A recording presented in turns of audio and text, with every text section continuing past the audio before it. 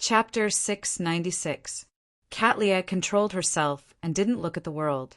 She slowly said in a deep voice, "Northeast of the Gargas archipelago, there's a safe sea route that can enter those dangerous waters." She began from the abyssal rift that separated the seawater, describing the cherry of the sun that couldn't be looked at, the night that required one to sleep to avoid, the terrifying ravings that filled the entire sea, and the projection of the giant king's court that was located opposite the mountain in the world of dreams. During this process, she didn't mention the German sparrow at all, deliberately avoiding him. As for the other abnormalities along the way, she only briefly mentioned a few words, such as the sea that could make hair grow wildly and the remnant aura of Earth Mother. Finally, she placed her focus on the ruins with a sleeping corpse and the adventurer's sailboat with the words, "Fountain of Unaging," written in blood. This might mean that the Fountain of Unaging is in that ruin. The corpse that can emit a loud gasp is the guardian. Katlia mentioned the common guesses on the future, but it didn't mean that it was her judgment. Fountain of Unaging. The legendary Fountain of Unaging of the 6 treasures at sea. The hanging man Alger's heart palpitated when he heard that. He couldn't help but consider the possibility of exploring the ruin after he reached Sequence 5. Audrey listened seriously and shook her head slightly. "I don't believe that the final meaning of the words in blood is that the Fountain of Unaging is in that ruin." After a second, she attempted to analyze the deceased's psychology. A person who is about to die after being attacked by a monster wouldn't do something like pointing out the treasure. If he wants to warn his companions or family members who come to seek him, he should have written that there's danger here or what the source of the danger is. If he plans on telling passing ships that there's the Fountain of Unaging here, then he lacks the motivation to write something like that on the brink of death. Unless there's a scheme hidden in it, a scheme to lure people to the ruin to seek the Fountain of Unaging, and this scheme will allow him to be saved. That's right. If it were me, I wouldn't risk my life to tell others that there are treasures here. To me, what's the point? Only hatred that's etched into my bones, can make me write such a thing before my death. Otherwise, I'd rather tell others how I should be buried and what burial items I need. At the end, he clicked his tongue and shook his head. Klein nodded indiscernibly as he controlled the world and hoarsely said, "The Fountain of Youth is a scam." He used an absolute affirmation without adding words such as maybe should. The Fountain of Unaging is a scam. Katlia glanced at the world and retracted her gaze in thought. This seemed to confirm some of her guesses and thoughts. The hanging man Alger frowned when he heard that. It wasn't that he didn't agree with World's judgment, or that he believed that Miss Justice and Mr. Moon's explanation didn't make sense at all, but that he realized that he hadn't considered such a possibility at all. To him, this was a mistake he shouldn't have made. After so many years, I'm still temporarily blinded by immense benefits. He fell silent for a few seconds before he suddenly sighed. After exchanging what they had seen and heard, everyone began teaching little son Ancient Hermes and learning some mysticism knowledge from each other. Time passed quickly. After everyone came to a tacit halt, the fool Klein surveyed the area. "Let's end it here." "By your will." Audrey immediately stood up and curtsied. The rest of the members followed suit almost at the same time. Seeing the blurry figures disappear before his eyes, Klein wasn't in a hurry to leave. He conjured goat skin and a fountain pen and wrote a divination statement, "My hope of advancing to Sequence 4."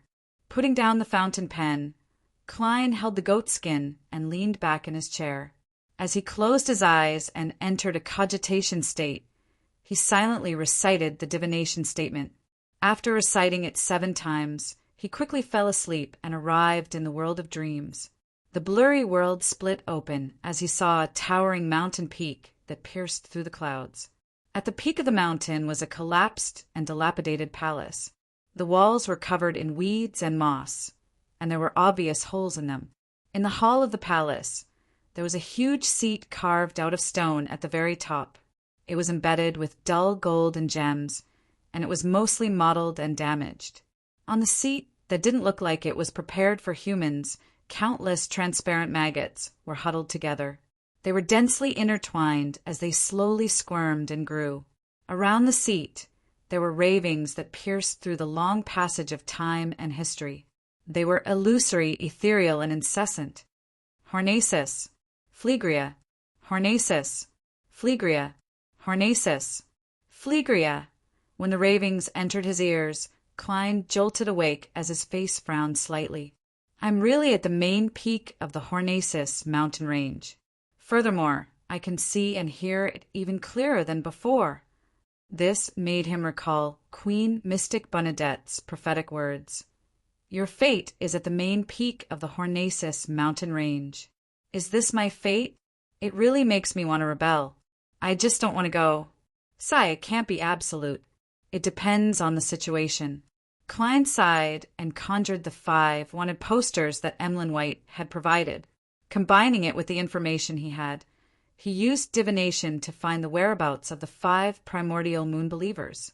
Finally, due to the lack of information, he could only confirm 2 points. Gallus Kevin, Windsor Bearing, and Argos are all in Bakeland. Dandy and Lara are in Enmat Harbor and Pritz Harbor, respectively. That's equivalent to not getting anything. Klein shook his head and returned to the real world.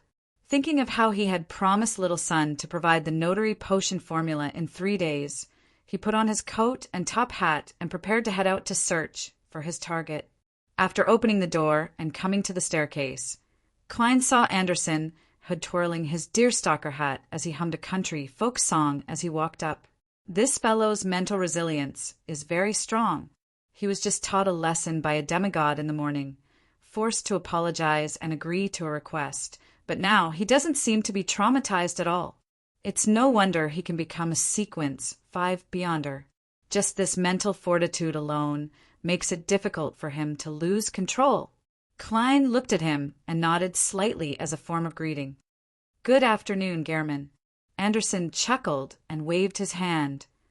I've received the bounty and the characteristic money. I'll immediately pay you the rest.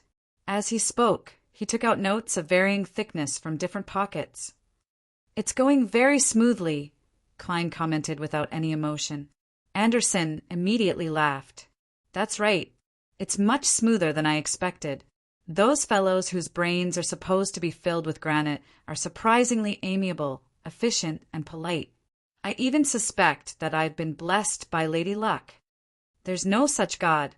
Klein mercilessly exposed his fantasy. Don't be so serious. It's life. Relax. Relax. Anderson handed over the remaining 1,200 yuan. Actually, I know very well what's going on. That gentleman definitely didn't want me to waste time. So he secretly exhorted those people. Klein glanced at the notes, pinched them with his hand, and casually asked, Did you confirm which pirates caused the problem? He was asking which prey had attracted the manipulator last night. There's no way to confirm it, Anderson said with a bitter smile. Do you think I didn't confirm it beforehand? Although I acted nonchalant in front of you, I actually investigated the prey's background and situation ahead of time to prevent myself from offending someone I shouldn't have. Who knew? I can only attribute it to bad luck. This fellow is a lot more cautious than I imagined. That's right. His previous sequence was called Conspire. Klein thought in enlightenment for 2 seconds before asking indifferently, Who deserves to be killed the most here? Anderson was first taken aback before he chuckled. Even our craziest adventure plans on starting a hunt? However, you have to consider it carefully. I don't wish to discover that you're a companion when I complete that demigod's mission. Don't worry, we're different. I'm a seer. I have all kinds of ways to conceal the situation. No one will come knocking on my door. Besides, that's a demigod of the spectator pathway. He's not good at divination or prophecy. Klein maintained his unique, cold attitude. You don't have to worry about it. Anderson immediately gave a thumbs up. Your madness is admirable. He thought for a moment and added, The one who should be killed the most is Malsona from the New Ruan Party. He's one of the best friends of the pirates and possesses a highly addictive drug that's based on marijuana or some other plant. This helped him control many people in the Toscarter government and police department. He's the most influential gang leader here. He has committed many crimes and killed many people, but he basically did it with the help of pirates. On the surface, there are no problems. Ha ha, this guy isn't a Beyonder to begin with. The difficulty in killing him is that it's troublesome. Yes, troublesome. He has 3 to 5 Beyonders from different pirate crews protecting him at all times. The roofs outside the rooms and beneath the windows are all his people. If we want to kill him, we can only force our way in and kill most of them. I have the ability to do so, but it's too troublesome. There's also a certain level of danger. I'll even become a wanted criminal after the matter is over. So I didn't deal with him. Instead, I dealt with his safe. Safe, to make stealing sound so fresh and refined. I previously heard that Toscarter's plantation economy and pirate black market trade are the main industries.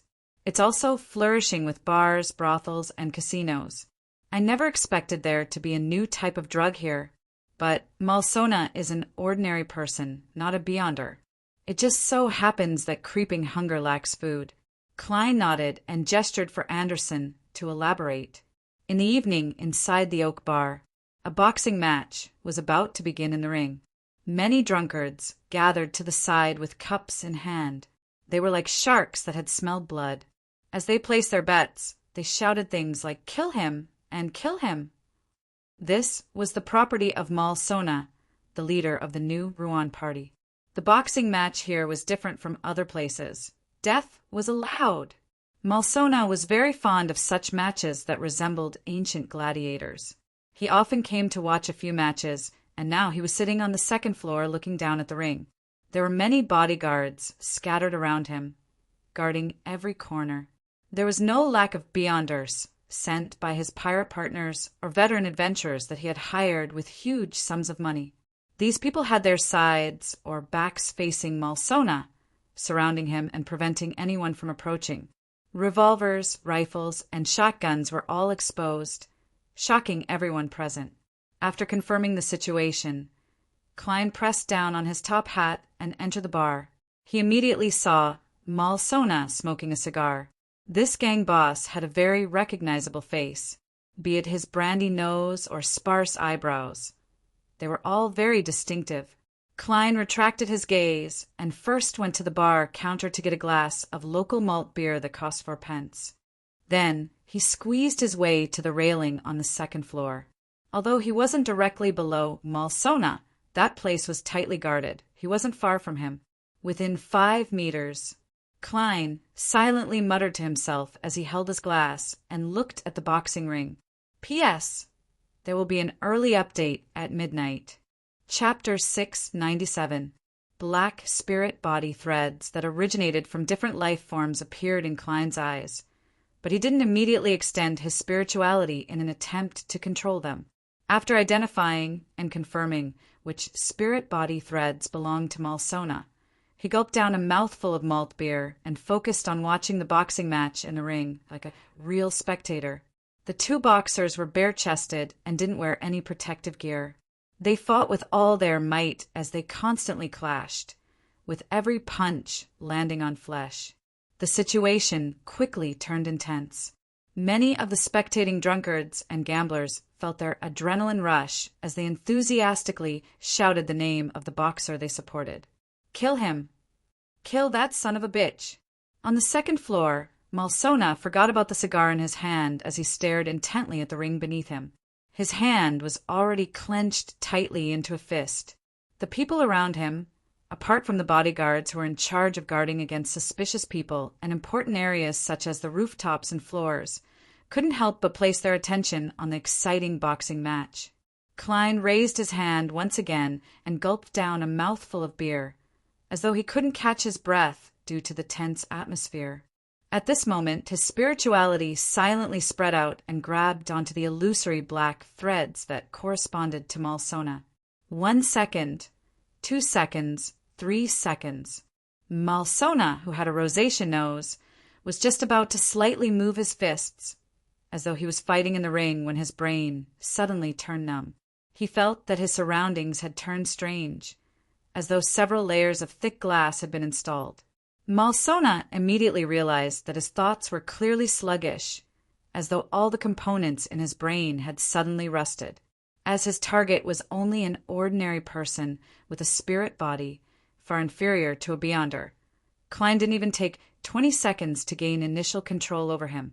7 seconds. Just 7 seconds. Oh no. Something went wrong. It should be a Beyonder with rather special powers. Malsona, who often interacted with pirates, was no stranger to the mysterious world. Therefore, he had spent a large sum of money to hire a Beyonder to protect him. If not for the fact that his body had long been destroyed by alcohol and women, leaving him mentally weak and in a bad state, making it so that there was a high chance of losing control by consuming the potion, he would have wanted to directly obtain that supernatural power. At this moment, due to his sluggish thoughts and lack of experience, Malsona took more than 10 seconds to understand that he had been attacked. He immediately extended his arm and opened his mouth in an attempt to call for help. However, his movements were so slow, and the voice in his throat was so weak. Some of the bodyguards around him were focused on the intense boxing match, and the audience's shouts were louder and louder. The attention of the guards on the periphery was focused on the possible attack. An employer who was not under heavy protection was ignored just like that. When the climax of the match temporarily subsided, some of the bodyguards and subordinates turned around to look at their boss. They could only see that Malsona's gaze was somewhat dull, and the position of his hands was not too normal. It seemed like he was still immersed in the boxing match and was anxiously waiting for the final result. Tears trickled down the corners of the mafia boss's eyes. He tried his best to loosen his fingers so that the cigar would fall to the ground and attract attention. But to his despair, he found that his thoughts were getting slower and stiffer. Even a simple action seemed to take more than a minute to complete, and his fingers were still fighting against his thoughts. Pa! The burning cigar finally fell to the floor as Malsona's tears flowed down his face and onto his neck. A few bodyguards noticed this and were just about to ask their boss if he was too agitated from the match when Malsona suddenly bent down and wiped his face as he picked up the cigar. This match isn't bad. Give the final winner more money. Malsona flicked the cigar and pulled his collar as the corners of his lips curled into a smile. He didn't specify how much money he was going to give, as Klein didn't understand the market at all, so he could only give a vague explanation.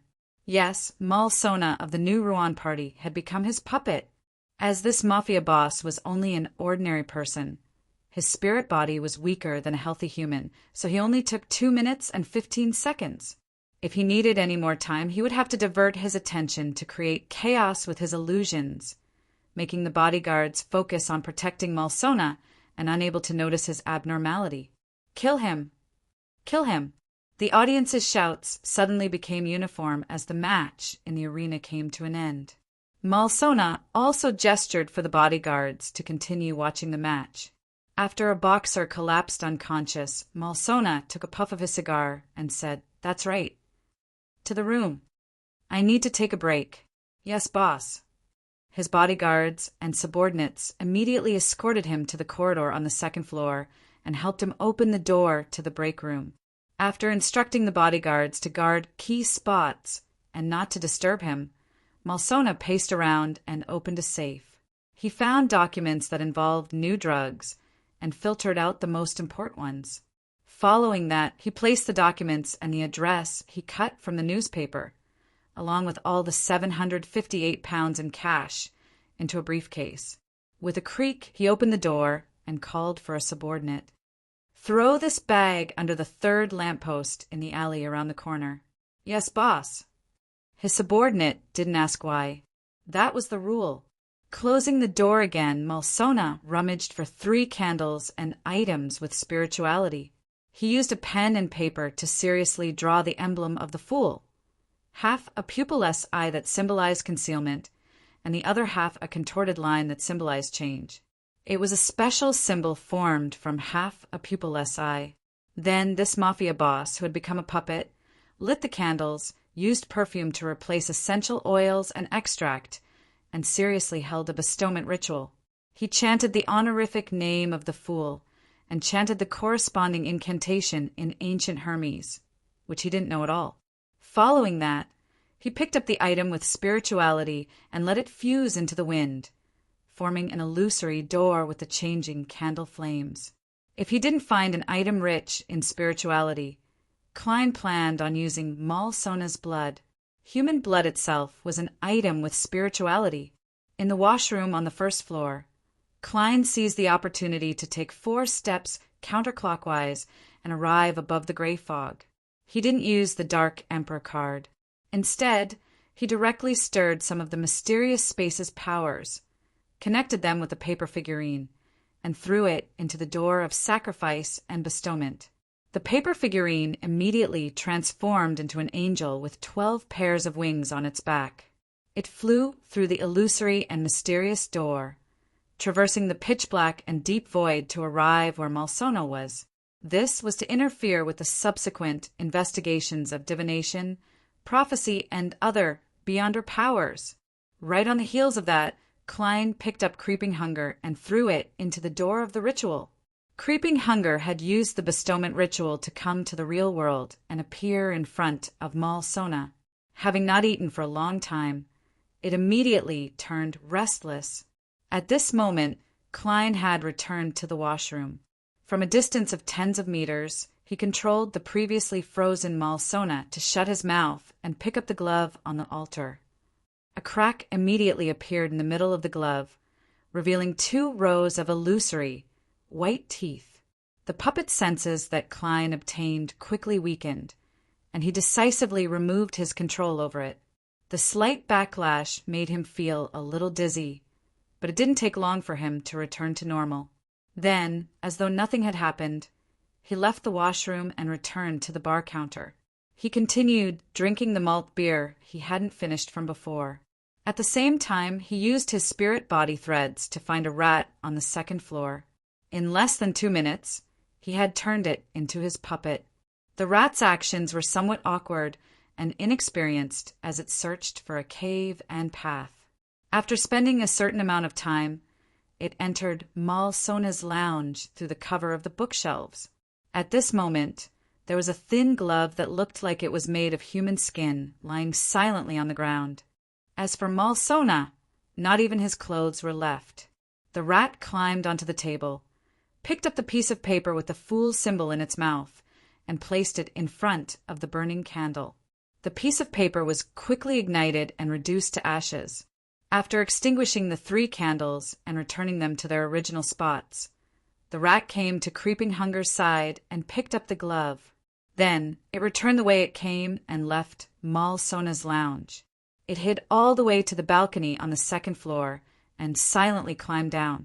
First floor, at the bar counter, Klein drank the last mouthful of beer, put down the cup, and slowly stood up. He pressed down on his half-top hat and stuffed his hands into the pockets of his black, double-breasted frock coat. He walked past the drunkards and gamblers at an unhurried pace and walked onto the street. Following the light from the street lamps, he came to the alley at a normal speed. As he pulled out the paper figurine and lit it, he picked up the briefcase under the 3rd street lamp. At this moment, a gray rat with the thin, human-skinned glove in its mouth leaped out from the shadows. Klein bent down once again with a deadpan expression and picked up Creeping Hunger. Then, the gray rat left on its own and crawled into a trash can. It lay there and lost all signs of life. And in the night, under the illumination of the street lamps, Klein stood there, unhurriedly spreading his fingers and wearing Creeping Hunger on his left hand. After moving his fingers to get used to the glove, he put away the briefcase and walked past the lively oak bar before disappearing at the intersection of the street. After pasting the address and stamp on the briefcase that only had the important information left and placing it into the mailbox at the corner of the street, Klein transformed back into German Sparrow. He took a rental carriage and headed for another bar by the harbor. It was a bar with many pirates provided by Anderson. After entering the bar, Klein swept his gaze and took in the general situation inside. Suddenly, he saw a familiar figure. The figure had a medium build, and his lips were purple. His brown eyes hid an intense malice that left one in fear. He was none other than King of Immortality Agolito's second mate, Slaughterer Curtius, with a bounty of 9,500 pounds. Clearly, after escaping the exit of the dangerous waters, the death announcer had also come to the vicinity of the nearest Tosgarter island in search of supplies. He's here too. The corners of Klein's mouth curled up. He realized that there was nothing more suitable than a chance encounter to hunt a devil. Just as he had evil thoughts, Curtius sensed it and turned to look at the bar's entrance. Without any hesitation, Klein grabbed the beer on the table beside him and threw it over. Right on the heels of that, he drew his revolver and coldly aimed in that direction. Bang! P.S. Seeking recommendation votes on Monday, there are less than 5,000 votes left until the next update. Chapter 698. Kacha! Curtius only turned his body slightly as the cup of beer landed on the round table beside him, smashing into a mess. And at the same time the gunshot sounded, he didn't dodge at all, as though he had intuitively seen through the illusion. Amidst the drunkards and gamblers crouching down to cover their heads or scattering in all directions, he leaped up like a spring as his gaze locked onto the cold-looking adventurer in a top hat and suit. German Sparrow. Curtius's pupils constricted as he opened his mouth, about to recite the language of foulness that stemmed from the abyss. At this moment, Klein pulled the trigger.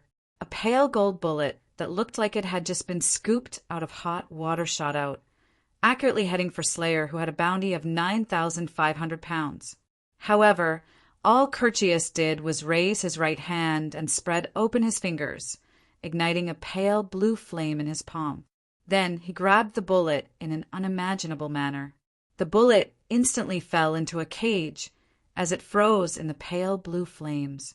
The sunlight that it emitted was just enough to offset all of this.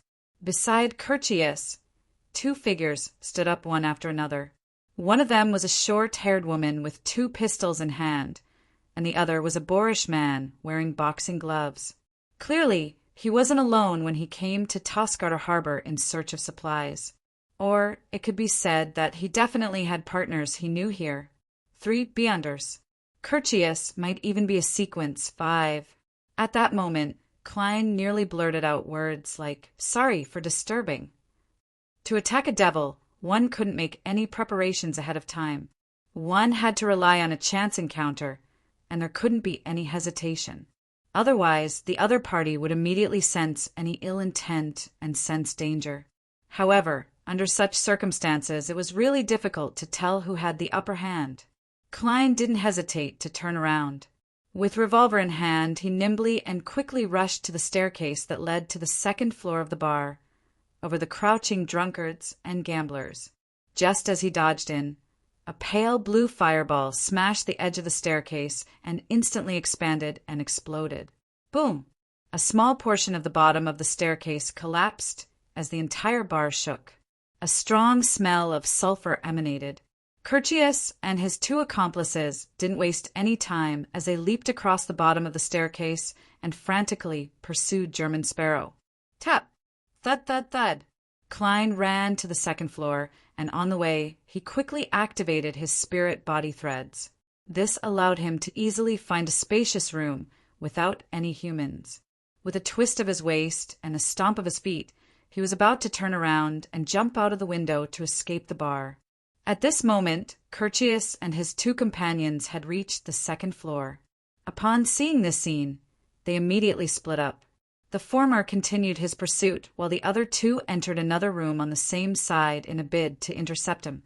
And Klein was waiting for this opportunity. He suddenly half-turned his body, gripped the air with his black-gloved left hand, and twisted it. The woman with the dual pistols and the man with the boxing gloves did not notice anything unusual and continued their actions. They rushed into another room, jumped down from the window, and left without looking back. Using the Baron of Corruption's distortion, Klein had altered their goal of splitting up to intercept into splitting up. This wouldn't last for long, but it also allowed Klein to gain a brief opportunity to engage in a one-on-one battle. Plop! Having completed distortion, he fell to the ground and tumbled into the room, dodging Curtius's series of light blue fireballs. The rumbling continued as the bar's building shook as though it had experienced an earthquake. Right on the heels of that, Curtius quickly lunged forward and entered the rather spacious room in pursuit. Seeing Gehrman's sparrow somersaulting and jumping in a familiar manner without facing him head-on, and with him controlling his emotions very well, this slaughterer immediately opened his mouth and used the unique devil language to spit out a word that was filled with filth. What? Slow. Everything in the room seemed to come to a standstill. Klein's tumbling clearly slowed down and was no longer as smooth as before. Curtius didn't hesitate to lock onto his target and followed up with another word in devil language. Die! Klein's figure instantly froze as he stood rooted to the ground. Following that, he turned faint and thin, turning into a paper figurine covered in mottled red rust. At the same time, he, who was wearing a half-top hat and a black double-breasted suit, appeared by the door. He extended his left hand, which was wearing a sinister black glove, and grabbed the handle. He pulled the door inwards and firmly closed it. Creak! The clamor outside vanished as the room seemed to become independent, turning into a sturdy cage. Upon seeing this, Curtius's body suddenly swelled up, tearing his clothes apart inch by inch. He instantly transformed into a massive creature that was nearly 3 meters tall. His skin looked dark, but it was actually black and sinister. Goat horns protruded from his head, covered in countless mysterious patterns. Behind him, a pair of gigantic bat wings spread out. Swirling around them were light blue flames that emitted a strong smell of sulfur. Whoosh! Whoosh! Whoosh! Light blue fireballs shot out in unison, blanketing the area by the door. At the same time, Curtius's eyes turned scarlet as he said extremely filthy devil language. Corruption! This was also an area of effect attack. His eyes were filled with light blue as Klein clenched his left hand, which was wearing a sinister and noble glove, and he quickly twisted it.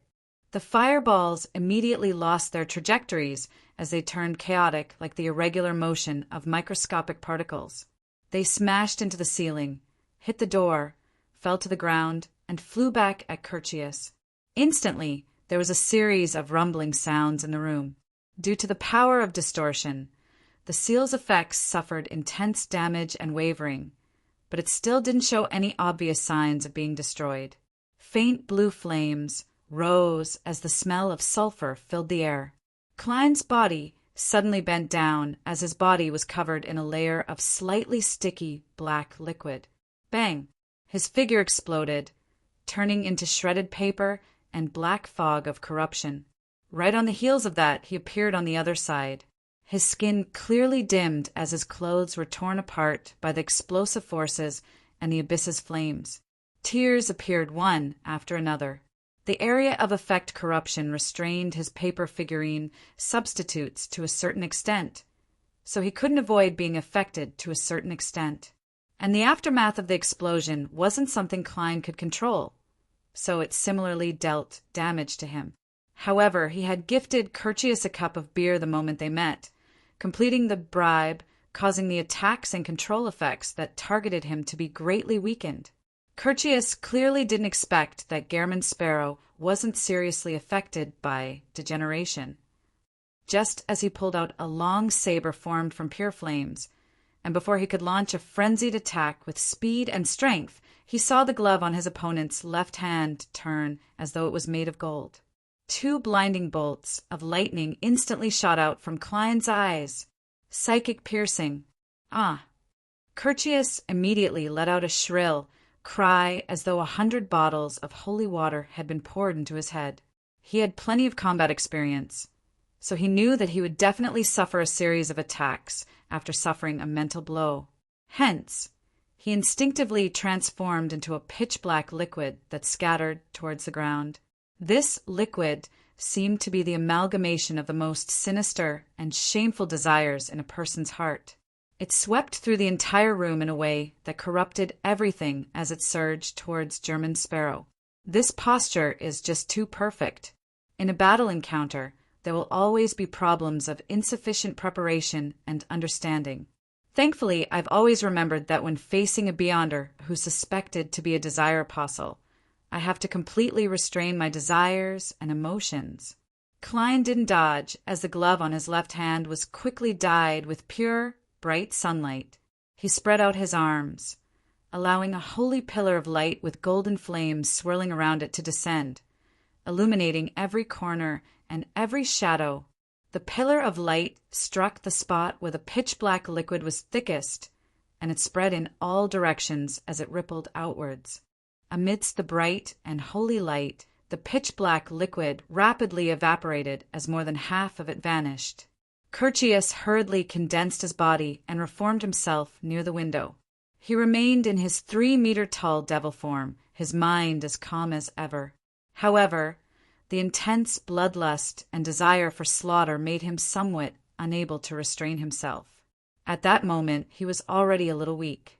He didn't dare to engage in battle and wait for German Sparrow to show any emotional fluctuations so that he could control his desires.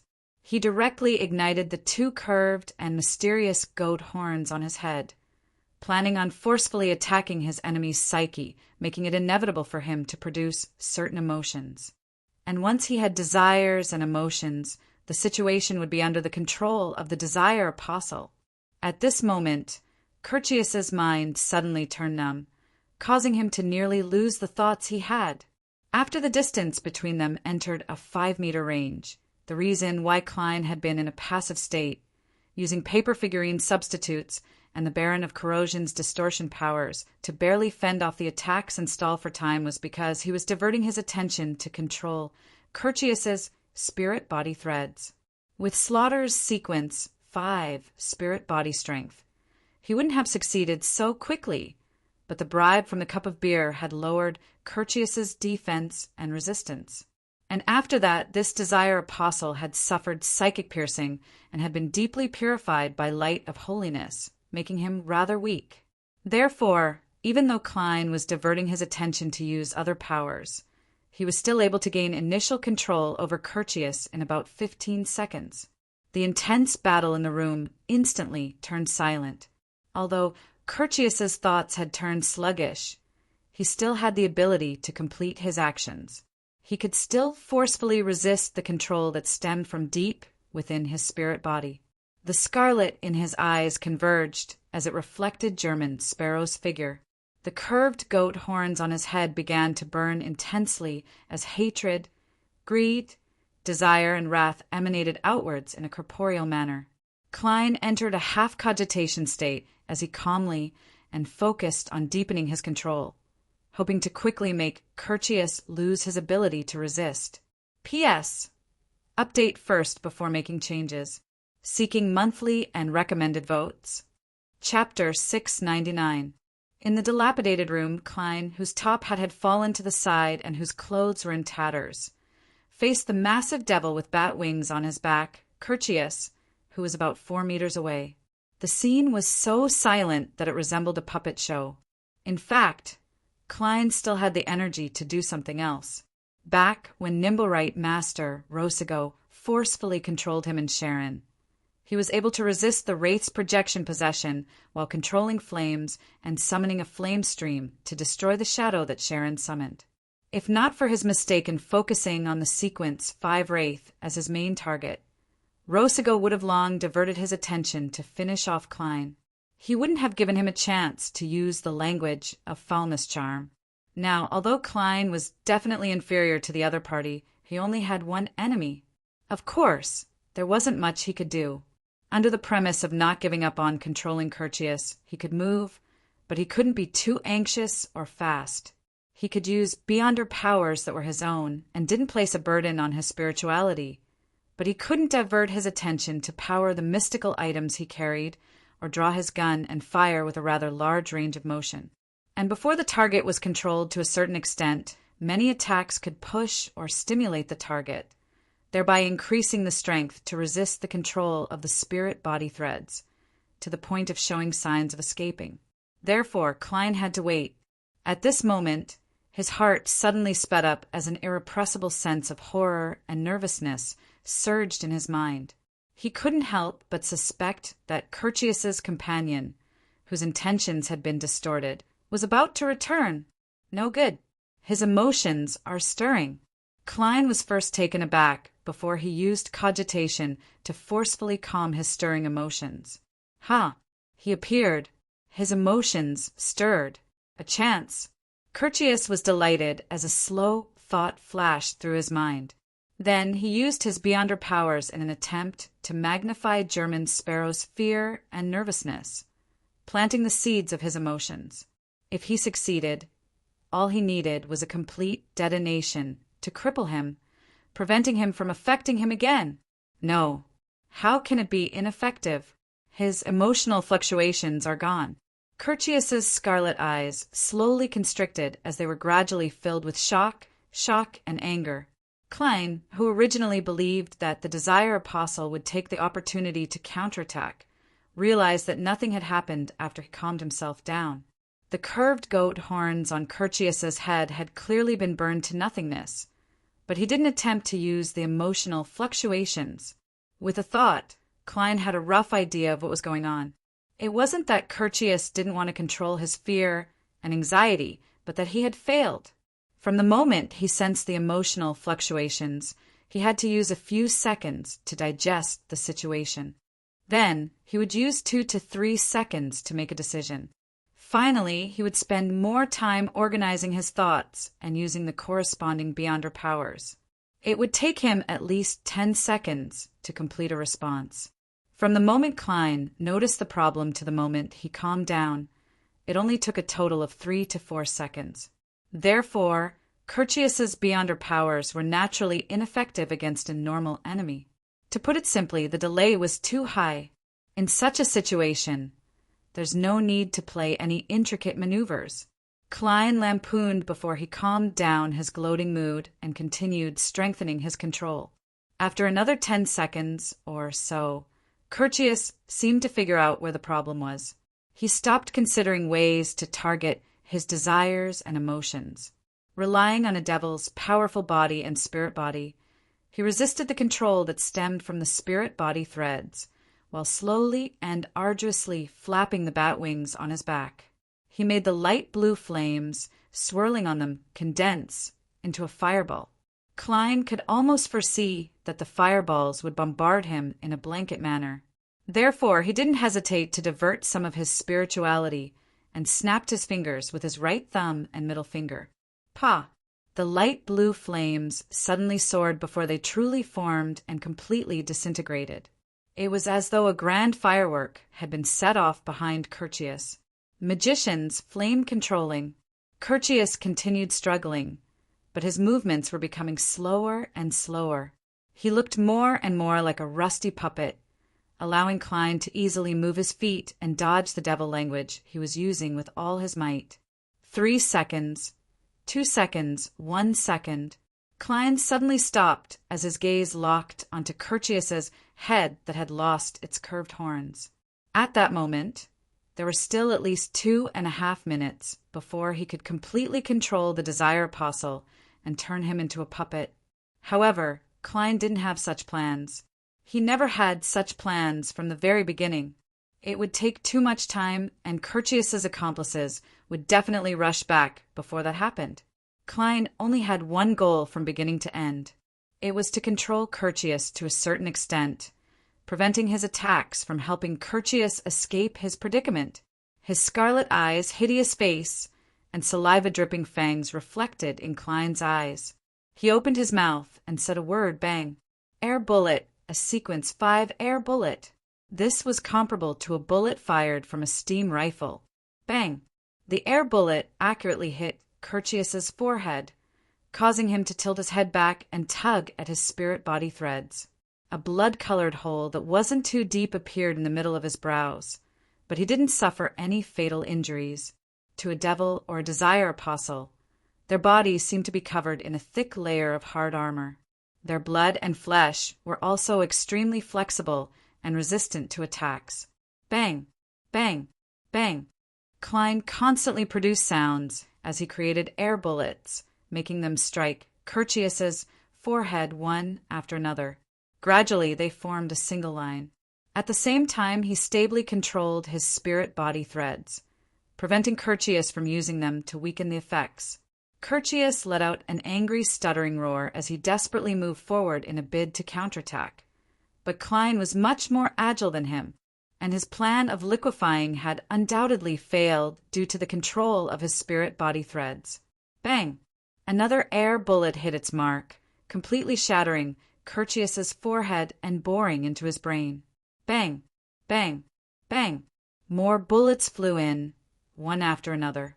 Bang! Curtius's skull was finally ripped open. The brain inside was filled with deep black ravines. At that moment, it was a complete blur. The aura of this slaughterer with a bounty of 9,500 pounds rapidly dissipated.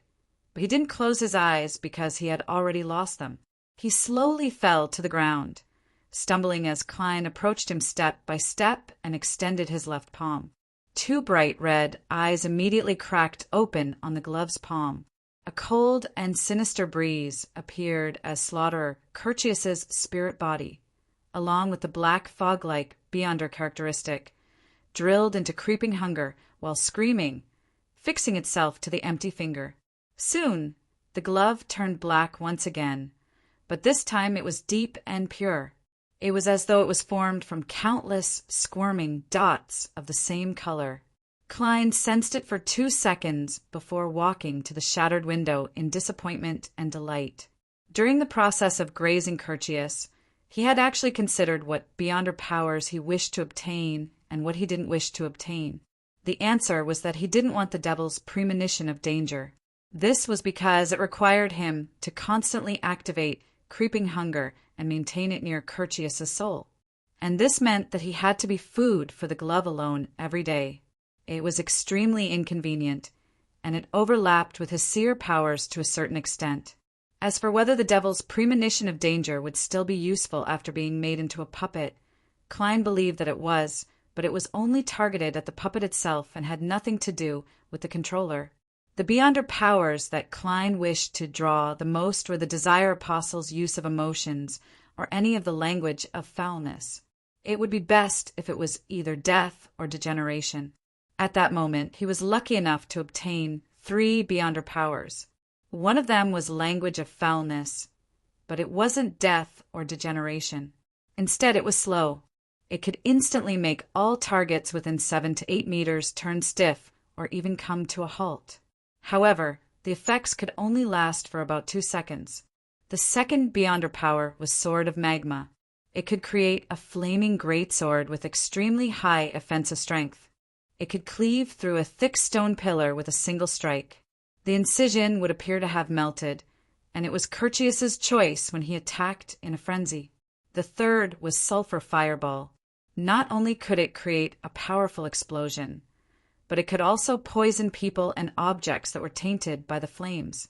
If it was combined with his devil form powers, he could shoot more than 10 to 20 of them at once, or 3 at most. Not bad. Sword of Magma's damage against non-undead and filthy creatures is clearly higher than the Priest of Light's Light of Holiness. Klein came to the window and happened to see the backs of Curtius's companions leaving. They haven't escaped the effects? No. Based on the time, they must have escaped and returned to a spot not far away. Are they escaping now? They are able to sense Curtius's death? That's a little strange. Klein turned his head and saw that Curtius's corpse still maintained its devil form. It hadn't transformed into a human due to death. He looked at it for 2 seconds and had a vague guess. Powers similar to devil form appear to be in a state where one is close to losing control. However, one's rationality can still be controlled, allowing them to transform back. Otherwise, they will remain in a constant state. Klein didn't waste any time as he flipped the devil's corpse. He discovered that due to Curtius's gigantification, his clothes and pants had been torn apart, causing his wallet and notes to fall to the ground. Furthermore, it had been severely damaged by the fireball and the sulfur flames. Klein was just about to retract his gaze when he suddenly discovered something shimmering at the gigantic devil's chest. It was a slender crystal formed purely from blood. A faint smell of sulfur emanated from it. "What's this?" Klein frowned slightly, unable to think of an answer. Curtius's beyonder characteristic has clearly entered creeping hunger. So why would his corpse produce something strange? This thought flashed through Klein's mind in puzzlement. Furthermore, as the second mate of the King of Immortality, Curtius didn't have a single mystical item or sealed artifact. This exceeded his expectations. Chapter 700. After thinking for a moment, Klein, who didn't have an answer, put away the thin blood crystal since he didn't sense any danger. Following that, he bent down to examine the half-headless and demonized Curtius. "I wonder if I can still get a bounty like this. How much can I get? I wonder who the military liaison is. Send a telegram to Oz Kent? This round trip, together with the time it takes for him to operate remotely, will take at least 3 to 4 days. I'll have to leave tomorrow. Besides, I won't be able to avoid giving the middleman some benefits." He mumbled to himself and walked to the side. He picked up a half-top hat with obvious charred marks and wore it. Then he dragged the heavy and huge corpse of the evil demon step by step to the door and reached out to open it. A howling wind blew in as the silence in the room instantly vanished. Klein closed his spirit-body threads with a pinch of his fingers and continued dragging the terrifying devil corpse through the corridor and down the stairs to the first floor.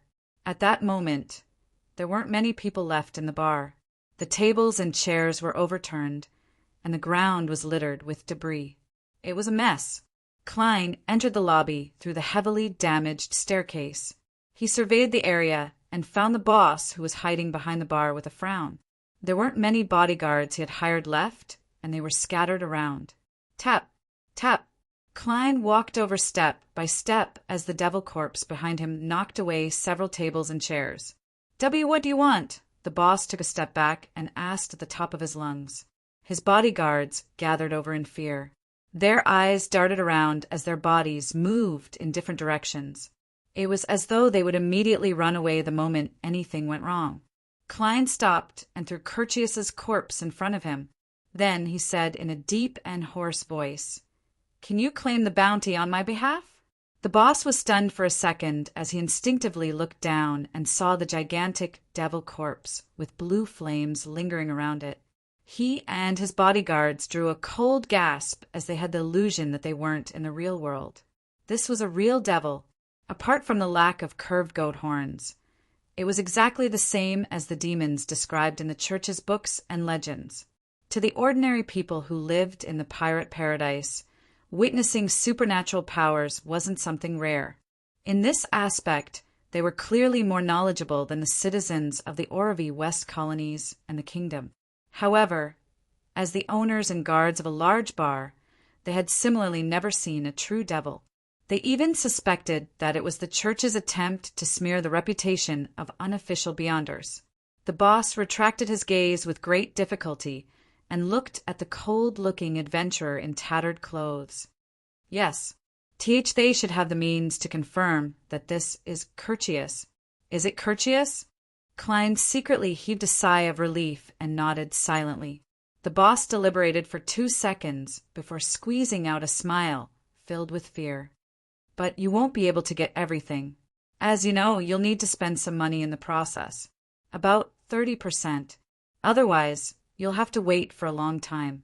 9,500 pounds isn't a small sum. For Toscarter Port, it'll take at least a week. This is because there are frequent pirates and adventurers with bounties, so there's always a sizable amount of money. In Orvie Island or other places, it might take 2 weeks or even a month. 9,500 pounds was indeed not a small sum. Klein clearly remembered that back in Tingen, the Nighthawk's monthly budget was only about 1,000 pounds. It was even split between the church and the police department. He thought for a moment and said to the boss, "Do you know me?" "Yes." The boss hurriedly nodded. Klein swept his gaze at everyone and continued asking. Klein swept his gaze across everyone and continued asking, "Who are you?" "Yes, yes." The boss didn't dare lie. Klein tersely acknowledged and said in a straightforward tone, "Can you find out where I live?" Klein tersely acknowledged and said in a flat and straightforward tone, "That's right." Klein tersely acknowledged and said in a straightforward tone, "Send the £6,000 bounty tomorrow afternoon." £6,000? That's less than 70%. That's more than £600. The boss was taken aback. He never expected the crazy adventurer to take the initiative to lower the price. "Can you do it?" Klein asked again. The additional £650 was his compensation to the bar. After all, the situation here was rather tragic. However, such words couldn't be said by the crazy adventurer himself. He believed that the bar boss wasn't a philanthropist and definitely wouldn't hand over the extra money to others. The boss thought seriously before answering. Yes. Even if the official process wasn't that fast, he wasn't worried. This was because he planned on borrowing a portion of the money, along with his savings, to pay for the bounty that German Sparrow needed. There weren't many deals that could earn him a few £100s, so he definitely couldn't let it go. Klein nodded and didn't say another word. He turned around and walked to the bar's door. When he approached the door, he took out a few glistening yellow copper coins from his pocket and threw them onto a small round table that hadn't collapsed. Clink, clink, clank. The coins tumbled and settled down, totaling 8 pence. While doing this, Klein, who was dressed in a black suit, didn't slow down or stop. His back quickly disappeared from the door. What's the meaning of this? The boss asked in surprise and confusion. Most of the bodyguards shook their heads with the same expression, indicating that they didn't know the intentions behind German Sparrow's throwing of the coins. The only bodyguard who was originally guarding the gate frowned and thought for a moment. He said uncertainly, "That's right." He said with uncertainty, when he first came in, he took someone's beer and threw it to Curtius. "Is this the money for that beer and the glass?" The bar fell silent once again. Although the boss and the bodyguards couldn't accept such an explanation, they had a baffling feeling that it matched the crazy adventurer, German Sparrow style. Another set of clothes was destroyed. That's about £9.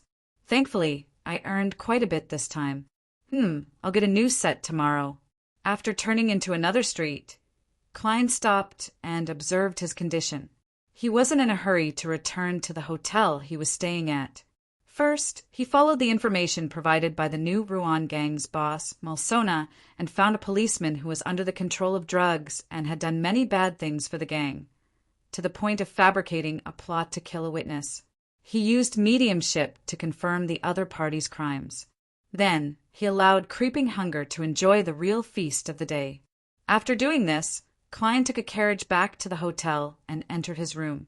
After some preparations, he used a ritual to bring creeping hunger and the slender blood crystal above the gray fog. Sitting at the end of the long bronze table, Klein didn't hesitate to pick up the glove and release the soul of the priest of light. This sequence 5 beyonder was a thin, elegant, and easygoing elder. He wore a simple white ecclesiastical robe, and he bowed to the mysterious existence in the gray fog to express his gratitude. Klein nodded slightly as a response. Following that, he conjured a pen and paper and wrote a divination statement. Potion formula for the Sun Pathways sequence, 7 and above. Leaning back in his chair, he began channeling the spirit using dream divination. The gray world quickly changed. He saw the priest of light unfurl a brown, goatskin parchment in the study that was filled with sunlight. On it was a formula written in ancient Faesac. Sequence 6, Notary. Main ingredients: 1 crystal of the Tree of Elders, 5 tail feathers of a spirit-packed bird. Supplementary ingredients: 100 milliliters of the Radiance Spirit-Packed Tree's juice, 1 golden-bordered sunflower, 1 white-bordered sunflower, 5 drops of water fern juice.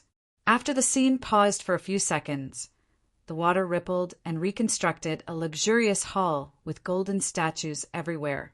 In the hall, a man covered in pure light that made it difficult to look straight at him said to the elder in his 50s, "This is the Priest of Light potion formula. This is the potion formula for Priest of Light. Remember, dispel the darkness and praise the sun." The elder excitedly agreed as he unfurled the ancient goatskin parchment in his hand. Sequence 5, Priest of Light. Main ingredients: red crown of the Dawn Rooster King, 1 piece of white radiant stone. Supplementary ingredients: 5 grams of rosemary, 7 drops of fingered citron juice, 10 milliliters of rock water, 60 milliliters of the Dawn Rooster King's blood. Ritual: in pure darkness, bury your entire body in ice that normally wouldn't melt before consuming the potion. The scene quickly disappeared without any additional content. Klein wasn't surprised by this. He knew very well that when it came to the domain of a demigod, the 7 churches would often directly provide the potion and ritual, but not the formula. At this moment, the Priest of Light's figure had mostly dissipated due to the forceful mediumship. His pained expression turned gloomy as he tilted his head up and spread his arms out, as though he was embracing the sunlight. Praise the sun. The Priest of Light closed his eyes and said piously. This was the last thing he said before his spirit body rapidly dissipated and fell into the gray fog, completely disappearing. A devout, Klein commented with a sigh. Following that, he quickly recalled what he had seen in his dream and copied the formula down. One of the main ingredients for notary is the crystallized rhizome of the Tree of Elders. I remember that Miss Justice's psychiatrist potion requires the fruit of the Tree of Elders. From the looks of it, a spectator and a sun can really be swapped at high sequence beyonders. The Priest of Light's ritual is difficult for the average person to find ice that normally wouldn't melt, but it's different for Little Sunday. A living person in the forsaken land of the gods might vanish in pure darkness. I have to think of a way to avoid it. Dispel the darkness and praise the sun is an acting method? Klein thought for a moment and picked up the thin blood crystal that had seeped out of Curtius's body. He considered for a few seconds before seriously writing down the corresponding divination statement, its origins. With the item and paper in hand, Klein silently recited the statement once again and entered a dream. In the hazy world, he saw the gigantic sailboat, the Death Announcer, with its 2 ends raised high up. He saw Curtius climb up a rope ladder and onto the deck. Just as this desire apostle's feet found their footing, a sticky black fog emanated from the cracks in the deck. It was filled with a depraved and sinister aura as it enveloped Curtius completely. It corrupted and corroded all the items on him that shimmered with a spirit glow, including himself. The fog rapidly contracted and drilled into Curtius's chest. The color gradually turned red as though it was dyed red with blood. Finally, everything returned to normal. Curtius knelt down on one knee and faced the deck. "Your will is my will, great Death Announcer." The scene shattered as Klein opened his eyes. He sat up straight and looked at the slender blood crystal, muttering to himself thoughtfully, "That's right." He muttered to himself in thought, "The Death Announcer is alive? A sealed artifact that possesses living characteristics? This crystal is the source of its control over the crew. It has strong corruptive properties. Therefore, mystical items that aren't high enough will be corroded? P.S. Taking a look at the monthly votes, I'm not far from it. I'll update at midnight." Chapter 701. Picking up the thin blood crystal, he took a whiff of the faint smell of sulfur. Klein could vaguely sense the corrosive powers hidden deep within. Legend has it that the abyss is a place with the most corruption. Even angels will lose control there. The people who guard the abyss will eventually be assimilated by the abyss. The characteristics displayed by the Death Announcer does match this point. It's the deepening of a desire apostle? Klein allowed his thoughts to wander. Soon he noticed a detail. Curtius had sworn allegiance to the Death Announcer, and not king of immortality Agalito. Does this mean that the real king of immortality is actually the death announcer, and Agalito is only its spokesperson? Or should I say the manager of the corruption target? Rumor has it that Agalito isn't a demigod and hasn't reached sequence 4. He relied on the death announcer to become one of the 4 kings. If that's the case, then his actual situation might be worse than I expected. He doesn't have any autonomy, of course. I can't eliminate the possibility that he's a sequence 4 and has a cooperative relationship with the death announcer. After all, a devil is always crafty and likes to mislead others. Klein pondered for a few seconds and attempted divination again to see if he could obtain any revelations regarding the use of the thin blood crystal. He wasn't worried that it would invite trouble, or it could be said that he was already prepared to welcome trouble. Even if he connected to the Devil King in the Abyss, it would at most be equivalent to a backlash from the true creator or eternal blazing Sunday. Klein believed that the gray fog could withstand and suppress it. This is the first time. I won't be locked onto, so it's not a big problem. Besides, I've divined its origins and there's no danger. Therefore, the death announcer is definitely not a sequence 0 devil. Isn't that obvious? If it's really a sequence 0 devil or a sealed artifact at the level of King of Angels Amon, there's no need for it to evade the combined efforts of me, Queen Mystic, Admiral of Stars, and Anderson. Klein suddenly realized that he had been scaring himself as he seriously began dream divination. In the hazy world, he saw a world filled with a sticky black fog. The monster, which was made up of huge, dark lumps of flesh, wriggled as it approached. An angry roar came from its body cavity. Sleep talker. The scene changed, and an ancient-looking sacrificial altar that was spilled with blood appeared. There were filthy words and symbols inscribed on it, as if they were shouting something. The dusky world shattered, and Klein slowly opened his eyes and sat up straight. He tapped the edge of the long mottled table with his fingers and muttered to himself. Blather refers to a blatherer that came from the abyss before the death announcer became a sealed artifact. Or could it be that it was a gigantic monster formed from dark-colored lumps of flesh that was killed by a blatherer and became a sealed artifact? No matter what, one of the ships must have participated in it. Otherwise, it wouldn't have solidified into its current state. From the laughter that makes one lose control, the possibility of the death announcer corresponding to a blatherer is higher. I can make a preliminary judgment that it isn't a grade 0 sealed artifact. Otherwise, the King of Immortality would be the leader of the 4 kings. It's probably sequence 3. Furthermore, Agalito's pairing with it clearly isn't ideal. He can't do too well. At most, he's a sequence 4. That altar with the filthy and shouting symbolizes that this blood crystal can be used to summon a high-level devil? For example, a blatherer? Klein, who didn't know how to summon a high-level devil, nor did he have any plans to do so, casually threw the slender blood crystal and the glowing crystal left behind by the Priest of Light, the Beyonder characteristic, into the junk pile. He then very perfunctorily gave the former a name. The aura of a blatherer. After doing this, Klein cautiously attempted another divination. It was to confirm if he would be in danger tonight. Danger from King of Immortality Agalito. In fact, he already had a certain prediction regarding the divination's answer. It was that King of Immortality Agalito wouldn't come to the island. Firstly, it was because Tosgarter had a hidden demigod. Ordinary Beyonders weren't aware of it, but the 4 kings likely had a certain level of understanding. As for Agalito, he almost never had a direct conflict with other demigods.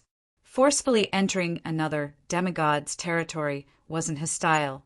Secondly, based on Klein's previous guesses, he came to a conclusion. Agalito didn't dare leave the death announcer, and there was no way for the death announcer to come ashore. Indeed, Klein received a revelation that it would be very safe tonight.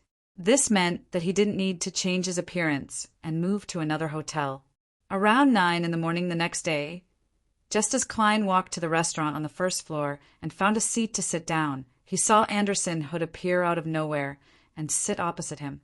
This strongest hunter combed his short blonde hair with his fingers, returning it to a 370 split. As he looked at German Sparrow, he chuckled and said, "Impressive." Impressive. He managed to kill Curtius despite fighting 1 against 3. The scene of you dragging the devil's corpse downstairs has already spread throughout the entire Toscarter harbor. Hee. It's said that all the pirates with bounties have decided to stay far away from you. They won't appear within a 5-kilometer radius of you. Klein, who had stopped drinking milk ever since he met Frank Lee, raised his hand and ordered a cup of coffee, a loaf of white bread, 2 slices of toast, a roasted pork sausage, and a plate of butter. Then he replied in an extremely calm manner, "Your intelligence isn't bad." Anderson chuckled and said, "This is a quality that a hunter must have. This is a necessary quality for a hunter." The adventurers of Toscarter are discussing a serious question. Who is the strongest hunter? Seeing German Sparrow look up at him with a cold gaze with an indecipherable meaning, Anderson's smile froze. He said in embarrassment, "They chose you." This is the Sonia Sea after all, not the Fog Sea. Why did you add the last sentence? It's easy to get beaten up like that. Klein feigned nonchalance as he asked in passing, "What else?"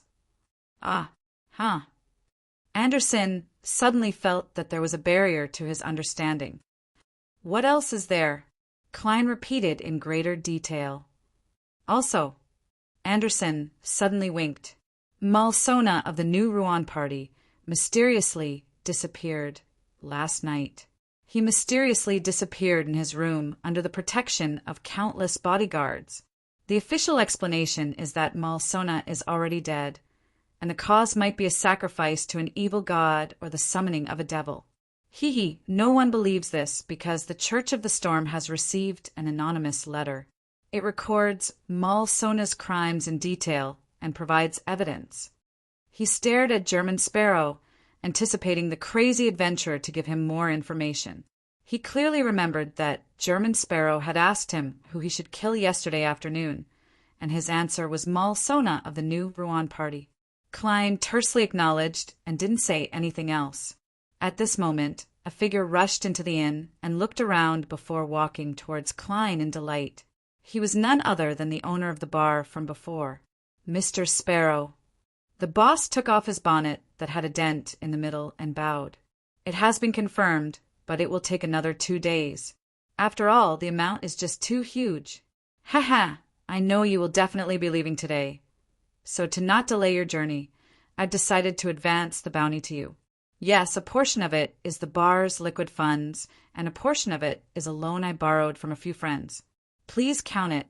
He deliberately went into such detail to show his goodwill to German Sparrow in addition to earning money, so as to befriend this crazy adventurer. As for whether this would incur the wrath of the King of Immortality, he wasn't worried. Most of the time, Curtius and company would similarly claim their bounties through him. After all, it was the spoils of battle between pirates. Everyone liked an additional sum of money. This was an unspoken rule at sea. Klein counted the thick stack of 6,000 pounds and split them into several stacks before placing them into different pockets. Then he nodded. "Not bad." The bar boss heaved a sigh of relief as he warily surveyed the area. He suppressed his voice and said, "You have to be careful. The King of Immortality is very vengeful. He might intercept the ship you are on at sea." He didn't dare say that he had the means to arrange for people to infiltrate certain ships and leave in secret, afraid that the King of Immortality would notice and seek revenge. "I know," Klein replied without much thought. The bar boss didn't speak further as he bowed again and left the hotel's restaurant. "You have a way of leaving?" Anderson looked curiously at German Sparrow. "Guess." Klein revealed a polite smile. The corners of Anderson's mouth twitched. "I'm relieved seeing how confident you are. By the way, the ticket. It sets off at 1:30 in the afternoon. Impressive. I thought it was impressive earning 1,600 pounds a night, but who knew?" Klein didn't respond as he began enjoying his breakfast. After that, he went out to get a new set of clothes to prevent himself from lacking a change of clothes. Time ticked by, and soon it was time to board the ship. Anderson held a newly bought suitcase and looked at German Sparrow beside him. He asked uneasily, "Are we boarding the ship just like that?" The death announcer should be out at sea. The future has already left after replenishing its supplies yesterday. He felt that it wasn't wise to risk the wrath of the King of Immortality by leaving. It's impossible for German Sparrow to be crazy enough to charge forward despite knowing that he would die. Unless this is his trap. Anderson's thoughts raced as he came up with another theory. Klein didn't turn his head to look at him as he carried his suitcase and boarded the liner. His thoughts were very simple. It was likely that the death announcer would be able to sense that something was wrong with its aura. With the King of Immortality's usual style, the possibility of a forceful attack was very low. If this theory was wrong, then as long as the death announcer appeared over the horizon, Klein would directly enter his room and pray to himself. Then he would head above the gray fog and use the scepter to respond. He wanted to see if a blatherer or a sea god was stronger at sea. Klein originally didn't have such plans. He wanted to use the sea god scepter's ability to control underwater creatures and find an underwater carriage to pull him and Anderson, who were protected by layers of charms, out into the open sea, out of the death announcer's perimeter. Then he would secretly board a liner with a ticket. However, considering how the sudden disappearance of his target might incur the King of Immortality's wrath on others and indiscriminately slaughter liners. After all, pirates didn't need to abide by the law, nor did they need to have perfect morals. After a divination above the gray fog, Klein finally decided to leave in broad daylight. P.S. Additional updates seeking monthly tickets. Chapter 702. On the deck, he entered the cabin and found his room. Klein was about to say something when Anderson Hood spoke first. "That's not right. If I were a passenger of this ship, I would definitely be very afraid and nervous when I see an adventurer like you who has just offended the King of Immortality. I would either get the captain or the first mate to persuade you to switch ships or switch ships myself." To my surprise, they are all very calm. This fellow is very sharp. He's very perceptive when it comes to details. Is this a true conspire? He's usually joking and optimistic, but in fact he's able to grasp the situation without batting an eyelid and make preparations. As Klein opened the door with the key, he considered if there really was a problem with the ship. At this moment, Anderson raised his hand and lightly patted his face. He laughed dryly and said, "I understand the reason. It hasn't been long, and the matter has only been spread by a few adventurers and pirates. The typical passengers and sailors on the ship don't know anything about it. Besides, those who know what you look like are definitely well-informed people. They aren't ordinary people. Yo, you know how to answer your own questions. Do you know that time is life?" Klein lampooned as he entered the first-class cabin. It wasn't that he wished to stay comfortably, but that he had to watch over Anderson Hood. He didn't want the unluckiest hunter's bad luck to bring disaster to the liner. Therefore, he got him to book a first-class cabin. Carrying his suitcase, he walked to the master bedroom's door. Klein pointed at the guest bedroom and the servants' quarters. He said to Anderson, "Pick one." Anderson was taken aback for 2 seconds as he said with his mouth agape, "You're very experienced. Of course, I have rich experience with hunters. If Donnas were here, I would have chosen the servants' quarters." Klein didn't respond as he entered the master bedroom. At 1:30, the steam whistle sounded as the liner set off on time. After hanging up his coat, Klein walked out of the master bedroom in his trousers, shirt, and vest. He came to the living room and looked out the window at the horizon. The blue waves were rippling, spreading out inch by inch along the contours of Toscarter Island as they undulated in the wind. There's no way to observe the entire situation like this. Anderson came over and said with a smile, "You can only confirm one side, but the death announcer might come from the other side or from the front. The best way is to climb the observation deck." "Haha, there are definitely crew members there. but an experienced hunter or pirate has 100 ways to fool his senses. Klein turned around and looked at Hood expressionlessly. You're absolutely right. I'll leave this matter to you. Huh. Anderson was confused. He immediately came to a realization and asked in surprise, Don't you have any other way to observe? Without any means of observation, how was he supposed to lay a trap for the king of immortality? No. Klein nodded calmly. I can only count on you. Who gave you the courage to leave under the gaze of the king of immortality?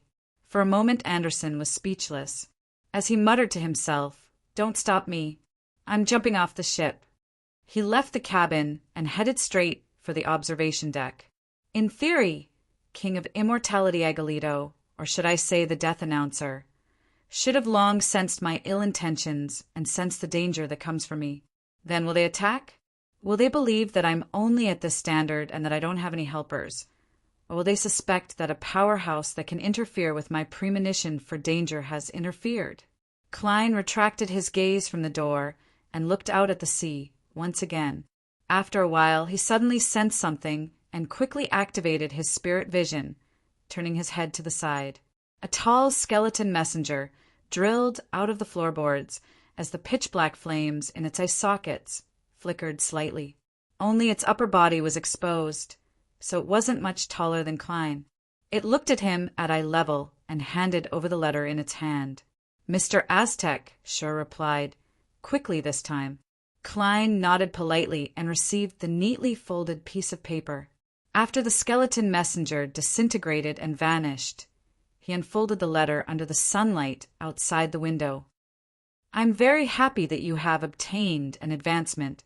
Your traveling experience was more interesting than I imagined. Those waters are indeed very dangerous. I vaguely remember that it might be related to the source of the cataclysm. As for why ancient death would have his remnant aura there, I'm not too sure. I'll remember your warning. Before I completely recover my memories, I won't enter those waters. The ravings of the true creator aren't pleasant to the ears. I'm interested in the ring on Admiral Hell's hand, but I've recently been stuck on a past matter. It might take some time before I can pay him a visit. Upon seeing this, Klein couldn't help but smile. I'll write back to Mr. Aztec and tell him that I have a way to lock onto Admiral Hell Ludwell's location. I want him to bring me along when he pays a visit. Oh no, I haven't divined the location of the Murloc cufflink recently. I wonder if Ludwell has discovered it or if he has thrown it away. Yes, I'll do a divination above the gray fog after confirming that the Death Announcer isn't pursuing me. Moving his gaze, Klein continued reading.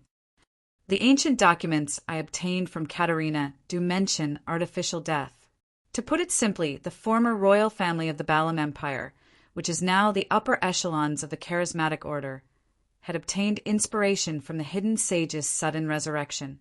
They wished to make death, which is currently just a concept, experience the same situation. There's a possibility of it being realized. As Beyonders are indestructible, the death of death doesn't mean that the corresponding characteristics and authority are completely lost. They still exist, but they have returned to a concept and abstract state, just like the earliest hidden sage. From those documents, the corresponding research hasn't had any breakthroughs, but that was already centuries ago. The corresponding sequence for potion for seer is Bizarro Sorcerer. The powerhouses of Antigonus and the Zeratul family left a deep impression on me. Even though I've already forgotten the details, I can still recall the feeling of fear. I'm not sure exactly where you can obtain the formula and ingredients. Perhaps you can consider switching to a neighboring pathway. I've already recalled this. You can choose from the Apprentice Pathways sequence for Secret Sorcerer and the Marauder Pathways sequence for Parasite. However, I vaguely remember that these 3 pathways can only be interchanged at sequence 3. Indeed, the only hope left is a Rhodes. Klein forced the corners of his mouth to curl into a smile. After reading the reply, he took out a pen and paper and scribbled down the contents he had thought of. He also asked for the exact definition of a mythical creature. He wasn't in a rush to summon the messenger. He put down the pen and paper and prepared for the appearance of the death announcer before sending the letter with a request for help.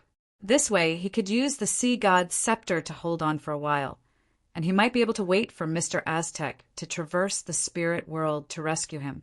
When the time came, the two of them could join forces and have a chance of obtaining the death announcer. The reason why he didn't write it ahead of time was because the devil could sense danger and wouldn't come again. Of course, Klein didn't know if the devil could sense the exact contents of the letter. After patiently waiting for a few hours, Klein heard the door open. He turned his head and saw Anderson rubbing the side of his head as he walked in with a complicated expression. The death announcer hasn't appeared. We've already completely left Tosgarter Island's waters. The King of Immortality actually didn't seek revenge.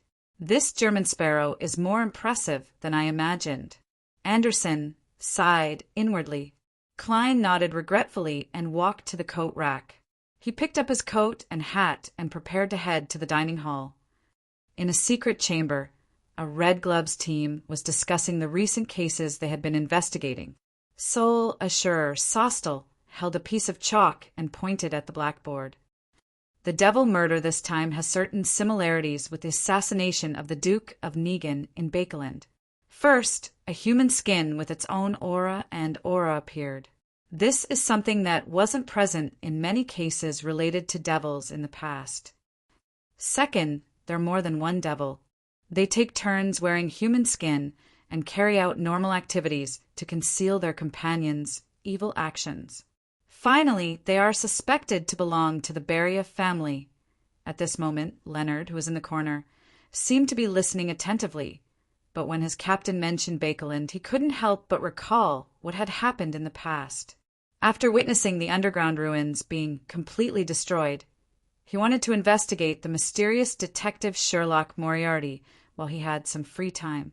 He planned on starting from his former landlord, but the team received an urgent mission. They began investigating a new serial murder case and had no choice but to leave Bakeland. Leonard, what's your take on this?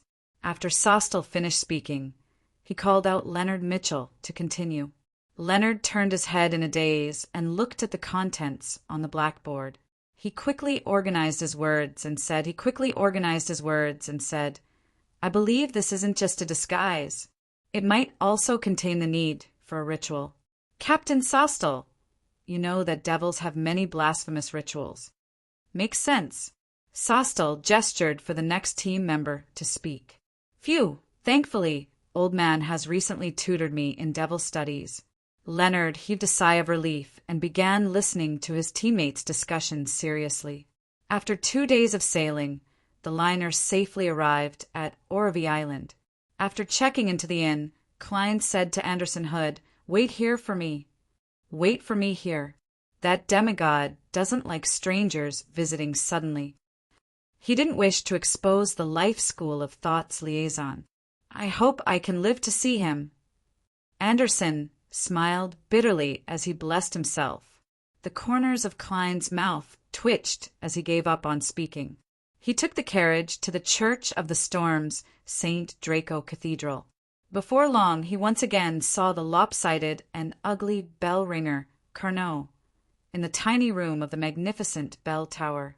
After hearing the reason for German Sparrow's visit, the hunched Carnot nodded. I'll bring you to Mr. Ricardo. He's already recovered from his injuries and isn't where he was. All right. Just as Klein finished replying, he suddenly recalled that Carnot was a human refinement product of the Church of Earth Mother. He asked, Do you know Frank Lee? Chapter 703. When the bell ringer, Carnot, heard the name Frank Lee, his expression instantly turned strange. I know him. He's a kind and pure person, but at times he's so pure that it's terrifying. Indeed. Klein made way for the staircase and followed the bell ringer down as he casually said, I know him. Are you very familiar with him?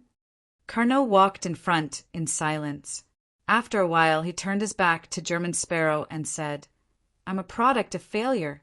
I'm filled with all sorts of problems, and I'm always mocked by others. Only Frank and a few others look at me normally, treating me as a person with my own soul. Why did he leave the Church of Earth Mother? Klein, who was carrying a suitcase, asked despite knowing the answer. Carnot left the bell tower and proceeded forward while getting his bearings. I don't know the exact reason. He's an orphan, and he grew up in a monastery. He truly treats the church as his family, and he views Earth Mother as his mother. He has many strange ideas. He originally had a chance of becoming a diocese bishop, but he was nearly sent to a tribunal for blasphemy. This matter was mentioned by Frank before. It's because he wanted to cross a bull, a cow, and wheat together. To be frank, if it were me, I would have sent him to a tribunal as well. The reason why that fellow didn't do much in the early days was definitely because his sequence wasn't high enough. The things he could do were limited. Klein mumbled a few words and followed Carnot into a street, arriving at an alley behind St. Draco Cathedral. Kanua walked in front of an ordinary house and pulled the doorbell. Every 2 seconds, a total of 3 times. After a while, the door creaked open as the sound of knocks approached. Klein immediately saw an elder in a short black coat with a sturdy cane. The elder's hair was as white as snow, and his face didn't have any obvious wrinkles. He wore a black eye patch that covered his entire vision. "Mr. Counselor, Mr. German Sparrow is here to visit you." "Counselor Ricardo?" "He's Counselor Ricardo. He's blind." Klein had only heard his voice and not seen him, so he couldn't help but feel a little surprised. Ricardo cocked his ear and slowly turned his head to where German Sparrow was. He chuckled. "I'm sorry I can only see you like this. When I woke up this morning, I suddenly had a premonition that I couldn't open my eyes to see anything today. To prevent any accidents, I had to wear a blindfold. I can't believe it. I can't compete with this charlatan." Klein was amused and stunned. After that, he understood the accurate interpretation of her premonition. She wasn't looking at him. He remembered that Snake of Mercury Septon had once said that Beyonders of the monster pathway could see things that others couldn't. Therefore, he was able to sense his uniqueness. Back then, Ade Missile from Tingen City had his eyes bleed the moment he saw him and collapsed to the ground in pain. Counselor Ricardo sensed danger and put on a blindfold in advance. Sigh, if that wasn't the case, I would have asked him what he could see. Klein didn't have the hobby of forcing others to hurt themselves. "Is there any clue to the mystical item I need?" "Not at the moment," Ricardo said with a smile. "After I recovered, I went to buy him. My luck wasn't bad. I encountered the mobilization of the Navy and the Governor General's office's upper echelons, and I successfully rescued Roy King. However, it also wasted quite a bit of time." Klein had expected this, so he wasn't surprised. "Then I'll use this request in exchange for help. I have a friend who was plagued by bad luck after coming into contact with a mural left behind by the Angel of Fate. He needs to be eradicated." Ricardo thought for a moment and said, "No problem. Take me there, but don't let him go out. There might be an accident." Klein nodded. As he walked towards the alley with his suitcase, he took the opportunity to ask, "What's the matter?" "Mr. Counselor, what do you know about the Mother Tree of Desire?" From Klein's point of view, the Life School of Thought and Rose School had many conflicts on the surface, so they likely had a deep understanding of each other. Ricardo held his cane and slowly walked behind Klein. He didn't need anyone to help or lead the way, as though he wasn't wearing a blindfold. He chuckled. "The Mother Tree of Desire is the embodiment of Rose School's chained god. However, I suspect that the truth might be the opposite. The chained god is one of the embodiments of the Mother Tree of Desire. My reason is that Red Light Ire Moria claims that the mutant pathways sequence 0 spot is still empty." "Haha, you know of sequence 0, right?" "Yes," Klein replied succinctly without beating around the bush. He didn't even indicate that he knew of the Pure Light Brotherhood. Ricardo tersely acknowledged and said, "In short, no one knows the Mother Tree of Desire's true identity, nor do they know which pathway she corresponds to. Perhaps that's her true identity. In addition, I can provide some information from the side. The mother tree of desire and the primordial moon oppose each other as though they have an irreconcilable conflict. It's because of this that Rose School is always hostile towards us. However, at times, the relationship between the mother tree of desire and the primordial moon is very subtle. You might find it hard to imagine that the southern continent has a shaman king who worships the moon joining Rose School. The 7 churches abhor the true creator, primordial demoness, dark side of the universe and other evil gods. But they hate the primordial moon and the mother tree of desire even more. Similarly, the Aurora Order, Demonist Sect, Blood Sanctification Sect, and Moses Ascetic Order don't like Rose School. That's rather interesting. The mother tree of desire is one of the 2 most isolated. In thought, Klein stopped a carriage and watched Carnot send fate counselor Ricardo up. He then entered the carriage and instructed the carriage driver to head to a nearby inn. Before long, the carriage arrived at its destination. Just as Klein was about to alight, he heard a loud bang. The rumbling explosion caused the entire street to tremble, and pieces of glass windows fell to the ground. No way! Could it be caused by Anderson's bad luck? Klein's spiritual intuition told him that this was the truth. However, the unluckiest hunter didn't seem to be dead. He looked out of the carriage and saw that a large part of the hotel's 2nd floor had collapsed. Flames and smoke still lingered. At this time, a figure with messy blonde hair and ragged clothes stood below, muttering to himself, "You're right. I can't believe there's such a daring guy trading firearms in the hotel, and it's even a new type of explosives. I almost died without knowing why." "My luggage!" Klein looked down at the suitcase he was carrying and suddenly felt that it was good to be cautious. He turned around and helped Ricardo down the carriage. Anderson sensed something and turned his head with a wry smile. Weapons merchants these days are too unprofessional. Fortunately, it's daytime, so there aren't many people resting in the hotel. Poor boss, he's going to suffer a loss. However, the gold they brought shouldn't be destroyed so easily, so we can make up for it. I think that your bad luck is largely responsible for it. Klein nodded and said to Ricardo, "That's not a good idea." "That's him." Ricardo immediately turned his head towards Anderson, but the black eye patch obscured his vision. He paused for a few seconds and smiled. "Give me a gold coin." "Oh!" Anderson suspiciously took out a lone gold coin from the inside of his clothes. Then he said to Gehrman Sparrow with a smile, "It's the custom of my hometown to sew a tiny pocket on the innermost layer of clothes to store a few coins.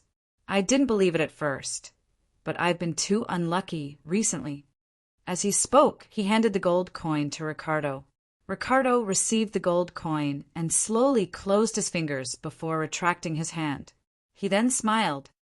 "All right, your bad luck has been removed." "Ah."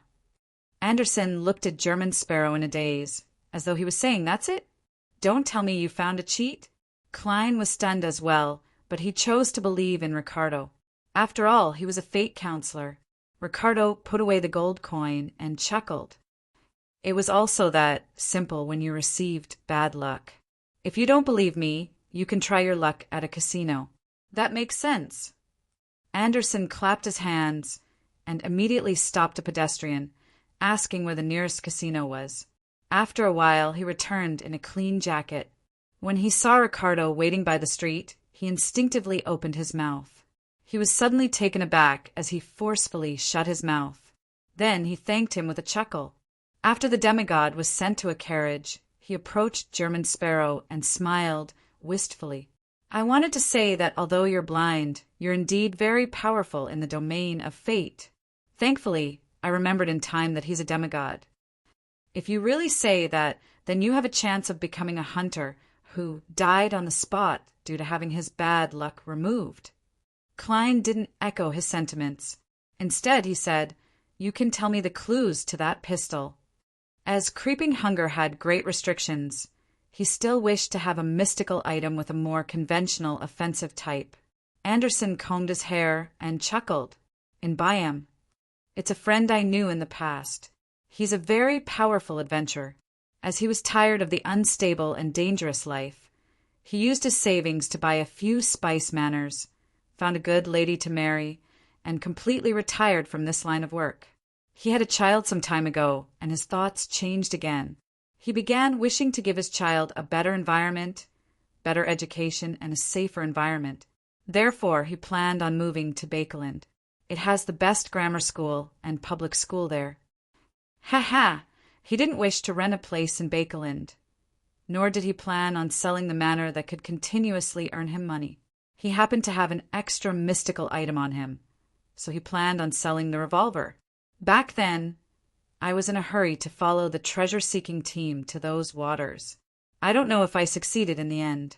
However, there are very few people who can produce nearly 10,000 pounds in one go. It's not that easy to make a deal. Yes, bring me to visit him, Klein replied simply. At that moment, on the Golden Dream, Doniz was horrified to discover a problem. Captain hadn't appeared for 3 days. Chapter 704. Under the illumination of the sun, the Golden Dream emitted a golden luster, as though it was a moving treasure trove. Doniz stood in the captain's cabin, constantly pacing back and forth.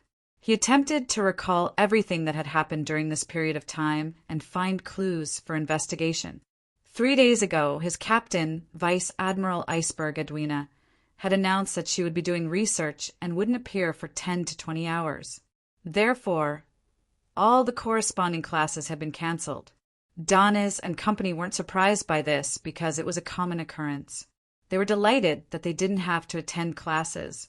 They drank, sang, and held a bonfire party on the ship. They were just short of setting the Golden Dream alight. They had a great time, but with the passage of time, everyone, including the slow-witted Doniz, gradually realized that something was amiss. The captain, who was supposed to be done with the research in 24 hours, hadn't appeared the next day. She didn't even get anyone to deliver food or light beer that served as water. After patiently waiting all day without seeing Vice Admiral Iceberg Edwina, the crew mustered their courage and knocked on the captain's cabin's door.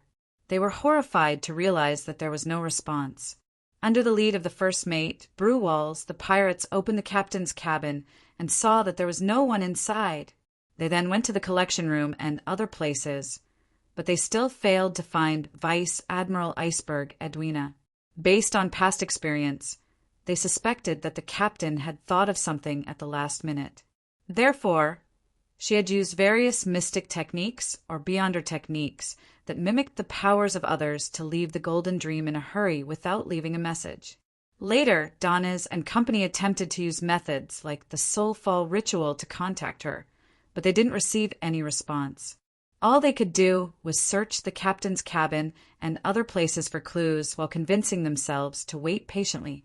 The 3rd day passed, but Vice Admiral Iceberg Edwina still didn't appear. Without any response, the crew began to panic. Dog*T, is there any result from your divination?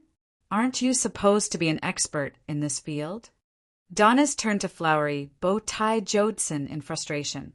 The black-haired, golden-haired Jodson rubbed his temples and said with a rather mellow voice, it failed.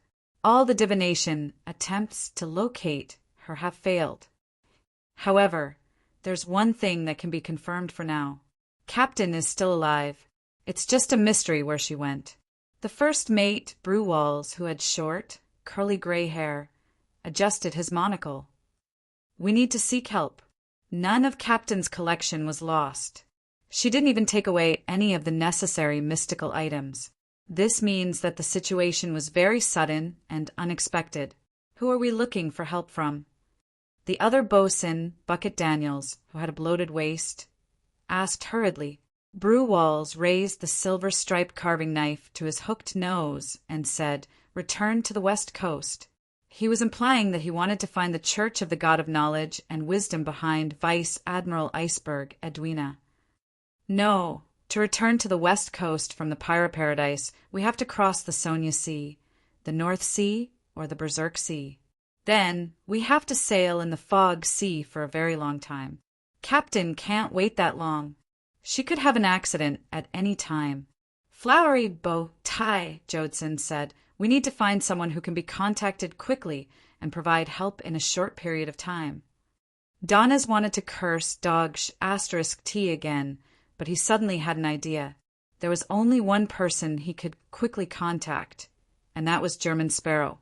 And this crazy adventurer had never been stingy with showing that he was good at divination and had a mysterious background.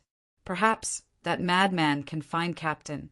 He's always able to do the impossible. Donnes tugged at his collar, feeling his worry and frustration ease a little. He puffed up his chest and surveyed the area. He cleared his throat and said, "I have a candidate. I can immediately contact him. Besides, he's very good at divination." Before he could finish a sentence, Gourmet Brewalls, Flowery Bow-Tie Jodson, Iron Skin, Bucket, and the others turned to look at him at the same time. Their eyes were red as they roared. With reddened eyes, they roared, "What are you waiting for?" Donnes silently left the captain's cabin and returned to his room. He unfolded a piece of paper and picked up a fountain pen. Out of habit, he followed his captain's teachings and began with a greeting before exchanging a few pleasantries. Suddenly, he paused, feeling that it was too polite and long-winded. It didn't match his goal of seeking help. Dog**T. Donnes cursed himself and tore the piece of paper. Following that, he wrote on a new piece of paper, "Save me. Captain is missing." Although German Sparrow is a madman that can't be guessed using normal logic, he probably wouldn't be able to understand such a letter. Dog**T. Donnes cursed himself again and tore the second piece of paper. He calmed himself down and considered for a few seconds before putting down his fountain pen for the third time. This time he wrote concisely about the events before and after the captain's disappearance, and he attached the Golden Dream's current location. Then he tactfully asked Mr. German Sparrow if he could provide some help to his collaborator. Divination seems to require a specific item. Just as Donnes finished folding the letter, he suddenly realized that he had missed something. He hurriedly returned to the captain's cabin and found a pair of pearl earrings that Vice Admiral Iceberg Edwina often wore. After doing all of this, he took out the notebook that recorded all sorts of mysticism knowledge and flipped to the corresponding page. Based on his previous experience, he set up the messenger summoning ritual in a rather unpracticed manner. After placing a gold coin on the altar, he took 2 steps back and chanted in ancient Hermes. He took a step back and chanted in ancient Hermes, I summon in my name, a spirit that wanders the unfounded, a friendly creature that can be controlled, a messenger that belongs solely to German Sparrow." The howling wind reverberated as the candle on the altar rapidly swelled and was dyed with a clear paleness. Rionette Tinker unhurriedly crawled out, still wearing the dark and complicated black dress. She held 4 identical beautiful heads. Donnes originally imagined that the messenger would bite the gold coin and envelope containing the paper and earrings like the previous time. But to his surprise, the 4 heads in Rionette Tinker's hands automatically turned and surveyed the area before finally focusing on the captain's cabin. A few seconds later, the 2 heads in Rionette Tinker's hands finally bit down on the gold coin and envelope. After the strange messenger vanished, Donnes heaved a sigh of relief and wiped his forehead. He felt a baffling sense of pressure. Orvie Island, in another hotel room. Klein was just about to get Anderson Hood, who had won quite a bit of money, to buy a ticket to the City of Generosity by him when his spiritual perception was triggered. He quickly activated his spirit vision and saw his headless messenger, Rionette Tinker, floating beside him at some point in time. The 4 heads in her hands were as bright as ever. Unlike the skeleton messenger I could sense at the moment she appeared, she had completely entered the real world, and only then was my spiritual perception triggered. In thought, Klein received the letter from one of Rionette Tinker's heads. At the same time, he realized that Anderson's spiritual perception was in no way inferior to his. He reacted almost at the same time. "This is the messenger?" Anderson asked in uncertainty, as though he had heard of such a thing before, but he had never seen it before. Klein nodded without any expression and tore open the envelope. Pearl earrings? Klein unfolded the letter in surprise. By the side, Anderson came over curiously and sized up Rionette Tinker. He clicked his tongue and said, "It has an indescribable sense of bloody beauty." Before he could finish his sentence, he suddenly raised his hands and clutched at his throat. His tongue hung out as he foamed at the mouth. As for Rionette Tinker, who had nothing above her neck, she didn't react. Klein turned his head and studied it seriously. Then he looked at his messenger and muttered silently, "That's right. It's very similar to Miss Sharon's powers." "Miss Messenger belongs to the prisoner pathway?" "No, I can't be sure. She's a spirit world creature, so it's very normal for her to be good at such things." Seeing that Anderson was on the brink of collapse, Klein slowly said, "All right, he still needs to help me lead the way." One of the heads in Rionette Tinker's hands turned over and stared at Anderson with bloodshot eyes. The mouths on each of her heads spoke one after another in an orderly manner. "Can be made into zombies. Similarly, be able to lead the way." At the same time, Anderson's hands finally stopped moving. They left his neck, leaving deep finger marks on it. Huff, huff. The strongest hunter panted heavily, bent over and retched. Klein quickly scanned through the letter and confirmed that the sender was Donna's. This famous pirate, also known as Vice Admiral Iceberg, had mysteriously disappeared and was in desperate need of help.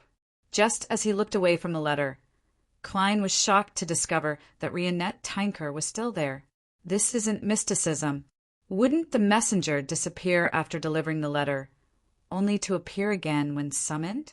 Klein deliberated for a moment and asked doubtfully, "Is there anything else?" "Wait. You. Reply. Letter." Rionette's 4 heads spoke one after another. "How do you know that I will reply?" Klein glanced at Anderson, who had yet to recover. He was sure that the strongest hunter did not notice the words that did not fit the German sparrow's persona. The head in Rionette's hand spoke again. "Her disappearance is very strange. How do you know?" Klein instantly imagined that Miss Messenger had secretly read Donna's letter. The heads with light blonde hair that were simply tied up each said a word, forming a complete sentence. "I investigated the situation. On the ship, my messenger is also a spy. Will Miss Rionette Tinker be a hired thug in the future? I wonder if I have to pay extra." As Klein lampooned, he said in thought, "There's no rush. Don't worry, I'll reply later." He planned on heading above the gray fog to use Vice Admiral Iceberg Edwina's earring to do a divination. Rionette Tinker didn't say another word as her figure silently vanished. Ahem. Anderson finally recovered and stood up. He sized up German Sparrow in disbelief. Your messenger is actually at the demigod level. P.S. Daughter-in-law's grandmother was hospitalized. I rushed back to her hometown yesterday to visit her, so I didn't have any drafts. Divine Emperor of the 9 Heavens. Chapter 705.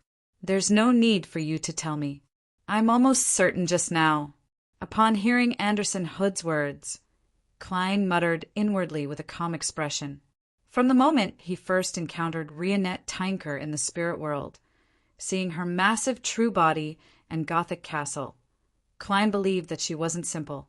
And just now, Miss Messenger's performance of nearly killing the strongest hunter with ease made him believe without a doubt that she was a demigod, at least a sequence 4.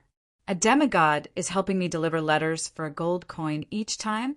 It's obvious that things aren't that simple. Miss Messenger definitely has other motives.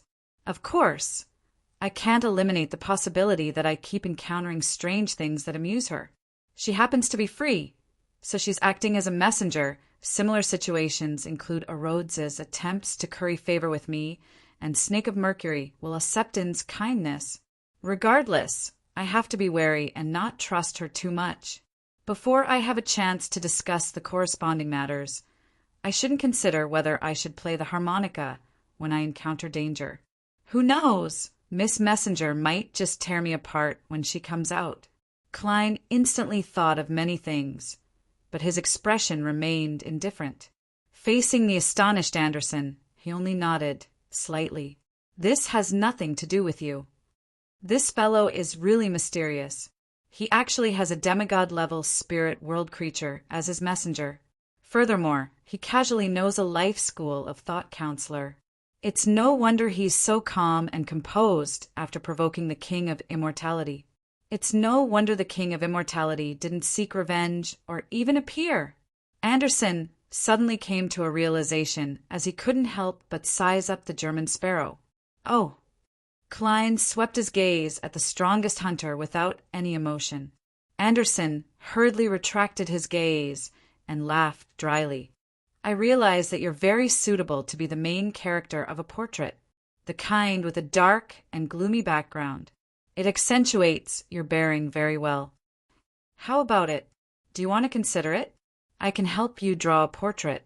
Believe me, I'm a master in this aspect. Klein didn't listen to his nonsense at all. He took out his golden pocket watch and opened it to take a look. Return to your room. I'll find you in 5 minutes. Okay. Anderson replied with a smile. After the strongest hunter left, Klein took out Aztec's copper whistle and Willisepton's paper crane, turned around, and entered the bathroom to set up the ritual. After bringing Vice Admiral Iceberg Edwina's pearl earring above the gray fog, Klein sat at the end of the long bronze table. He conjured a pen and paper and wrote a simple divination statement, Edwina Edwards's whereabouts. Holding the piece of paper and the earring, Klein leaned back in his chair. As he silently recited the divination statement, he entered a dream through cogitation. First, a gray world occupied his vision. Then, a plain covered in ice and snow entered his eyes. The howling blizzard shrouded everything, and the surrounding fog was so deep that it did not look like a real border. Klein quickly saw Edwina's figure. Her long brown hair was tied into a simple knot in her mind before dancing wildly in the snowstorm. She was wearing a white shirt with complicated patterns on her collar and sleeves, as well as a pair of dark-colored trousers. In such an environment, it gave off a feeling of frailty. Edwina's leather-booted feet constantly moved across the snow, leaving behind a row of obvious footprints. However, in the raging blizzard, all of this was easily buried. The scene gradually shattered as Klein opened his eyes. He realized that he was unable to decipher Vice Admiral Iceberg's exact location from the divination revelation. The polar regions, Faceax plains of Evernight, there's no way to confirm it. Apart from the blizzard, there's no other symbol. Klein sat up straight and put down the pearl earring and the piece of paper with the divination statement. He considered for a few seconds and confirmed something else. Edwina Edwards was indeed missing and wasn't on the Golden Dream. This also eliminated the possibility of it being a trap. Klein cautiously did a divination on the matter and obtained the conclusion that there were no traps on the Golden Dream. After some thought, he left the mysterious space above the gray fog. After some work, he brought back the pearl earring. Recalling the map of the waters around Orvie Island and the Golden Dream's present location, Klein chose a deserted island where fishermen took shelter from the storm. In the letter, he instructed Donnes and company to steer the ship to a place that wasn't too far away. After folding the letter, he blew the harmonica and once again saw Miss Messenger holding 4 heads. As he handed the letter over, Klein coughed lightly. Can you still determine Donna's location? One of the heads in Rionette Tynker's hand nodded as the rest spoke one after another. Yes, as long as... It doesn't exceed the range. Seeing that Miss Messenger was still floating there without any signs of leaving, Klein looked to the side. That gold coin will be paid by Donnes. All right. Rionette Tynker's figure quickly faded away. Phew! Klein exhaled. After meticulous preparations and cleaning up the scene, he carried his packed luggage out of his room and knocked on Anderson Hood's door. Let's go somewhere else first before heading to Byam, he calmly informed the strongest hunter of his decision. He calmly told the strongest hunter his decision. You can choose to wait for me in Byam or follow me. Anderson said with a chuckle, I can feel my adventurer blood burning. I can feel my adventure blood burning. I'm very curious about what that messenger will bring. I originally thought I wouldn't have a chance to understand, but who knew that you would invite me? I didn't. I'm only giving you two choices. Klein coldly turned around and walked to the staircase. Anderson hurriedly picked up his newly bought luggage and quickly followed behind. After leaving the hotel, Klein took a carriage and left the port city. Then he walked to the edge of an uninhabited cliff on Mount Sandraco, looking at the waves that were constantly slamming into the mountain walls. Anderson looked around in surprise. This is our destination. Klein ignored his question. He took out a charm made of tin and chanted the incantation of storm. He injected his spirituality and split the charm into two. He gave half to himself and half to Anderson, leaving only one to be thrown down the cliff. Underwater breathing, deep seawater membrane. Anderson identified the additional supernatural effects on his body in surprise.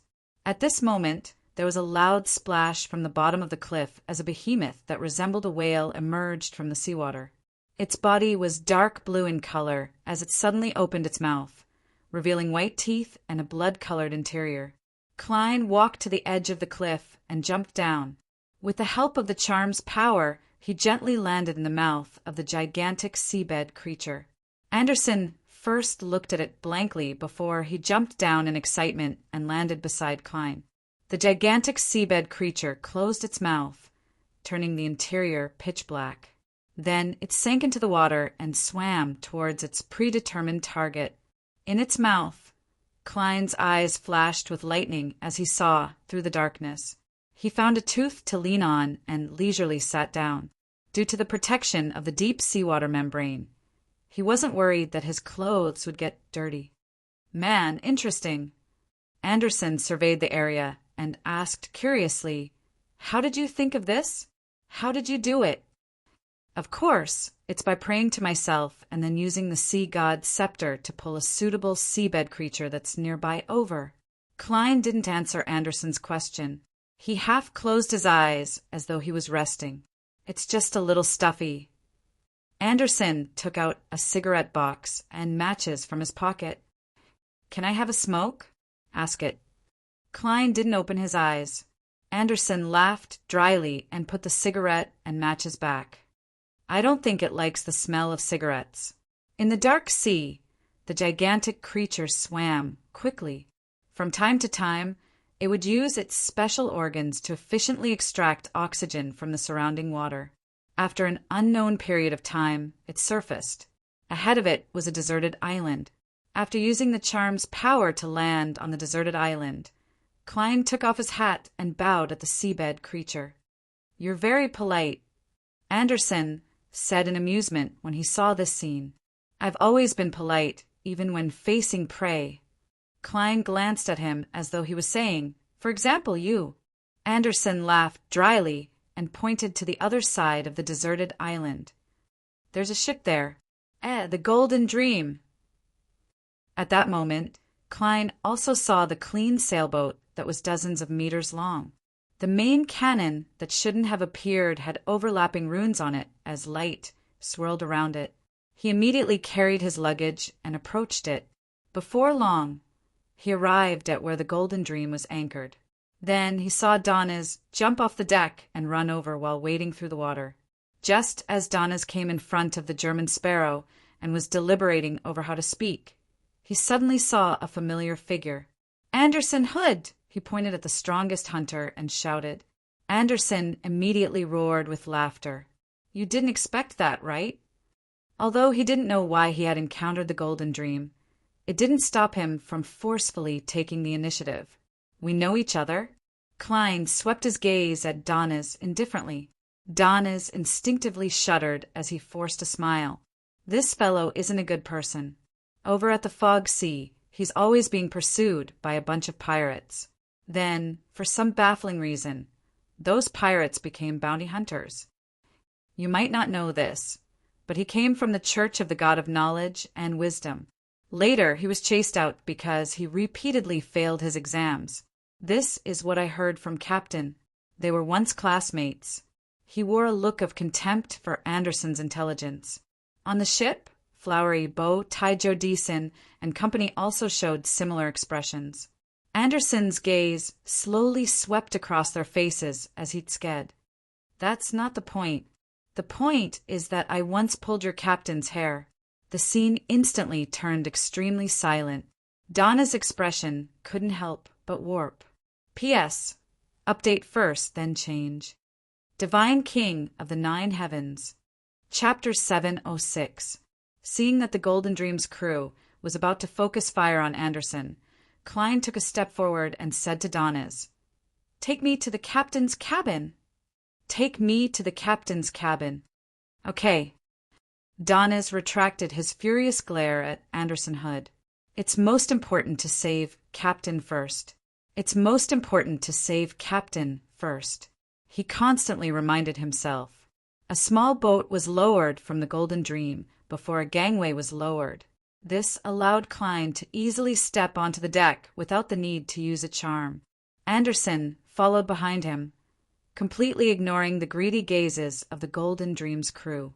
He strolled around with a smile, looking around as though he was returning to his own home. His mental fortitude is definitely top-notch. Yes, even if he offended a demigod and was forced to apologize in public, he can still turn around and laugh at himself while having his meal happily after accepting a mission. Klein sighed inwardly as he walked towards third mate Jodson and company. "Hello, Mr. Sparrow. I'm this ship's first mate, Brew Walls. A1, 8-meter-tall man wearing a monocle politely bowed. A gourmet with a bounty of 6,200 pounds. Vice Admiral Iceberg's bounty is clearly lower than Admiral of Stars. As expected of treasure hunters who moonlight as pirates, Klein used the polite manner and words unique to German Sparrow. Hello, I've heard of you. Haha, it's my honor.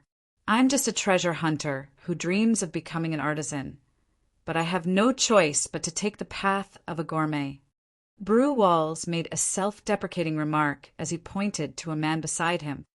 Our second mate, Singer Orpheus, bounty of 5,500 pounds. The Beyonders on the Golden Dream all have strange nicknames. If I didn't know that they were subordinates of a pirate admiral, I would have definitely thought that they were a maritime tourist group, singing, eating delicacies, holding bonfire parties, and searching for legendary treasures. It's just too wonderful. Klein cast his gaze at Orpheus and nodded casually. This singer had a deep contour like a stone sculpture and a head of resplendent blonde hair. At that moment, he had a melancholic smile. With a melancholic smile, he said, "In fact, I was only praising the sun. And now my sun is gone." Klein nearly had goosebumps. Tisk, as expected of someone with intis. He speaks like he's singing. Unfortunately, I grew up in Seeger in Lemberg. I didn't learn such an ability, Anderson said with a laugh, unsure if he was praising or disparaging him. After all, he was half intis. He was born in Seeger and later went to Lemberg to study. Yes, it should be a church school. He was a classmate of Vice Admiral Iceberg Edwina. Mr. Orpheus can confirm that he's from the Sun Pathway, but there's a high chance that he's not from the Church of the Eternal Blazing Sunday. From his bounty, he's likely a Sequence 6 notary. I almost forgot to inform Little Sun that he already has the formula. I wonder what he can use to exchange for it. Before Gourmet Brew Walls could introduce him, Klein turned his head to Flowery, Bo Tai Jodson, Bucket Daniels and company. "We've met. Let's not waste any more time. All right." Brew Walls heaved a sigh of relief. He stroked his short beard and led the way to the cabin. If it wasn't for the fact that German Sparrow's crazy reputation was resounding on the ship, he wouldn't have acted so politely. At this moment, Anderson deliberately lagged a few steps behind, walking alongside Donna's Orpheus and company. He looked to his left and right, ignoring the gazes of Danitz and company that looked like they wanted to tear him apart and swallow him whole. He chuckled. He chuckled and said, "The one you should be wary of isn't me." "That's right. We aren't wary of you.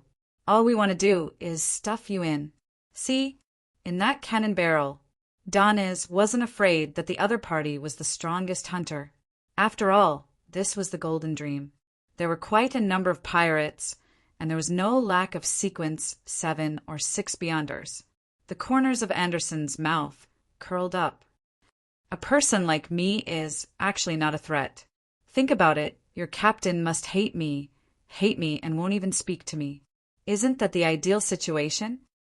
Doniz opened his mouth, but didn't say anything, because he suddenly felt that what that piece of sh*t said seemed to make sense. The way Orpheus, Jodson, and the others looked at Anderson subconsciously softened. Anderson snorted and looked ahead. His tone was slightly erratic as he said, "That's right. The one you should be wary of is actually the German sparrow." "Why?" Doniz blurted out. "Although he's a lunatic and I do need to be wary of him, he's not an enemy right now," Doniz added silently in his heart. Anderson smiled. "I'm assuming that if Gehrman succeeds in finding your captain and rescuing her, would your captain have a good impression of him because of this? Besides, he looks pretty good. He has a cold beauty, and he's strong. He's at the level of a pirate admiral, and his background is especially mysterious. He's a good match." "How is that possible?" Doniz wanted to retort, but he couldn't bring himself to say a word. The more he thought about it, the more he felt that something was amiss. Orpheus and company's expressions crumbled bit by bit as they looked at the German sparrow's back with a baffling sense of wariness and wariness. "Resolved. The provocation from before has been resolved." Anderson held back a smile as he walked into the cabin. When he arrived at the captain's cabin, the first thing Klein saw was a bookshelf that surrounded him. It was filled with all sorts of books.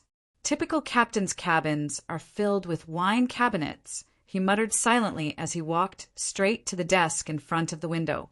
According to Donna's description, Vice Admiral Iceberg Edwina had vanished during her research. Therefore, searching for traces of her research was Klein's goal. Once he gathered enough information, he could once again head above the gray fog for a divination. At that moment, there were many items scattered messily on the desk. There was white paper, a fountain pen with a round belly, an ink bottle with a protruding belly, a copper knife, and some books that weren't neatly stacked. And in the middle of the desk was a book bound in goatskin. Its dark brown surface had the words Gu Rozel's Travels written in ancient Faesac. Isn't this Vice Admiral Iceberg's collection? Its origins are mysterious, and it's suspected to be related to dragons and the City of Miracles, Liveseed. Edwina was researching this before she vanished? Klein looked at the book and instinctively made a guess. Seeing German sparrow size up the ancient book, Donna's forced a smile and said, "There's nothing wrong with it." "There's nothing wrong with it. We've checked it." "Is that so?" "I'm doubtful of your meticulousness. This is because someone has already flipped through it, and there's clearly nothing abnormal about it." After using his spiritual intuition to confirm that Donna's wasn't lying, Klein reached out his hand and casually asked, "Have any of you read this book, Garozel's Travels?" Donna's shook his head. Blue Walls, Orpheus, Jodson, and company shook their heads as well. Their expressions seemed to be saying that studying every day was tiring enough. They didn't want to read any more books during their break. His fingertips slid across the yellowish-brown goatskin as Klein carefully and seriously flipped through the pages. Soon, he flipped to a spot where the sticky pages couldn't be opened. He swept the contents through the corner of his eye. That's not right." Suddenly, his pupils constricted as he hurriedly flipped 2 more pages. He remembered very clearly that he had only seen the giant Rozel and his team about to challenge the King of the North, the Frost Dragon. There was nothing else after that.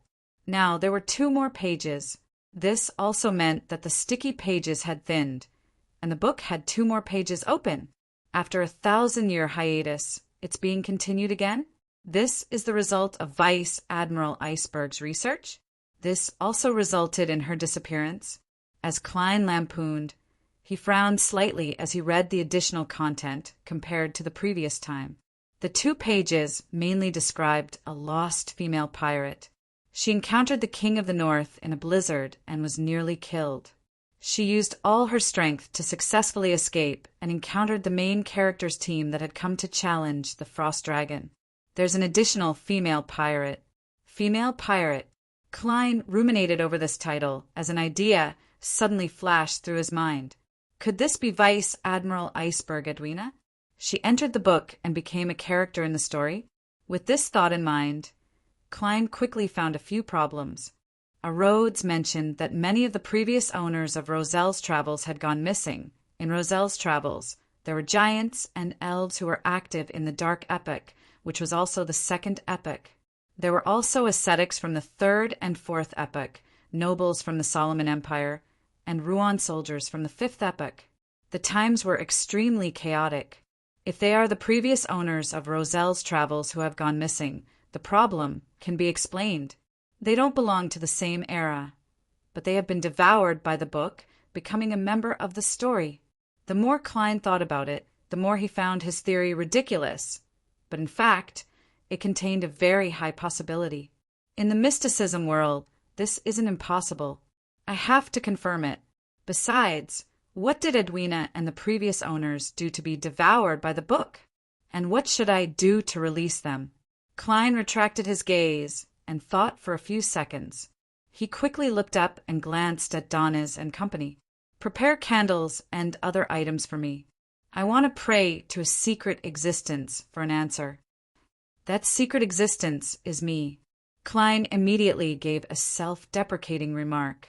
As expected of a professional, as expected of a lunatic. Gourmet Brewalls and company didn't dare to speak further.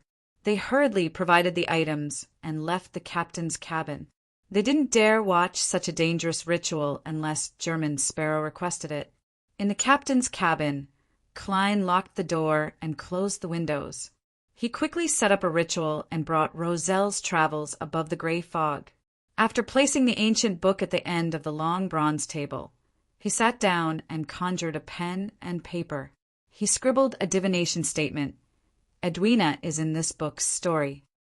Chapter 707. Putting down the fountain pen in his hand, Klein removed the spirit pendulum from his left wrist. He held it in one hand and suspended it above the piece of paper, nearly touching it. Edwina is in the story of this book. Klein closed his eyes and silently recited the divination statement. After repeating it 7 times, he opened his eyes and saw the topaz pendant spinning clockwise. This meant that Vice Admiral Iceberg Edwina was in Roselle's Travels. It's really the world in the book. Furthermore, the situation inside should be very special. Without newcomers joining in, the story can't continue. Klein nodded indiscernibly and wrapped the silver chain with the topaz pendant around it. He picked up a dark red fountain pen and wrote a new divination statement, the method to enter Roselle's Travels. This time he used dream divination. In the hazy world he saw blurry figures. Some of the figures were huge, while others were slender. The common characteristic was that they were holding a book made of yellowish-brown goatskin. Following that, 2 different situations occurred. Some of the figures that had been carrying Roselle's Travels silently disappeared, while some of the figures that would occasionally pick up the book and place it to the side would either accidentally or intentionally drip their blood onto the cover before suddenly disappearing. The scene shattered as Klein opened his eyes to look at the long model table in front of him. He frowned slightly as he began his interpretation. To enter or activate Roselle's Travels, one either has to be in contact with it for a long period of time and reach a certain limit, or drip one's blood onto the cover. Isn't this too simple? Perhaps it's really that simple. The Rouen soldier in the story appears as an ordinary person. He doesn't even know mysticism, and with the help of his companions, he slowly grows into a disciplinary paladin. Therefore, the activation method isn't complicated. Most people can complete it. The small number of researchers from before, including Vice Admiral Iceberg Edwina, were all beyonders with sufficient mysticism knowledge. They knew very well that they couldn't simply drip their blood. Otherwise, they wouldn't even know how they died. This was just like ordinary people using magic mirror divination. It was very easy for them to provoke powerful, unknown existences. Therefore, they didn't have any problems. In addition, Edwina had placed Roselle's travels in her collection room most of the time, only occasionally coming into contact with it. Therefore, it was only recently that she came up with a new research train of thought and came into contact with it for a long period of time. Only then did the book meet the conditions to be unlocked? Yes. Even Rhodes only knows that there's something strange about this book. Many of its previous owners have gone missing, and it's suspected to be related to the dragons and the City of Miracles live seed. This means that when Roselle's Travels is activated, it will interfere with the surrounding environment and wipe out the corresponding clues. Therefore, most of its past collectors don't know that there's something wrong with it and don't have any thoughts of studying it. The missing owners likely aren't limited to the few in the story. The rest might have died due to various reasons, preventing them from leaving their names in the book. Klein reined in his thoughts and did another divination, hoping to obtain a way to leave Roselle's Travels. This time he saw an even more violent snowstorm in the hazy world of dreams. He saw a gigantic figure standing at the peak of an icy mountain. It was a translucent dragon that was nearly 5 meters tall, even when standing on all fours. It looked like a close relative of lizards. It had an ugly face, ghostly blue eyes, and a thick and powerful tail. On its back was a pair of gigantic wings, covered in skin. Just spreading them made it feel like they were blotting out the sky. Its scales were like ice crystals as they swirled with a translucent glow. It was the most beautiful and dreamy part of its body. Suddenly, the dragon that looked like it was carved out of ice raised its neck and body, letting out a terrifying roar that penetrated the snowstorm. At that moment, it was more than 10 meters tall when standing up. King of the North, that frost dragon. Klein left the dream as he tapped the armrest of the high-back chair. His interpretation of the revelation from the divination was, the key to leaving Roselle's Travels lies in the King of the North. Klein had a preliminary suspicion that he needed to kill the frost dragon to allow the main character, Roselle, to achieve his goal. Only then would the story come to a perfect end and open a path to leave the book. However, I can also try to see if I can forcefully break through the gap between the world in the book and the real world. With his rich experience, Klein quickly came up with the idea of giving it a try. He first picked up the Black Emperor card on his right hand and fused it with his spirit body. Suddenly, Klein's body was covered in black full-body armor. A heavy crown appeared on his head, and his aura became noble and dignified, preventing others from looking at him directly. Following that, he stirred the powers of the mysterious space above the gray fog to the greatest extent, making them flow over like water. Upon seeing this scene, Klein didn't hesitate. He beckoned for the sea god scepter from the junk pile and injected his spirituality into it. The blue gems at the tip of the white-boned scepter lit up one after another, emitting a dazzling luster. Countless silver bolts of lightning appeared, circling around the magnificent palace as though they had formed a sea of lightning. Finally, Klein used the suppression and balance of the Black Emperor cards level to pour all the power he stirred into the lightning storm. Rumble. Thunder rumbled above the gray fog as it went straight into the distance. Thick bolts of lightning struck down at the same time or one after another. Striking the book, Roselle's Travels. A blinding light enveloped the entire palace for a full 20 seconds. When everything calmed down, Klein looked at his target again and realized that the long model table was in tatters. As for the dark brown book with the cover, it was completely intact. Only the corners were slightly rolled up. It's even more powerful than I imagined. That's right. How can an item that can create a world in a book be simple? Buying it for £8,000 definitely wasn't a loss. It can be used as a shield, and it can definitely withstand attacks at the saint level. The only problem is that the area is too small, and the coverage isn't enough. As Klein's thoughts flashed, The long bronze table rapidly returned to its original state.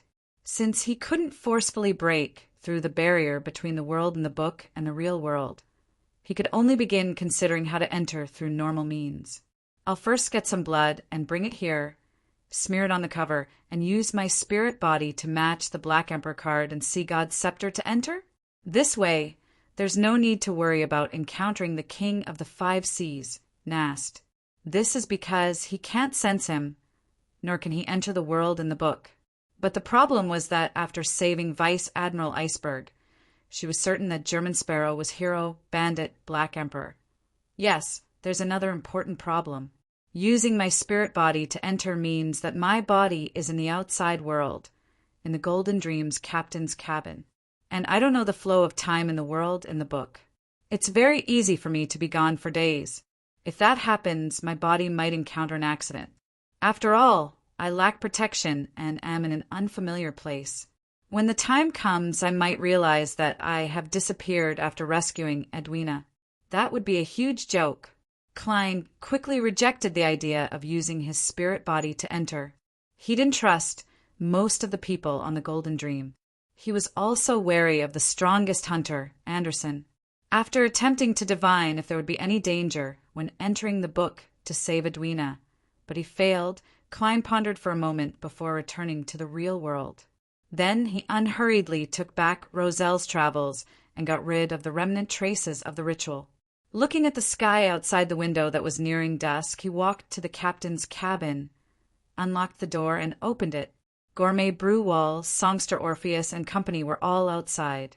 None of them had left. Even at the stairwell, there were crew members peeking their heads out. "Are there any clues?" Brewalls blurted out a question, but he didn't hear his own voice. This was because everyone at the door was asking the same question. Klein swept his gaze and nodded.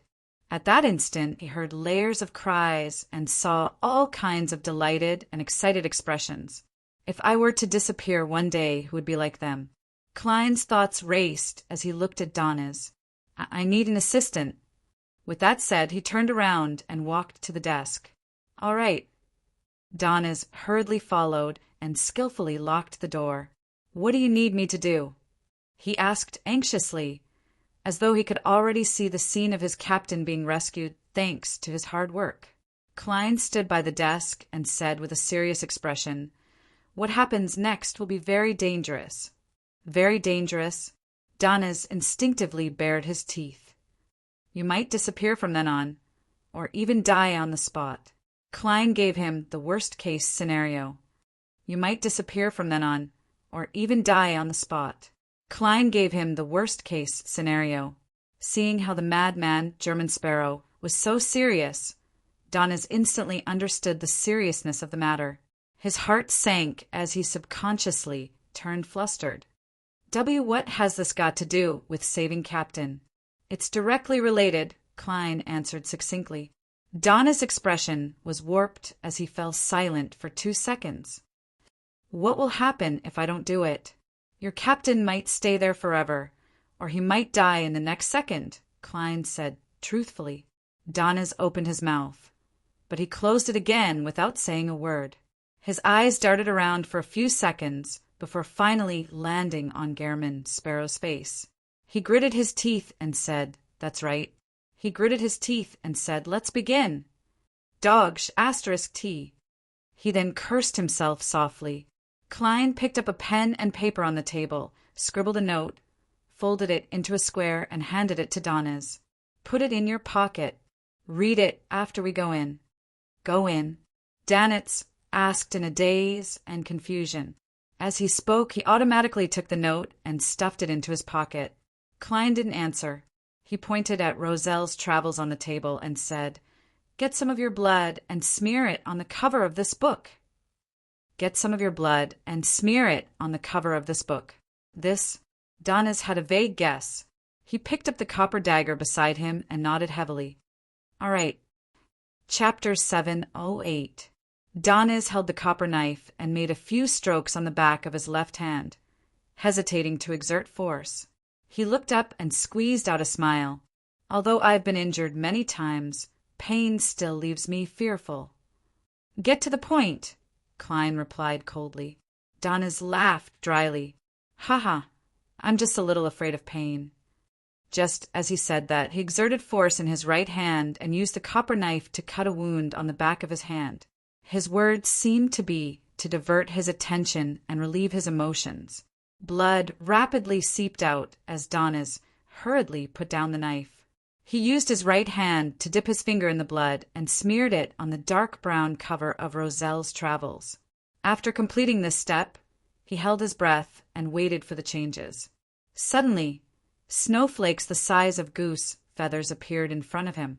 He heard howling winds, and right on the heels of that, a bone-chilling cold drilled into his body. Although Danes was already mentally prepared, he was still alarmed. He instinctively looked around to determine his location. He realized that he had left the Golden Dream's captain's cabin at some point in time. He was in a land of frost that was enveloped by a snowstorm. As the environment was extremely harsh, he couldn't see far into the distance. He couldn't even determine if he was on a mountain or a plain. "I've really entered a strange world. Captain is here too?" Danes raised his hand to cover his face, afraid that the snow would blind his eyes. He calmed his emotions and recalled German Sparrow's instructions. He hurriedly took out the square piece of paper from his pocket and carefully unfolded it. During this process, he was especially afraid that an accident would happen, causing the piece of paper to shatter or be blown away. That would make him lose all hope. Thankfully, none of that happened. He saw the content written by German Sparrow. "In Hermes, preferably ancient Hermes, recite the following honorific name. The fool that doesn't belong to this era, the mysterious ruler above the gray fog, the king of yellow and black who wields good luck, burn after reciting. This is a secret existence at the level of a deity, due to Vice Admiral Iceberg Edwina's strict teachings. Danes wasn't illiterate when it came to mysticism. He even had a pretty good foundation. Looking at the note in his hand, he subconsciously sucked in a breath of cold air, inhaling the bone-chilling wind and icy snowflakes. Immediately, he coughed continuously, his expression twisted. He could now confirm one of his previous guesses. German Sparrow really belonged to a very powerful and secretive organization, and that organization believed in a god-level existence known as the Fool. Indeed, there's no way such a powerful and crazy fellow doesn't come from nowhere. Danitz tugged at his collar and tightened his clothes. Looking at the piece of paper that was fluttering in the wind, an obvious look of hesitation appeared on his face. He knew very well how dangerous it was to recite a secret existence of unknown origin, good or evil. This might lead to an ending even more terrifying than death. The captain is also trapped here, and there's no way to get out. Danes clenched his fist in front of his mouth. He suddenly waved his hand and chanted the honorific name of the Fool in ancient Hermes. In the captain's cabin on the Golden Dream, Klein witnessed Danes turn illusory for no reason before disappearing. He no longer had any doubts about the method to enter Roselle's Travels. After patiently waiting for a while, he suddenly heard a series of illusory pleas. Furthermore, it was clearly from a man. Phew, from the looks of it, Roselle's Travels isn't able to cut off the gray fog. The world in the book can still connect to that mysterious space. This way, even if I were to follow him in, I wouldn't be without a way out or a trump card. Klein heaved a sigh of relief without hiding it. To confirm it, he took 4 steps counterclockwise again, recited the incantation, and went above the gray fog.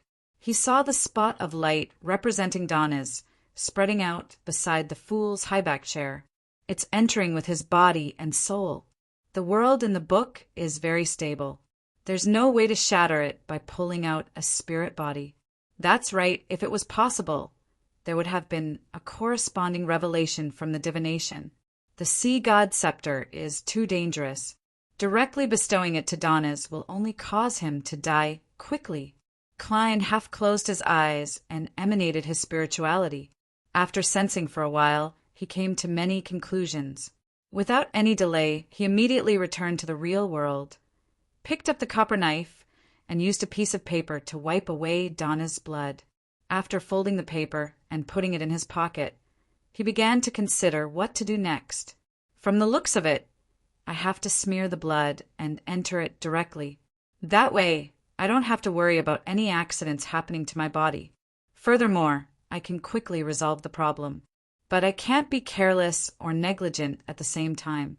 I have to be wary of other dangers. If there's a problem on the ship, they can find an opportunity to sneak into the captain's cabin after I enter Roselle's travels and sacrifice the book to the true creator, Primordial Demoness, or Hidden Sage. Then I'll be in deep trouble. I'll definitely suffer a fate worse than death. Most of the crew members of the Golden Dream seem to admire Vice Admiral Iceberg. For Anderson's superficial instigation to be effective, it's enough to explain many problems. Therefore, I can tell them that this concerns Vice Admiral Iceberg's life and get them to supervise each other. No one is allowed to enter, so I can be at ease. The problem lies with Anderson. He's the strongest hunter, stronger than any Beyonder on the ship. Furthermore, he's good at ambushes and infiltration. There's a high chance that he can avoid the supervision of others and sneak into the captain's cabin. His origins aren't too clear either. I can't really trust him. I have to think of a way to get him to enter Roselle's travels with me. While thinking, Klein flipped through the ancient book, made of yellowish-brown goatskin again. He found that there was no more content this time, and the story lacked any traces of Donna's existence. In other words, I have to survive successfully and meet the main characters team before I can truly become a part of the story and have more pages appear in the book. Klein made a preliminary judgment. He walked to the door again and opened it. Did we succeed? Floral, Bo Tai Jodson, and the others asked in unison. Klein shook his head and calmly said, "There will be a long ceremony. No one is to enter and disturb her. Otherwise, it will cause Edwina Edwards to disappear forever or directly die." After explaining the main matters, he looked around and said straightforwardly, "I suspect that there is a problem with any of you. Next, you guys will supervise each other."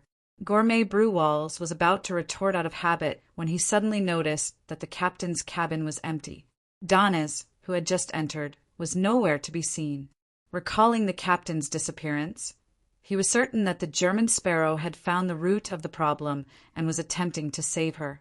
Hence, he nodded, "I'll be in charge of this matter, and they will supervise me."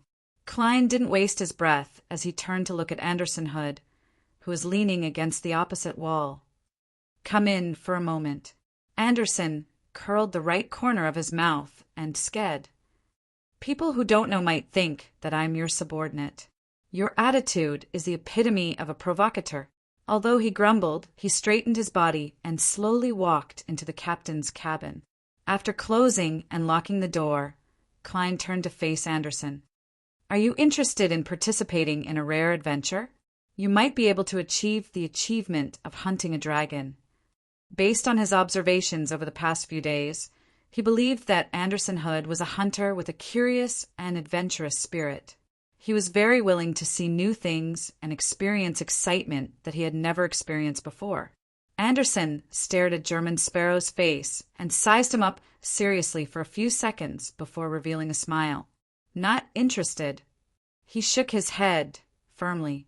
Then, before Klein could speak again, he chuckled and said, "I smell the scent of danger." "I smell the scent of danger." A conceited, crazy, and powerful adventurer actually invited me to go on an adventure with him. What does this mean? It means that the matter is extremely troublesome and dangerous. I thought you would be interested. This is different from your usual behavior. You really know how to hold back. I'll try using intimidation again. If that doesn't work, I'll throw this fellow on a deserted island and let the Golden Dream sail away. I'll come back to pick him up. As a hunter, survival on a deserted island shouldn't be a problem for him. Klein quickly made up his mind as his gaze turned cold. He looked at Anderson and said, "I won't leave any latent problems for myself." Anderson was stunned for a second before he quickly forced a smile. "Haha, I was just joking. I am very interested in the title of Dragon Hunter." "You've changed way too quickly.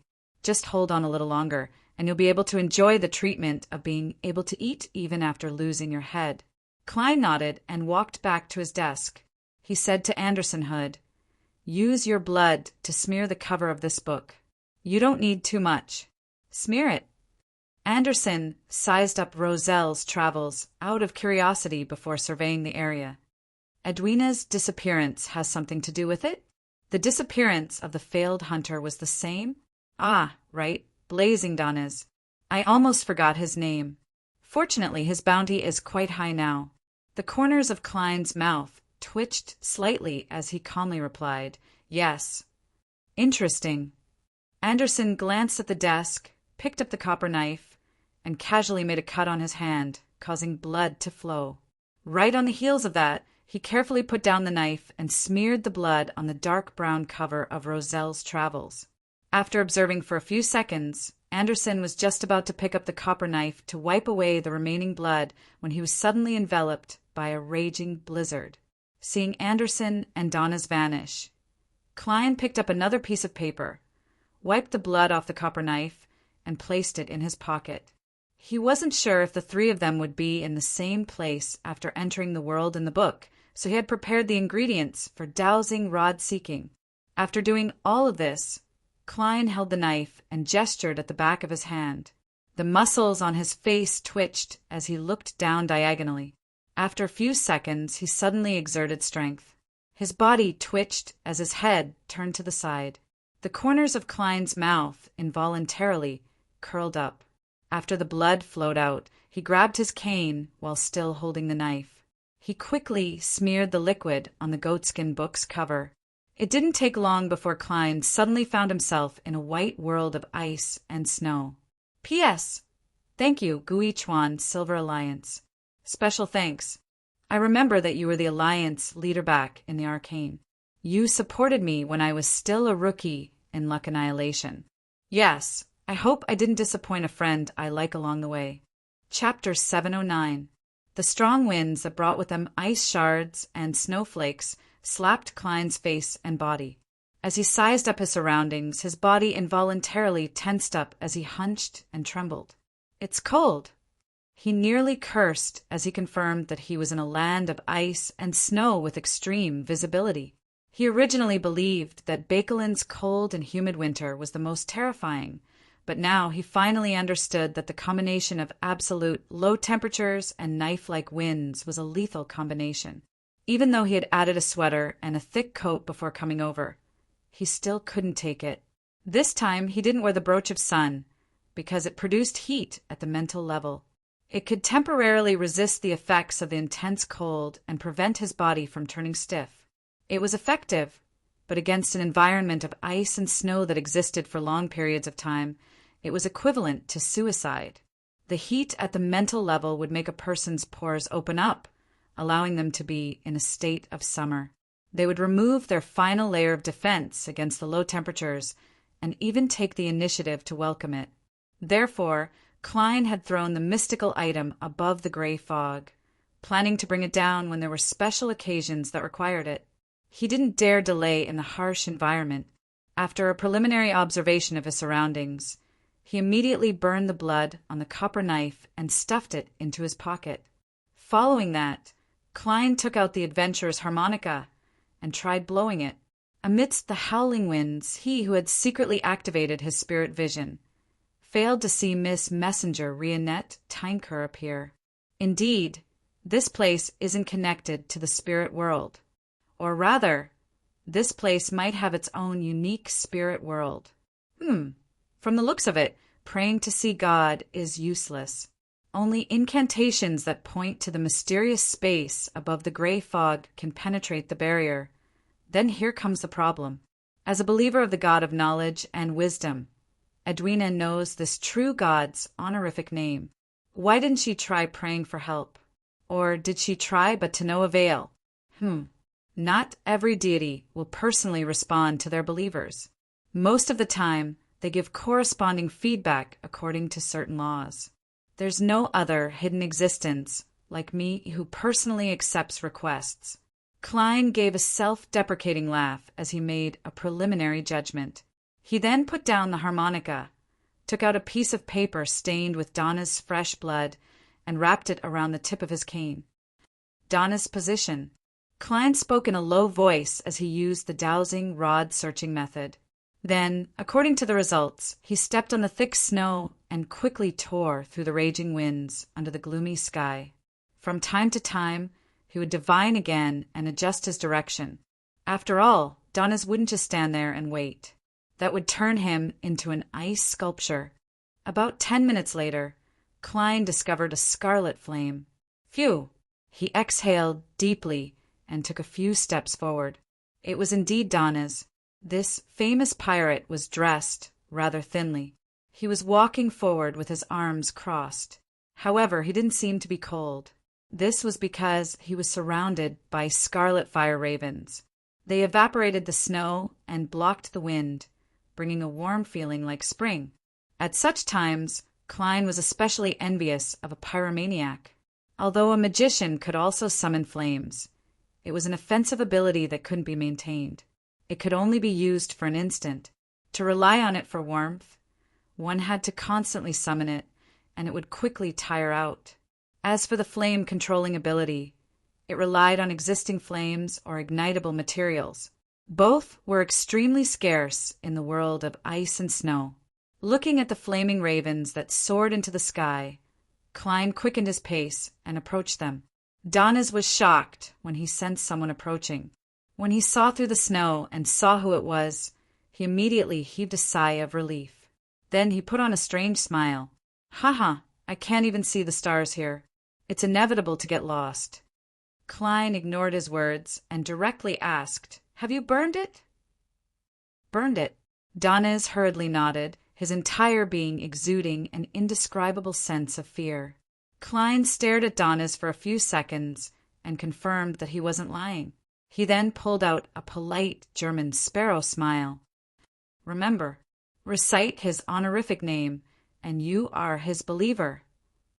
Donna's expression contorted as he squeezed out a smile that looked uglier than crying. "I don't want to change my faith. I don't want to believe in an unknown existence of unknown origins at all." He screamed inwardly, but he didn't say a word. He suspected that if he were to retort, he would be buried in the snow by the lunatic German sparrow. With a maniacal smile, Klein added in a normal tone, "That's right. Remember, keep it a secret. Once it's leaked, both you and your captain will die." "What has it got to do with captain?" Donna's blurted out. Klein maintained his previous expression and smiled at Donna's. "What do you think?" Donna's mouth turned agape as he already knew the reason. All he could do was laugh dryly. "Do I look like someone who can't keep a secret?" Klein nodded.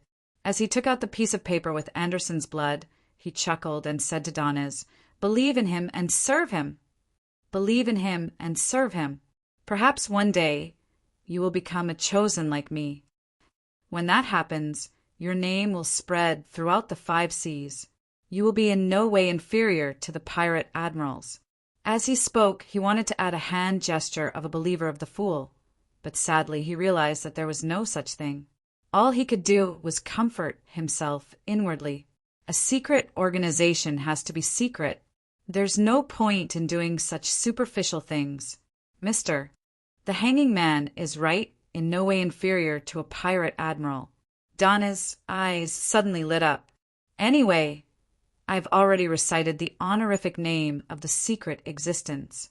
From a mysticism perspective, it's indeed difficult to escape from it. I might as well take this opportunity." He thought of many things and had even decided on a name for his child. If it wasn't for the German sparrow's persona, I would have directly said it. When the time comes, you will have the reputation and strength that matches Vice Admiral Iceberg. Of course, whether she likes it or not is another matter. According to my observations, there's a high chance that you don't have much hope. The partner Edwina wants is one who can learn and improve with her and discuss all sorts of knowledge with her.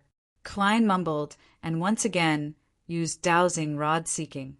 Anderson Hood's location. "He's here too?" Donna's was first taken aback before he asked in surprise. After Klein finished reciting the sentence, He released his cane and confirmed the direction in which he had fallen. He nodded and said, "I'm worried about him outside." "So you're also wary of that fellow, Anderson Hood?" Danitz couldn't hide his smile as he echoed, "That's right. That's right. He's the kind of person who smiles on the surface, but turns around to stab you. He has a terrible reputation in the Fog Sea. All the pirates don't like him. He even deliberately slandered you just now, hoping to make us wary of you and view you as an enemy. If pirates like him, it only means that the title of strongest hunter isn't much." I heard Anderson's instigation. Klein didn't respond. He picked up his cane and trudged through the snowstorm. Danez followed closely behind as he used a fire raven to disperse the snowflakes and block the cold, preventing the duo from freezing. Not bad. Very self-aware. At that moment, Klein once again felt the benefits of having a servant. There was someone to hold an umbrella on rainy days, and there was someone to heat the house in a snowstorm. In the vast white world, the duo were like black dots. They creaked through the snow and walked forward bit by bit. After nearly 20 minutes, they arrived at the spot indicated by the dowsing rod. Nothing. Donna surveyed the area and failed to find any traces of Anderson Hood. He didn't doubt German Sparrow's dowsing rod method at all, because he was the last person found. Klein frowned slightly as he activated his spirit vision and strengthened his spiritual perception. Suddenly he sensed something. He jabbed his cane forward, causing the snow on the ground to collapse. The collapse revealed a cave. The rocks inside were dark and reflected the light from the fire. Klein squatted down and peeked inside. He discovered a narrow path extending out of the cave, and at the end of the path, on a pile of red rocks, a strange underground plant was slowly burning. Anderson Hood sat beside it, leisurely roasting a creature that looked like a rabbit. The fragrance of the fat emanated a warm feeling, drilling into Klein and Donna's noses. "You're here? Do you want to give it a try? There's actually a strange rabbit that can survive in the snow here." Anderson crouched down and looked at the entrance of the cave, as though he was greeting a companion on a picnic. Although he didn't say anything provocative, I really want to beat him up at that moment. Klein leaped into the cave expressionlessly and came to the side of the fire, feeling the long-awaited beauty. Donez followed in and looked at the fire roasting the rabbit before looking at the fire ravens beside him. He silently removed all of them. "How did you find this cave?" Donez asked as though he refused to admit defeat, but his body very honestly moved closer to the fire. Anderson flipped the rabbit that was stabbed into the pitch-black dagger and shot a glance at Donez. The first lesson of a hunter is to observe the environment, familiarize yourself with it, and make use of it. Donez's expression immediately froze. Anderson then looked at German Sparrow and chuckled. "I blasted out a cave. How is it? Not bad, right?" The strength was controlled very well. As he spoke, he took a whiff of the air. "How fragrant. It looks like it's done roasting. Do you want to give it a try? Although I didn't bring any seasoning, there's rock salt here. It's just a little astringent." "Are you sure it's edible? If it's a beyonder creature, you might lose control the moment you take a bite," Donez said with a TSK. Anderson shot another glance at him. The second lesson of a hunter is to distinguish what can and cannot be eaten in the wilderness. He carefully reached out, pulled off a leg, stuffed it into his mouth, and ate with relish. Klein was just about to say something when he suddenly felt a crazy and tyrannical aura approaching from afar. The pressure from a high-level creature seemed corporeal, making Donna's body tremble uncontrollably. The aura swept across the sky and didn't notice the strangeness of the cave as it quickly left. King of the North. This title flashed across Klein's mind. P.S. Friendly recommendation of a book. Lucky God. This is a book filled with love and is filled with positivity. This is the story of a nobody who finally becomes the god of luck that all humans worship. Chapter 710. As the tyrannical aura flew past, Anderson's chewing came to a sudden halt. Only when it was far away did he gulp down the remaining rabbit meat. He looked up at German Sparrow. "Is this the dragon you were talking about?" Klein nodded slightly, confirming Anderson's guess. The corners of Anderson's mouth slowly curled up, revealing an expression that was at a loss for whether to laugh or cry. "I thought you were talking about an adult or even a young dragon. That one just now. I probably can't be a dragon hunter. I can only be dragon feces." The King of the North's crazy and tyrannical feeling is indeed a little terrifying. It's much stronger than the patchwork monster I encountered on the future that could wildly grow its hair. Perhaps it's a sequence 4 at the level of a demigod. Klein calmly made a judgment without any panic or fear. He remembered very clearly that it was written in Roselle's travels that the female pirate had been attacked by the King of the North. She had used all her strength to successfully escape and encountered the main team led by Roselle. As for Edwina Edwards, she clearly wasn't a demigod. She was a sequence 5 of the reader pathway. Furthermore, as she had been suddenly swallowed into the book, the mystical items or sealed artifacts that weren't convenient to carry around were left in the captain's cabin. She only had 1 or 2 items on her that she could use. Under such circumstances, she was able to resist the King of the North and survive. Klein, who had just advanced and adjusted his glove configuration, believed that it wouldn't be too much of a problem. Furthermore, he could connect to the gray fog and use the sea god scepter to respond. This was also the reason why Klein dared to directly enter after confirming that Donnes was in a normal state during his prayers. The King of the North doesn't seem like a demigod of the ordinary pathway. According to Vice Admiral Iceberg, it's an out-of-control monster that has gathered many ice-type Beyonder characteristics. It can match a demigod in a particular domain, but it's definitely flawed in other aspects. It's not impossible for me, Edwina, Anderson, and the Beyonders of the main team to deal with it. If it really doesn't work, we can use the Sea God Scepter.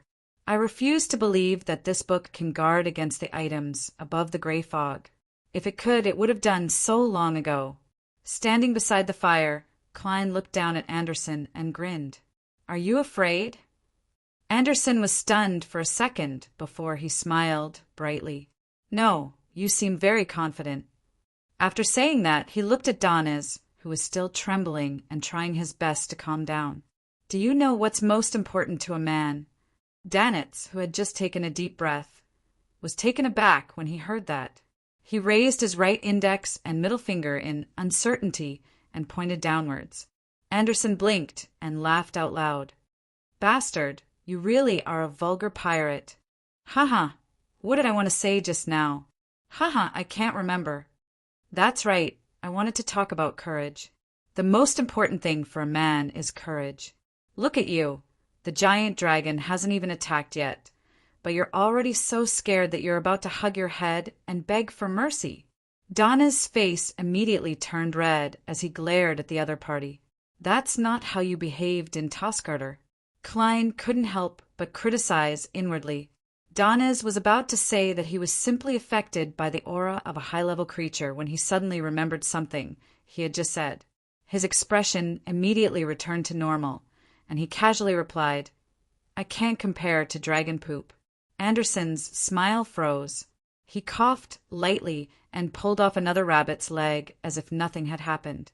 He passed it to German Sparrow. "Don't you want to try it?" Klein was silent for a few seconds before he slowly shook his head. "This is a strange world. Before confirming that there are no problems, it is best not to eat any of the food here. Maybe just a piece of rabbit meat will make you stay here forever." Anderson brought the roasted rabbit leg to his nose and mouth, then slowly put it down. His expression gradually collapsed. "Why didn't you say so earlier?" Klein calmly replied, "I just thought of this." Anderson's expression contorted for a few seconds. He lowered his head and quickly chewed on the roasted rabbit leg. "Aren't you afraid that there's really a problem?" The strongest hunter's actions stunned Donnes. Anderson smiled helplessly. "I've already eaten one. I've already digested what needs to be digested. Since there's no way to change it, I might as well focus on enjoying it. Klein and Donnez were at a loss for words. After Anderson finished chewing on the rabbit leg, he deliberated and asked, "Are you really not eating? I don't know how much time will be wasted. If we're starving, how are we to fight against monsters like the dragon from before?" Klein didn't directly answer. He took out his golden pocket watch and opened it. "It's 6:10 in the evening. In 4 to 6 hours, if there's nothing wrong with your condition, we can eat in small amounts." Anderson turned agape, unable to say a word. Klein ignored him and turned to Donnez. "Rest for 15 minutes before finding your captain." As he spoke, he took out the pearl earrings belonging to Vice Admiral Iceberg Edwina Edwards. "All right." Donnez suddenly felt his blood boil as he completely forgot the cold outside. After 7 to 8 seconds, he shrank back towards the fire. It was 7 in the evening in the outside world. Klein pressed down on his hat and held his cane. Together with Donnez and Anderson, they found a mountain peak according to the revelations of divination. They circled around a huge boulder covered in a thick layer of ice and saw a dark cave. A woman with an ancient bow stood guard at the entrance. The woman had a head of soft, lustrous black hair that was tied into a simple ponytail. Her facial features were very soft, different from the people of all the countries in the northern continent. She wore a brown, ancient-styled hunter's coat and trousers. Her sharp spiritual perception cast her gaze over. Upon seeing her slightly pointed ears, combined with the contents of Roselle's travels, Klein immediately knew her identity. She was the first female elf that Roselle got to know. Her name is unknown. If compared to Earth, the people of the northern continent are more European and American, while this elf has a clear Eastern charm. Klein quickly summarized the traits. Elf. She's identical to the elves in ancient religious paintings. Anderson suddenly turned excited. "I have to discuss it with her. I'll get her to be my model so that I can draw a few paintings for her." By the side, Donnez scoffed as he mocked simply. Vulgar. Clearly, he hadn't forgotten Anderson's mockery. "Do you only know that kind of painting?" Anderson shot a glance at him and sped up towards the female elf. Just as he approached, the female elf didn't hesitate to raise her bow. The arrowhead on it shimmered with silver lightning. "Stop!" Anderson immediately half-raised his hands. "It's useless. Most elves belong to the storm pathway. They're easily irascible and rash." Klein secretly activated his spirit body threads, planning on using some basic control to make the elf listen calmly. At this moment, Anderson's vision blurred as he saw 2 thick and sturdy grayish-blue legs, as well as a terrifying greatsword that had stabbed into the snow. Anderson was surprised to realize that he was only slightly taller than the leg's knee. He instinctively traced the runes on the greatsword and looked up bit by bit. As he leaned back, he finally saw the nearly 4-meter-tall giant in front of him. The giant's skin was grayish-blue. His chest and waist were wrapped in thick beast fur, while the rest of his body was exposed. Even his feet lacked protection. With a great sword that was wider than a human door, he looked down at Anderson, Klein, and the others with his iconic vertical eye, and asked with a rumbling voice, "What's going on?" He asked with a rumbling voice, "Who are you? Why are you here at Roselle's camp?" Klein was about to answer when a familiar figure suddenly walked out of the dark cave. Donna's eyes were filled with ecstasy. Dressed in a complicated shirt and dark-colored trousers, Vice Admiral Iceberg Edwina swept her gaze across the 3 of them. Her usually cold expression revealed a rather obvious look of surprise, as though she didn't expect Gehrman Sparrow and Anderson Hood to be here. She quickly returned to normal and looked up at the giant. "Gu Roselle, this is my companion." Gu Roselle grinned and asked delightedly, "Are you also here to deal with Jurigen?" Jurigen? Klein didn't know how to reply. At this moment, he saw Edwina, who was standing in the giant's shadow, give him a look indicating for him to give an affirmative answer. Jurigen is equivalent to the King of the North? Klein seemed to be deep in thought as he replied in a low voice, Yes. Haha, then we are friends. Gu Roselle looked down at the three people in front of him and laughed. As he spoke, Andrewson quietly retreated to German Sparrow's side and lowered his voice. This is the first time I've seen a living giant. It's impossible to hit his vitals. It's too high. I can give him a pedicure.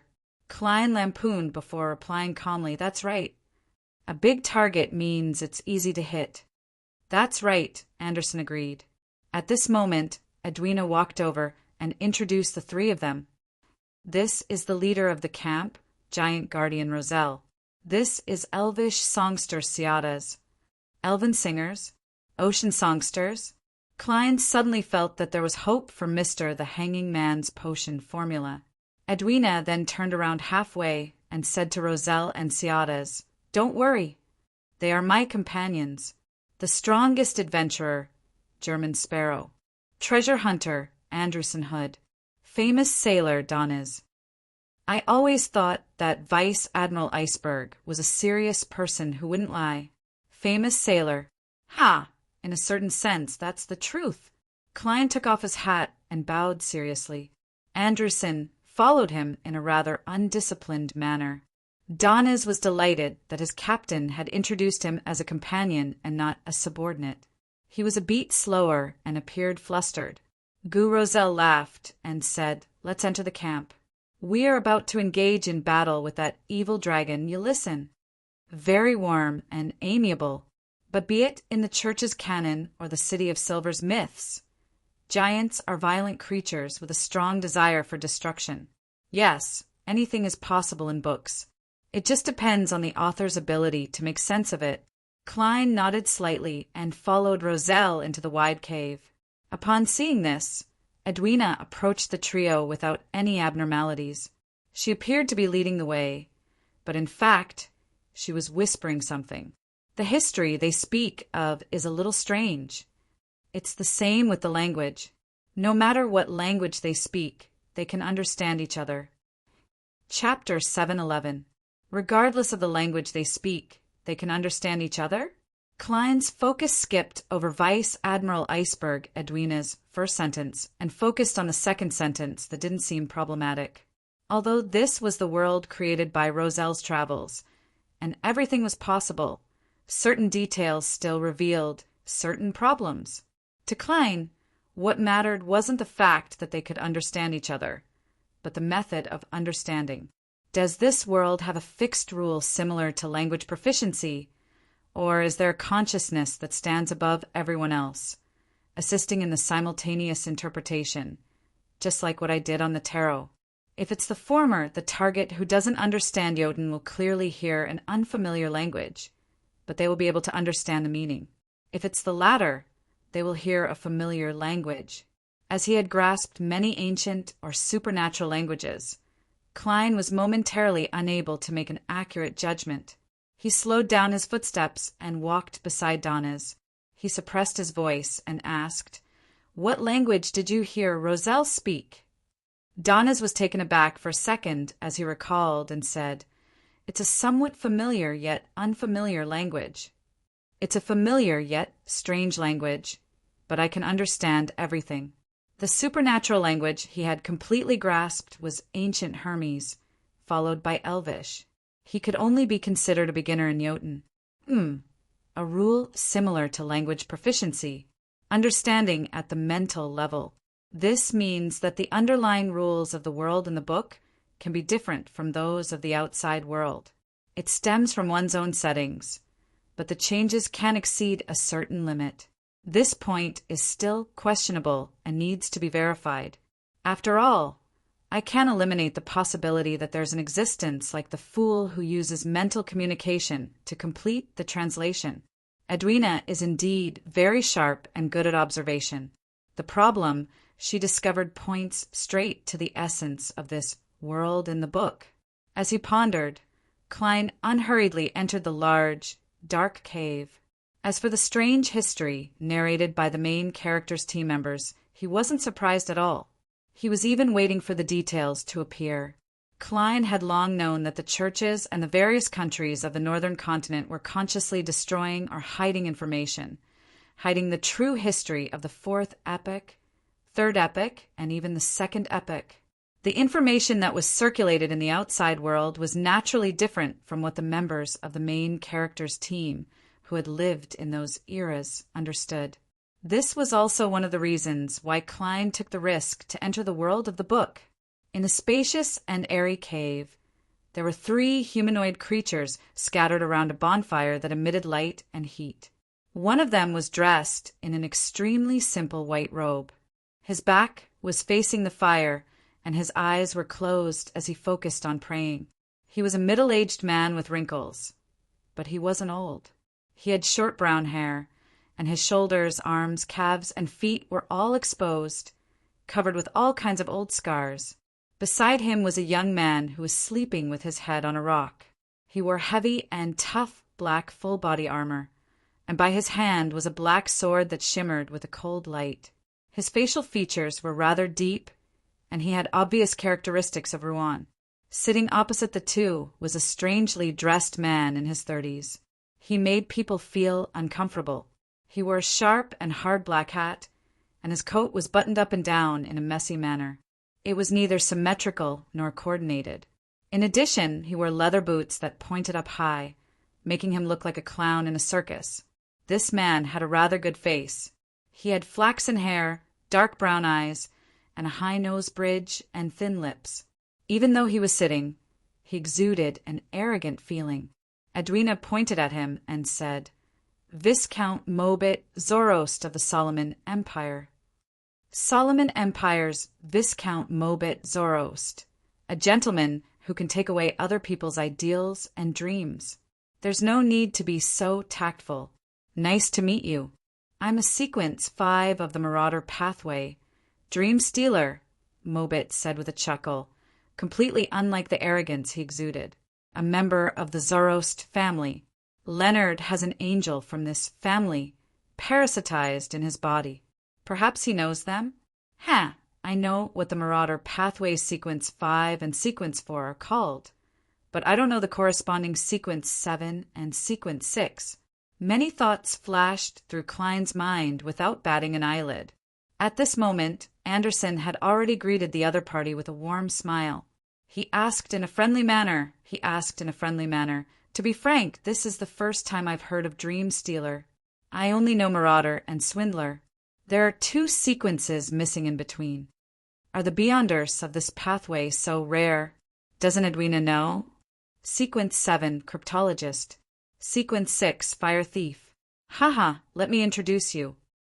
He believes in the Lord who created everything, the omnipotent and omniscient God. You don't have to care about him. He has completely sealed himself in his faith, the world. But in battle, he will be a very reliable companion. Sigh, Snowman, you should at least say something. Mobit, who didn't receive a response, rubbed his chin with a wry smile. This is the treatment I've always received. It might be hard for you to imagine that when I first entered this place, I was an arrogant, reserved, and cultured noble. But the long passage of time has changed everything. When your companion is a giant who only knows how to laugh and shout slogans. When he said this, Roselle, who was sitting on a rock, smiled in a simple and honest manner. He raised his hand and scratched the back of his head. That vertical single eye did not have the ferocity and brutality that all kinds of giants desperately tried to portray in the rumors. Mobit shook his head and pointed at the ascetic Snowman. As for him, he might not say a word for years or decades. Ciadas is a very violent woman. As long as there's the slightest fluctuation in her emotions, she'll beat me up. Sigh, as much as I admired her in the past, I'm now just as afraid of her. Therefore, I can only take the initiative to speak to them. Otherwise, I'll definitely go mad. Thankfully, Frunzier came later. He's rather talkative. Hey, Frunzier, wake up. We have new companions. The sleeping black-armored knight slowly woke up and opened his eyes to look at Klein and company. Suddenly, he stood up amidst the sound of metal clashing. He stared at Klein. Someone from Rouen? Yes. Klein nodded frankly. He realized that this former Rouen soldier who had been missing for more than 165 years didn't look old at all. His black hair drooped down, and his blue eyes were sharp. It made one subconsciously want to obey him. Frunzier clearly fell into a daze, but he quickly restrained his expression.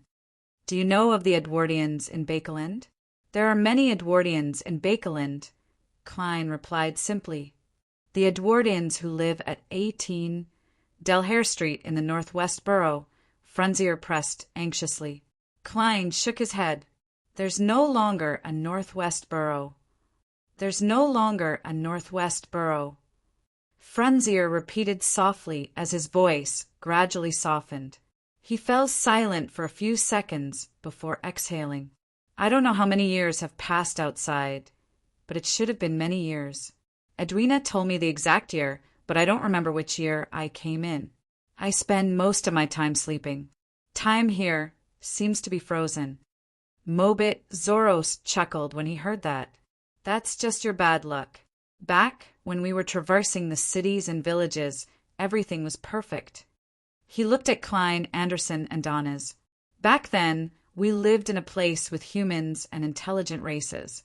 We got married again and again, watching our wives age, weaken, and die. Before a new member joins us, we would forget our goals. We would lead an ordinary but happy and relaxed life for decades or centuries. The only bad thing was that we weren't able to have our own children. Then Frunzier came. We entered this snow-covered region and hunted many monsters, but we gradually fell into a deep slumber. We were rarely awake until we met Edwina. This also means that time in the world in the book flows normally. What maintains the progress of the story is the influence of a particular force on the main character's team. Before a new member joins, before the book flips, they will remain at the previous node and do something else. This is similar to language translation at the mental level. Conversely, can it be said that the towns and villages in the world in the book are developing normally and truly? Yes, we have to find King of the North Ulyssin as soon as possible. Otherwise, with the passage of time, we will also suffer from that influence, falling into a deep slumber or forgetting our main goal. We will stay here for a very long time until a new member is swallowed into the book and finds us. Klein fell silent for a few seconds. Just as he was about to speak, Edwina spoke first. There's no need to worry about this problem. We will soon encounter the King of the North. Why? Anderson and Mobit asked in unison. Edwina surveyed the area. Before I came in, there were only a few pages left of the travel notes that were glued together. And now, all of you have entered and found the camp. There will definitely be more pages that have been flipped. The story is about to come to an end. Mobit nodded indiscernibly, agreeing with Edwina's judgment. As for Anderson, he softly muttered the words adhesion. Edwina then introduced Klein, Anderson, and Donnes. She then sat by the fire as a demonstration. Klein took off his hat and held it together with his cane. He slowly sat down and looked at Mobit Zorost, who loved to talk. Has he heard of the Tudor Empire and the Tluin Sostal Empire? He didn't beat around the bush and directly returned with a question. This was the persona of the German sparrow. No, Mobit shook his head. Edwina has already asked me. Back in my era, the Tudor and Tluin Sostal families were like our Zoroast family. They were powerful nobles of the Solomon Empire, loyal to the Black Emperor. So the Tudor and Tluin Sostal families are traitors of the Solomon Empire. Klein thought for a moment. Apart from you, what other nobles are there in the Solomon Empire? Many. Mobit smiled as he glanced at Frunzier. Augustus, Abraham, Zeradal, etc. Wait. Back in my era, the Church of Evernight's nemesis was the Church of the God of Combat and the Southern Continent's Egger's family. The Lord of Storms, eternal blazing sun, and the Church of the God of Knowledge and Wisdom were at odds with each other, hoping to obtain the support of the Solomon Empire. He paused for 2 seconds as his expression gradually turned solemn. Back then, Deities walk the land, not the astral world. P.S. There will be an early update at midnight. Chapter 712. Deities walk on land, not in the astral world. At the beginning of the fourth epoch, in the era of the Solomon Empire, there was no distinction between myth and reality. Deities walked on land without needing to descend. This is similar to the second epoch recorded in the City of Silver's books. Places like the giant king's court and the real world are only separated by a door. They can pass through and return as they wish. Humans and gods are everywhere, and it's chaotic and dark. Also, the astral world really corresponds to deities. Upon hearing Viscount Mobit Zoros's description, Klein instantly made the connection. He subconsciously swept a glance at Roselle. This was because this giant was very likely someone who had personally experienced a particular part of the second epoch's history. Roselle picked up a cup that was more exaggerated than a wooden bucket and gulped down a mouthful of melted snow. He laughed out loud and said, "Mobit, isn't this very normal? Why are you so serious?" "I don't know why I'm being so serious either." Mobit Zorost revealed a smile bit by bit. Haha, what is very normal to us might be very terrifying and unbelievable to them. I have to use a suitable expression to narrate it to achieve a satisfactory effect. Do you still remember Frunzier's expression when he first heard our stories? It was as though he wanted to kneel down and repent to the Lord of Storms. Klein, Donnes, and company were momentarily at a loss as to what expression or words to use in response. Anderson leaned his body towards German Sparrow and suppressed his voice. I feel that he has the talent of a provocateur. He appeared to be controlling his volume, but his words could be heard by every creature present. Mobit didn't mind it, as he chuckled and continued the topic from before. I know all of you don't believe in the matter of deities walking on land. It's very difficult for you to accept it, just like how Edwina was previously. Ha! I can give you 2 examples. The Abyss of Storm in Pasu Island and the Amantha Mountain Ranges, Tenebrous Heaven, are respectively the divine kingdoms of the Lord of Storms and the Evernight Goddess. The divine kingdoms on land are separated from the real world by an illusory door. Pasu Island? Isn't this where the altar of the Church of the Storm is located? Amantha Mountains. Amantha means tranquility in Hermes. Does this refer to the Holy Cathedral, the Church of Serenity? When the gods no longer walk the earth, their kingdoms become the headquarters of their respective churches. Klein instinctively felt that Mobit Zorost wasn't lying, so he made a judgment based on that. Donnes, on the other hand, was a little confused and fearful. He subconsciously wanted to avoid it, but when he saw the focused captain, the contemplative German Sparrow, and Anderson Hood, whose face was filled with the words, "I'm very interested," he could only force himself to hold back and search for a more comfortable sitting position. At this moment, elvish songster Ciadas, who was in charge of keeping watch, walked in. Don't mention that false god. The power of the storm belongs only to the elven king. Her voice was clear and gentle, but her tone was filled with anger and irritation. It was as though she would raise her hands at any moment and shoot Mobit Zorost with an arrow. All right, I'll address him as a false god. Mobit raised his hand and stroked his sharp and hard black hat. Ciatas retracted her gaze and said to the shallow believer of the Lord of Storms, the former Rouen soldier, Frunzier Edward, "It's your turn." Frunzier raised his head bit by bit, his expression still a little dazed. He didn't seem to notice the conversation and dispute from before. He pulled out the iron black sword that was stabbed into the ground beside him and walked towards the cave's entrance. Klein observed for a moment and took the opportunity to ask Ciadas, the elf, "Do you know Queen of Calamity, Kohainem?" In fact, he wasn't certain that Kohainem was Elf King Seniathrim's subsidiary god, Queen of Calamity. He was asking in such a manner because he was waiting for elvish songster Ciatas to give him an answer.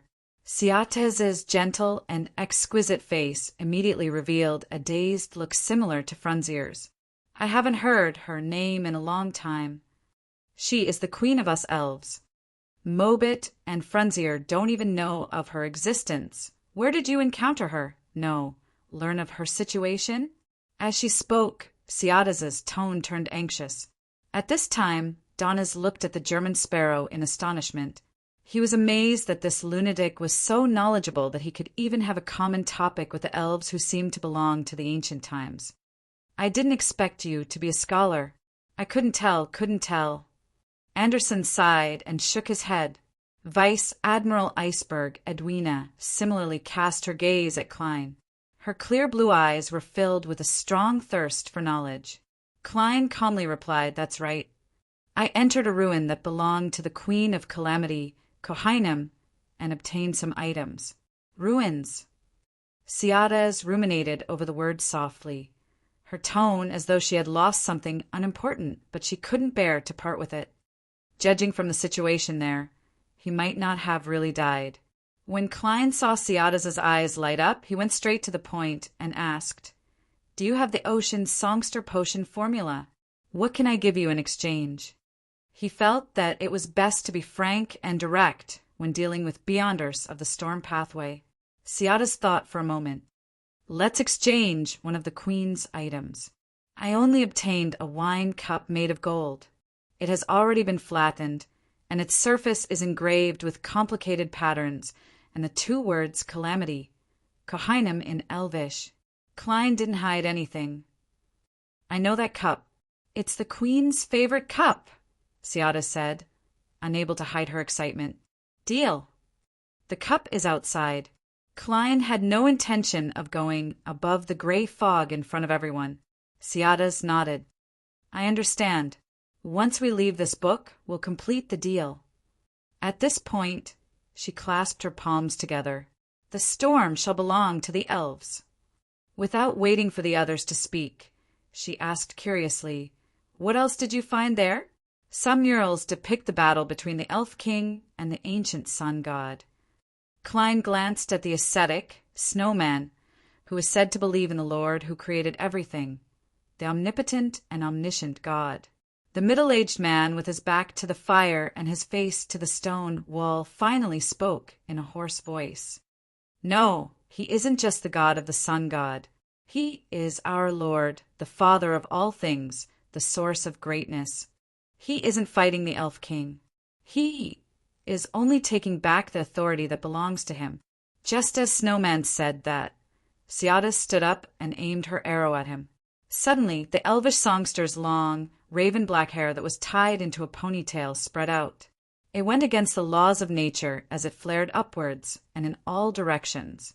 The strands of hair were distinct, and there were silver-white bolts of lightning swirling around them, emitting a strange dark blue luster. Just as Ciadas was about to release the bowstring, a gigantic, grayish-blue palm suddenly appeared in front of her.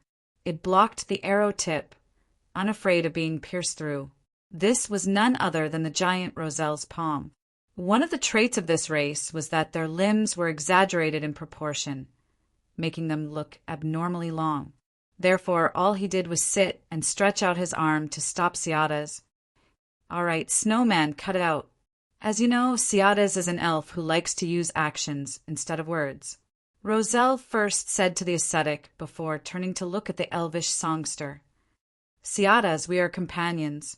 We have experienced many dangers together, and we can leave our backs to each other's companions. You can retort Snowman or even beat him up, but you are not to attempt to harm him. As expected of the protagonist of a travel book, he's filled with positive energy. However, what's the difference between beating him up and harming him?" Klein couldn't help but mutter. Ciadas grunted and sat back down. There was a moment of silence and awkwardness. The giant Roselle surveyed the area with his vertical eye and chuckled. "Then I'll also talk about my past experiences. Before entering this book, I lived in the Giant King's court and was one of the guardians of the Waning Forest. Only our king can enter that place. It's said that his father and mother are buried there. They are also the origins of us giants. The Giant King's court is made up of many parts, and the Waning Forest is one of them.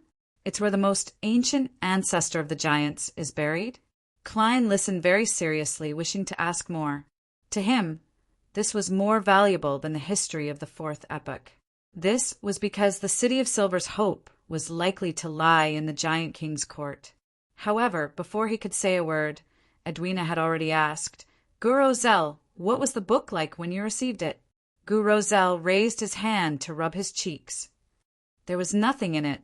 It was like a blank book waiting to be filled in. I previously guessed that Grosel might be a character from a book. Klein deliberated for a few seconds and didn't directly inquire about the details of the Giant King's court. He turned to look at Mobit Zoroast. And said, "Do you know Blasphemer Amon?" Blasphemers refers to the entire Amon family. They are the mortal enemies of our Zoroast. It said that they have an extremely powerful and terrifying ancestor. Even Lord Ouroboros and Lord Medici regard him with great importance and even fear him, but no one knows his exact name, Mobit explained in detail. Ouroboros? Medici? Back then, the true creator and Rose Redemption were supporting the Solomon Empire. Klein's heart stirred as he immediately asked, "What's going on?" "Have you heard of the name Sassurer?" Mobit was taken aback as he slowly shook his head. "Never heard of it. Dark Angel Sassurer's name disappeared after the cataclysm? Was it buried?" From this, Klein confirmed a fact. At this moment, Snowman, who was facing the stone wall, spoke in a hoarse voice. "Sassurer is a dark angel, the leader of the kings of angels. He's the one closest to the Lord. I'm waiting for your answer." Klein looked at the ascetic monk and asked in a low voice, "Apart from him, Ouroboros, Medici, and Amon, which other kings of angels are there?" "There's no need to say their names." Klein was afraid of causing an unnecessary reaction, just like the penitent in Afternoon Town. Edwina, Anderson, and Donna's had been in a daze from the beginning. This was because the content of the conversation between German Sparrow and the few ancient figures was something they had never heard of. They couldn't believe that this crazy adventurer had grasped so many secrets and knowledge. Snowman fell silent for a few seconds.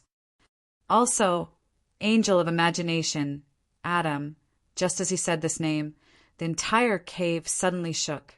The familiar crazy and tyrannical aura rapidly descended. King of the North Ylisson had come. P.S. Updated in advance on Monday. Requesting for monthly recommendation votes. Chapter 713. The former Rouen soldier, Frunzier Edward, who was guarding the cave entrance, had just moved when he saw a massive figure descend from the sky, landing on a huge boulder that was covered in thick layers of ice. The wings that were covered in skin didn't retract as they continued spreading out, nearly blocking out the surrounding light. The illusory armor that seemed to be made of ice crystals and the extremely berserk, deep blue dragon eyes were immediately reflected in Frunzier's eyes. He instinctively sensed danger and immediately leaped to the side with his iron-black sword in hand, rolling far away from where he had originally been standing. Almost at the same time, the frost dragon, King of the North Ylisson, opened its mouth and spat out a distorted, quiet, and ostentatious icy blue flame into the cave. Wherever it passed, the void turned transparent and froze. Moments later, the icy blue flame stirred up a wave of dreamy light that surged into the dark cave, freezing everything in its path. Although the words Angel of Imagination, Adam, still flashed in Klein's mind, and he couldn't help but recall Roselle the Great's description of the Twilight Hermit Order. Their mission is to revive the original creator, a high-ranking being of the spectator pathway, or even a uniqueness. The method of gathering members is through a true dream that connects the east and west ends of the continent. Furthermore, as long as their names are mentioned, they will immediately sense it. However, he still instinctively reacted to the impending danger. He pounced to the side and quickly dodged to an uneven spot in the cave, attempting to use the boulder in front of him to block the subsequent attack. However, the surging icy blue light was like a tidal wave that drowned every spot, freezing everything. In the cramped environment of the cave, there was no safe zone for the target. just as the surroundings were about to turn into an ice coffin. A gigantic, grayish-blue figure appeared in Klein's vision. The giant, Roselle, silently stood right in front. He knelt down on his left knee and bent his back forward, stabbing his broadsword into the ground in front of him. The light of dawn lit up, forming an illusory wall to Roselle's left and right, protecting everyone behind him. The icy blue tidal wave surged over, but it was first split apart by the vertical broadsword before slamming into the light of dawn on the two sides. In the vision of Klein and the others, the cave suddenly darkened, and then half of the light was restored. They could clearly see that the bonfire had already been extinguished. The dim light from the outside world penetrated the layers of ice crystals and shone in, making it exceptionally dim. At this moment, every inch of space in front of Roselle was frozen. This giant seemed to have become a bug in amber. Then, the giant sword that was stabbed into the ground shone like the first rays of the morning sun. They converged together and enveloped Roselle. Then, they transformed into a storm of light that swept outwards. Silently, a huge crack appeared on the layer of ice that seemed to have been melted, and it spread all the way to the outside of the cave. Gu Roselle's grayish-blue figure disappeared from where he stood. Elvish songster Ciadas, who had yet to tie her hair up, held her bow and arrow. Under the swirling winds, she charged out of the cave without any delay. Wearing an asymmetrical black coat, the Solomon Empire's Viscount Mobit Zoroast mumbled to himself, "Don't be in a hurry!" He ran with large strides, following closely behind Ciadas. The ascetic snowman who was facing the rock wall stood up as well. He tapped his chest 4 times, as though he was drawing a cross. "May the Lord bless me." With a hoarse and dry voice, he stepped on the cold ice with his bare feet and ran out of the cave through the crack. Klein similarly didn't hesitate. Without drawing his revolver, he quickly entered the crack in the ice with Anderson, who was holding Death Brachyderm tightly. Edwina Edwards, who was wearing a complicated shirt, looked at Danitz, who was trembling under the aura of a high-ranking Beyonder. She said with a gentle but emotionless voice, she said, "Stay here." With that said, her light blue eyes suddenly turned dark. Immediately, a strong wind held around her, propelling her out. "Stay here." Danitz was taken aback for 2 seconds as he subconsciously surveyed the area. He saw the rock wall covered in frost and the completely extinguished fire. The cave was silent. He was the only one there. Donna's trembling calmed down bit by bit as he turned agape, but he didn't say a word.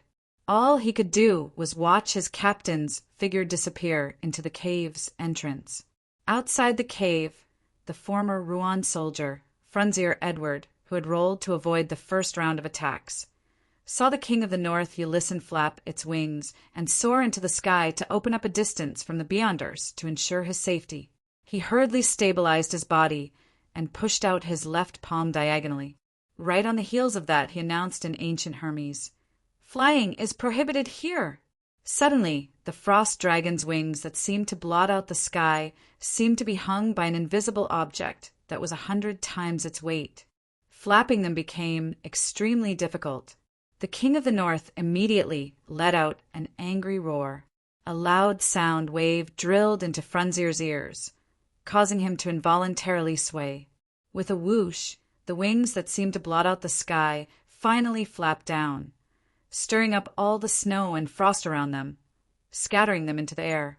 Although it was difficult for Ulyssin, it still succeeded in flying. At this moment, disciplinary Paladin Frunzier's expression turned extremely solemn. He once again spoke in ancient Hermes. "Violators shall be punished." Just as he said that, his figure shot up, moving even faster than the frost dragon Ulyssin. It was as though he had been enhanced by an unknown power. Ding! Frunzier spread his body in midair as he brandished his iron-black sword, cleaving the King of the North's neck in a manner that was certain to hit its target. Clear cracks appeared on the ice crystal-like armor as they spread to the surroundings. However, This didn't cause Ulysses to bleed or be injured. This frost dragon didn't even feel any pain. Its ghostly blue eyes locked onto Frunzier as it wore a cruel and brutal expression. It raised its front claws, and Frunzier was in midair with nowhere to dodge. At that critical moment, a hurricane blew over, forcefully pushing the black-armored, disciplinary paladin away. Ulysses' strike struck the void, producing an explosive sound as it failed to hit its target. The moment elvish songster Ciadas rushed out of the cave, she didn't hesitate to take action and save Frunzier's life. Right on the heels of that, her hair spread out once again in violation of the laws of nature. Each strand was wrapped with lightning. She used the tip of her arrow to aim at the gigantic king of the north that was flying slowly in midair. She firmly pulled back the bowstring. The sky instantly turned gray, as though dark clouds were gathering and lightning was leaping. Due to the influence of the disciplinary paladin, Ulysses' flight wasn't that smooth. Suddenly, it retracted its wings and swooped down, slamming into Ciadas like a high-speed train. At that moment, the grayish-blue figure that made one feel safe rushed over and blocked the king of the north's swooping path. The giant Roselle knelt on one knee once again, stabbing the broadsword that humans couldn't use in front of him. A light that resembled the first rays of dawn appeared, erecting an impenetrable, invisible wall. Boom! The frost dragon and Roselle's collision was like a terrifying explosion. It pulverized the surrounding snow and ice as it was pushed to the periphery. Roselle failed to defend himself as he flew out like a ball, rolling past Ciadas and slamming into a mountain wall with a bang. He slammed into the snow and ice above him, nearly creating an avalanche. As for Ulysses, it didn't retreat. All it did was stand in its spot, having its dive interrupted. It stepped on the ground with its hind legs. Its body leaned forward as it craned its neck and opened its mouth at elvish songster Ciadas. The Solomon Empire's noble, Mobit Zoroast, had long arrived beside Ciadas. Upon seeing this, he hurriedly extended his right hand and quickly twisted his wrist. Jurigen's mouth was completely agape, but he seemed to have forgotten what he wanted to do. He stood there in a daze and did not follow up. Mobit suddenly turned his head and spat to the side. Bah! The saliva was ordinary and there was nothing special about it. Seizing this opportunity, the ascetic snowman who had followed them out raised his arms, as though he was embracing the grace of God. Then he said to elvish songster Ciadas in a deep voice in ancient Hermes, "God said it's effective." With a sizzling sound, the silver lightning on Ciadas' hair brightened and surged out, intertwining with the arrow. She let go of her wrist, and the arrow shot out. Rumble! Dark clouds gathered in the sky, and a thick bolt of lightning struck down, superimposing on the arrow. The arrow turned completely silver-white, as though it came from the god of thunder. It struck Jurigen's forehead at an unavoidable speed. The layers of ice crystals vanished as the dreamy armor cracked. The arrow stabbed into the king of the north's head, causing it to let out a deafening scream. Light blue blood flowed out and quickly coagulated. The frost dragon's ugly head shook crazily as silver darted about. At this moment, Klein and Anderson ran out of the cave. Disciplinary paladin Frunzier landed on the ground and tumbled a few times before standing up again. As for Roselle, he reached out his palm from the snow and rubbed his head. He didn't seem to be injured. With so many teammates, I don't need to take the initiative to attack. I can attempt to control Jurigen's spirit body threads. From what I saw, it doesn't seem to have the defenses of a demigod.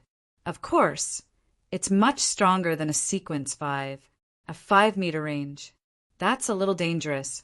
Klein looked at the frost dragon and quickly had an idea. P.S. Update before making any changes. Chapter 714.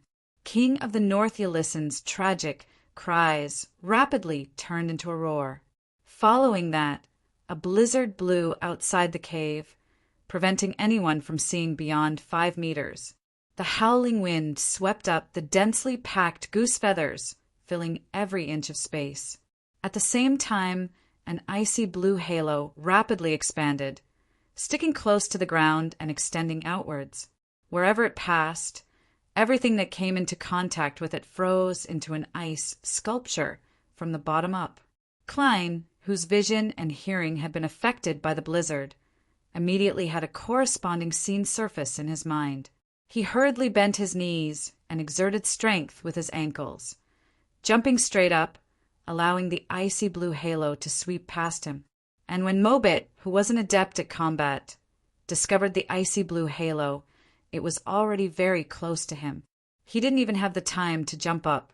At that moment, someone grabbed his shoulder and lifted him up. Beneath his feet, a violent hurricane soared into the sky.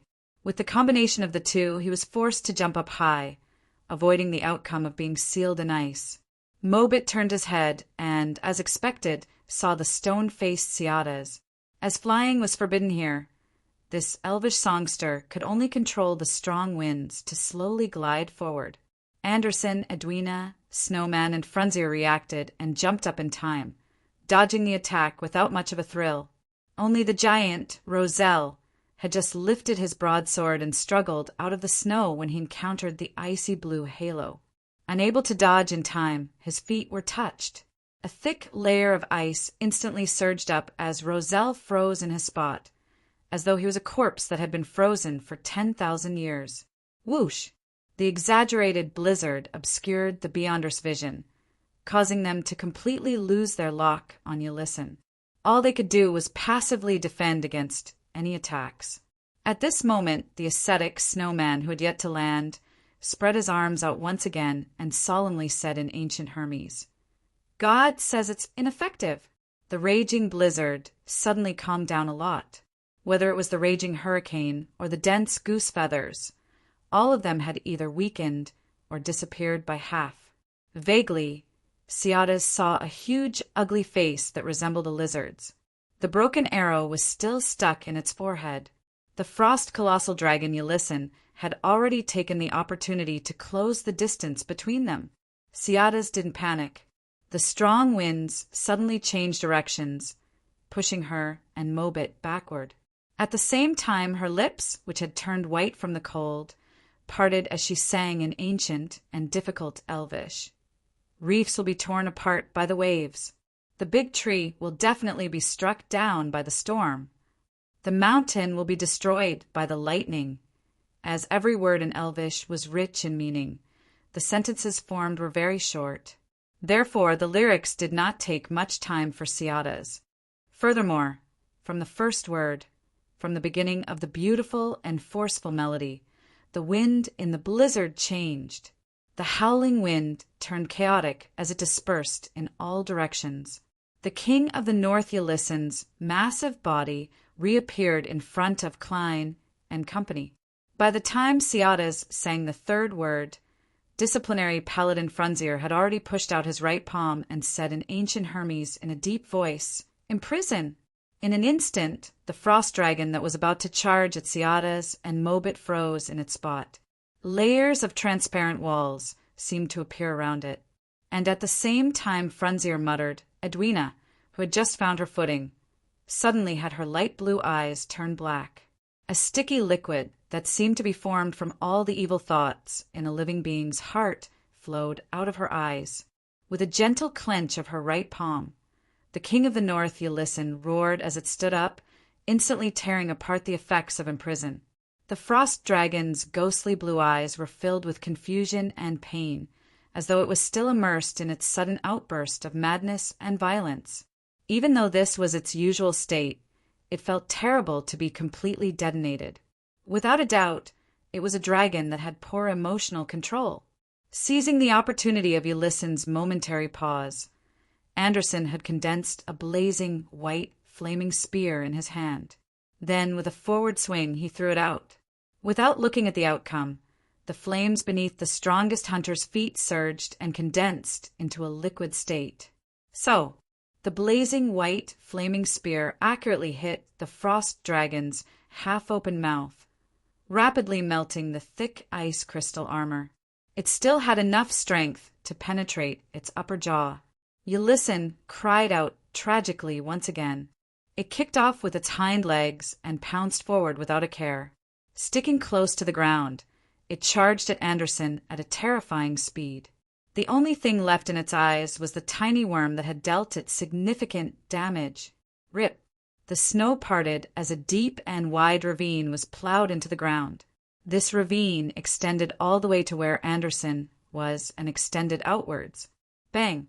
With terrifying inertia, the frost dragon slammed into a rock covered in thick layers of ice, shattering its outer shell and cracking its innards. If it had struck Anderson, the strongest hunter would definitely have been reduced to a pulp. Even if it was just a graze, it was very likely that he would die on the spot. However, somewhere in the ravine, where Anderson was originally standing, there was an additional black hole that led straight down. It was just the right size for a person to crawl through. Pah! With a hand placed on the hole's entrance, the disheveled, strongest hunter jumped out. After he threw the flaming spear, he didn't dodge in a panic. Instead, he directly used his Beyonder powers to melt the snow beneath his feet and burn the soil, silently creating a hole that wasn't too deep. Following that, he sank into it and squatted down, perfectly avoiding the king of the North strike. At that moment, a pure beam of light descended, striking Roselle's body and quickly melting the ice crystals on his surface. Snowman had used an offensive method to remove the restrictions on the giant guardian. The light of dawn erupted as Roselle raised his great sword and charged in front of the frost dragon, slashing out in a frenzy. Bang! Bang! Bang! Roselle's height was only a meter shorter than Ulysses's non-humanoid form. His strength was equally exaggerated, although he staggered and retreated after clashing with his opponent's front claws. He quickly recovered and took another step forward, entangling his opponent. With the giant guardian blocking the front, the others calmly made their own responses. The ascetic snowman maintained his open arms, and a halo that resembled the scorching sun appeared around him. This halo quickly spread outwards, warming up every one of his companions present. It brought them great courage, and as if it was being controlled precisely, they avoided the king of the north. Not far from him, Ciadas's hair fluttered as she pulled back her bowstring. She shot out arrows that seemed to be condensed from wind blades or lightning. As the target was massive, every arrow of hers hit its target. Furthermore, it was nearly at the same spot, the frost dragon's shoulder. Mobit Zorost matched up perfectly with Roselle. At times, he would steal the idea that the king of the north was about to put into practice, causing it to fall into a momentary daze. At other times, he would attempt to steal its powers, but despite the limited number of attempts, he had yet to succeed. With his pitch-black short sword in hand, he carefully circled to the side, as though he wanted to attack a particular spot. Disciplinary paladin Frunzier brandished his iron-black sword and used the prohibition decree and imprisoned judgment to assist Roselle in his melee with the frost dragon. If not for him restraining the giant, he would have long been sent flying despite being a guardian. He would then be trampled or spat at to his death. Klein looked at Edwina and raised his hand to point at himself. Invisibility. He didn't know if she could replicate such an ability. If she couldn't, he would have to consider other means. Edwina didn't ask why. Her light blue and clear eyes immediately reflected German Sparrow's figure before losing its color and turning transparent. Klein's body turned transparent as he vanished. After confirming his condition, Klein quickly ran towards the dragon and giant who were engaged in an intense battle. With a roll, he arrived at the king of the north's left hind leg. Then, as he dodged Ulysses' stomps in battle, he used his spirit body thread's vision that he had long activated to emanate his spirituality to control the illusory black threads. Right on the heels of that, he would roll and leap from time to time as he searched for a safe space beneath and around the frost dragon. Whoosh! Whoosh! Whoosh! Silver lightning arrows and pure blue wind blades landed in a small area, shattering the ice crystal armor and tearing apart the tough skin. Soon, the frost dragon's right shoulder turned pale blue. Correspondingly, the The swing of its front claws slowed down imperceptibly. Disciplinary Paladin Frunzier acutely noticed this as he leaped to the side to dodge the icy blue breath. He pointed at the spot and solemnly declared in ancient Hermes, "Death!" With a poof, Ulyssen's right shoulder, which was covered in light blue blood, instantly shriveled. It tore so much that translucent bones could be seen. At that moment, Edwina took out a palm-sized bronze mirror and reflected Ulyssen's body. She reached out with her right palm and grabbed the mirror surface, pinching the image within. Then, with a forceful tear, she pulled it outwards. Ulyssen's wound instantly became exaggerated as it kept spreading. It was as though it was about to lose a front claw. It let out a shrill cry as it suddenly raised its body and stood up like a human. A pale blue light that was close to white surged out of the dragon's body as the temperature within 100 meters plummeted. It was accompanied by an irresistible feeling. Suddenly, all the Beyonders seemed to be sealed in ice for an extended period of time. Their bodies turned extremely cold as they turned extremely stiff. Furthermore, they couldn't help but tremble. It was the same for Ciadas, Mobit, Edwina, Klein, Roselle, Anderson, and Frunzier. Only the ascetic snowman, who had been tempered by the cold countless times, could barely move. He kept his arms wide open, half closed his eyes, and said solemnly, "Don't worry." He solemnly said, "God loves the world." Sunlight tore through the snowstorm and shone in. The warmth began to melt the frozen feeling. Bang! Ulyssen sent Roselle flying with a swipe of its claw, causing the giant guardian's chest to cave in. He was severely injured. It temporarily ignored the others as it aimed at Snowman and charged at him at high speeds. Snowman doesn't have anyone protecting him. He's about to leave my 5-meter radius. Klein's body was still stiff as he watched the scene. He had the urge to run into the cave and pray to himself before heading above the gray fog to respond with the sea god scepter. At this moment, a scarlet fireball landed beside the ascetic monk before the frost dragon could. Then it exploded and sent the ascetic monk flying. It came from the strongest hunter, Anderson. At that moment, Edwina condensed a fireball in her hand and threw it at Ulyssen's back. But it didn't seem to hit. She was creating a passageway for Klein to flame flash. Chapter 715. The frost dragon Ulyssen charged to where ascetic snowman had been standing, but it did not hit anything. It slid past, leaving behind a long ravine. Behind it, fireballs exploded one after another, creating fireworks. Klein's body stiffened as he used the flash jump. He didn't allow the King of the North to open up a distance between him and him. He remained within 5 meters of it. When Ulyssen stopped, he who was still in his invisible state suddenly had an ominous feeling. A corresponding scene appeared in his mind as he hurriedly lunged forward, sticking close to the ground as he burrowed beneath the frost dragon. At the same time, Ulyssen's thick and powerful tail lashed out, lashing at the nearby elvish songster Ciadas and the Solomon Empire aristocrat Mobit. Whoosh! With a gust of wind, Mobit was sent flying, dodging the frost dragon's tail. As for Ciadas, she was a beat too slow. Although she had used the strong winds to retreat with a sweeping momentum to dissipate the force, she was still struck to the side. It shattered the thick, illusory scales that had surfaced on her body and fractured her ribs.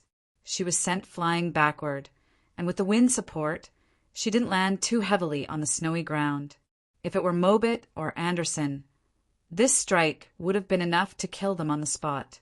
Thankfully, the storm pathway had the corresponding illusory scales to protect them. Furthermore, every sequence would receive a corresponding enhancement. Ciadas was only seriously injured and didn't fall unconscious. She didn't even completely lose her mobility. At this moment, the King of the North Ulyssen's neck moved as it opened its mouth and spewed out a pale blue wave of light. The wave of light swept past Snowman, freezing the ascetic into an ice sculpture. Edwina, Frunzier, and Anderson were either blocked by the massive dragon's body, using other Beyonder powers, or being too far away. They couldn't save him in time. Bang! The frost dragon leaped and turned around, causing the ground to tremble. At that moment, its condition had clearly deteriorated. The wound on its right shoulder was abnormally gruesome, although the frozen, pale blue blood had barely stopped the injury from worsening. Its corresponding front claws were nearly paralyzed, making it inconvenient. Many of the illusory scales on its body had shattered, turning abnormally dim as though it had lost a large amount of vitality. But no matter what, it had managed to severely injure or restrict 3 of its opponents, and its situation was much better than before.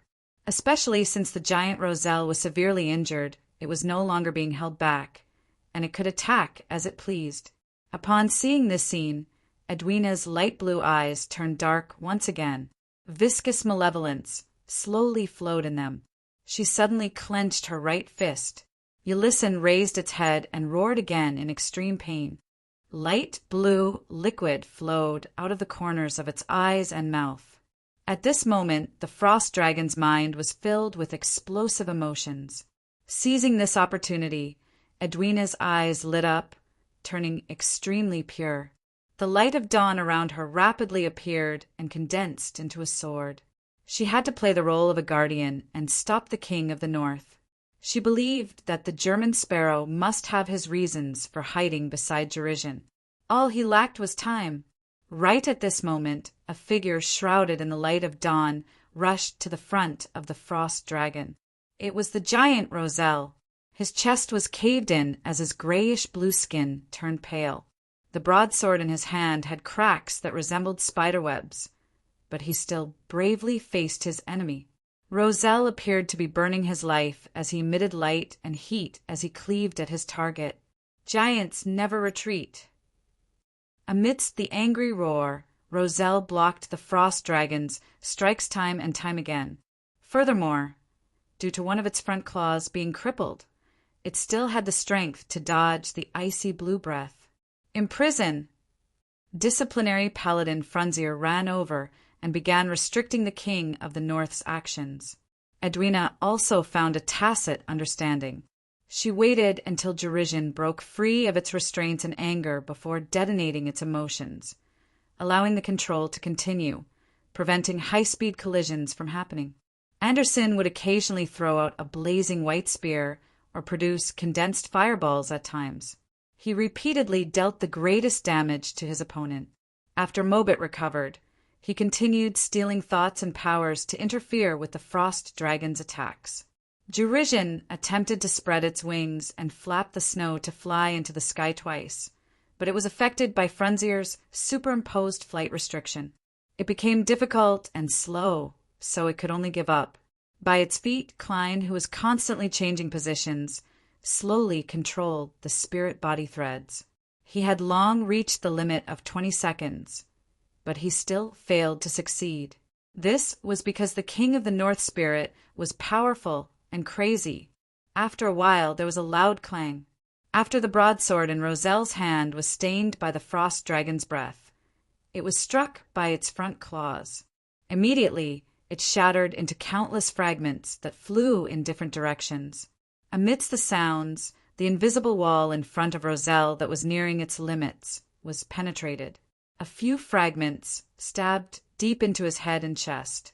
Disciplinary Paladin Frunzier, who was closest to him, similarly failed to dodge in time. The side of his armor was shattered as the corresponding spots were mangled. Giants never retreat. Roselle roared once again as the light of dawn bloomed from his body as a pure sword of light appeared in his palm.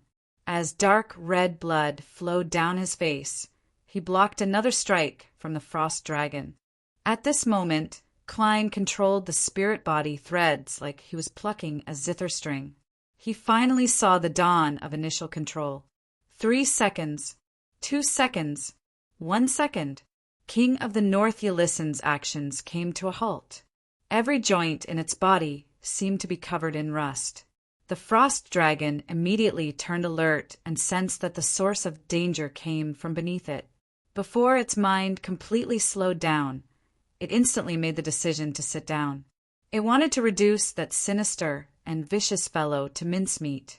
Suddenly, its mind went adrift as it forgot what it wanted to do. As for Mobit Zoroast, who was more than 20 meters away, his legs went limp as he strangely sat down on the snow. Klein took the opportunity to move his feet, neither too fast nor too slow. He walked to the side of the frost dragon's hind legs. His invisibility began to fade. After all, the simulation was definitely inferior to the original. He extended his hands as his spirituality leaped, as though he was controlling a gigantic puppet. Bang! Ulyssin, whose mind had already slowed down, found its previous decision. Its hind legs slowly bent as its body slammed down like a collapsing mountain, but all it did was stir up the snow and dust.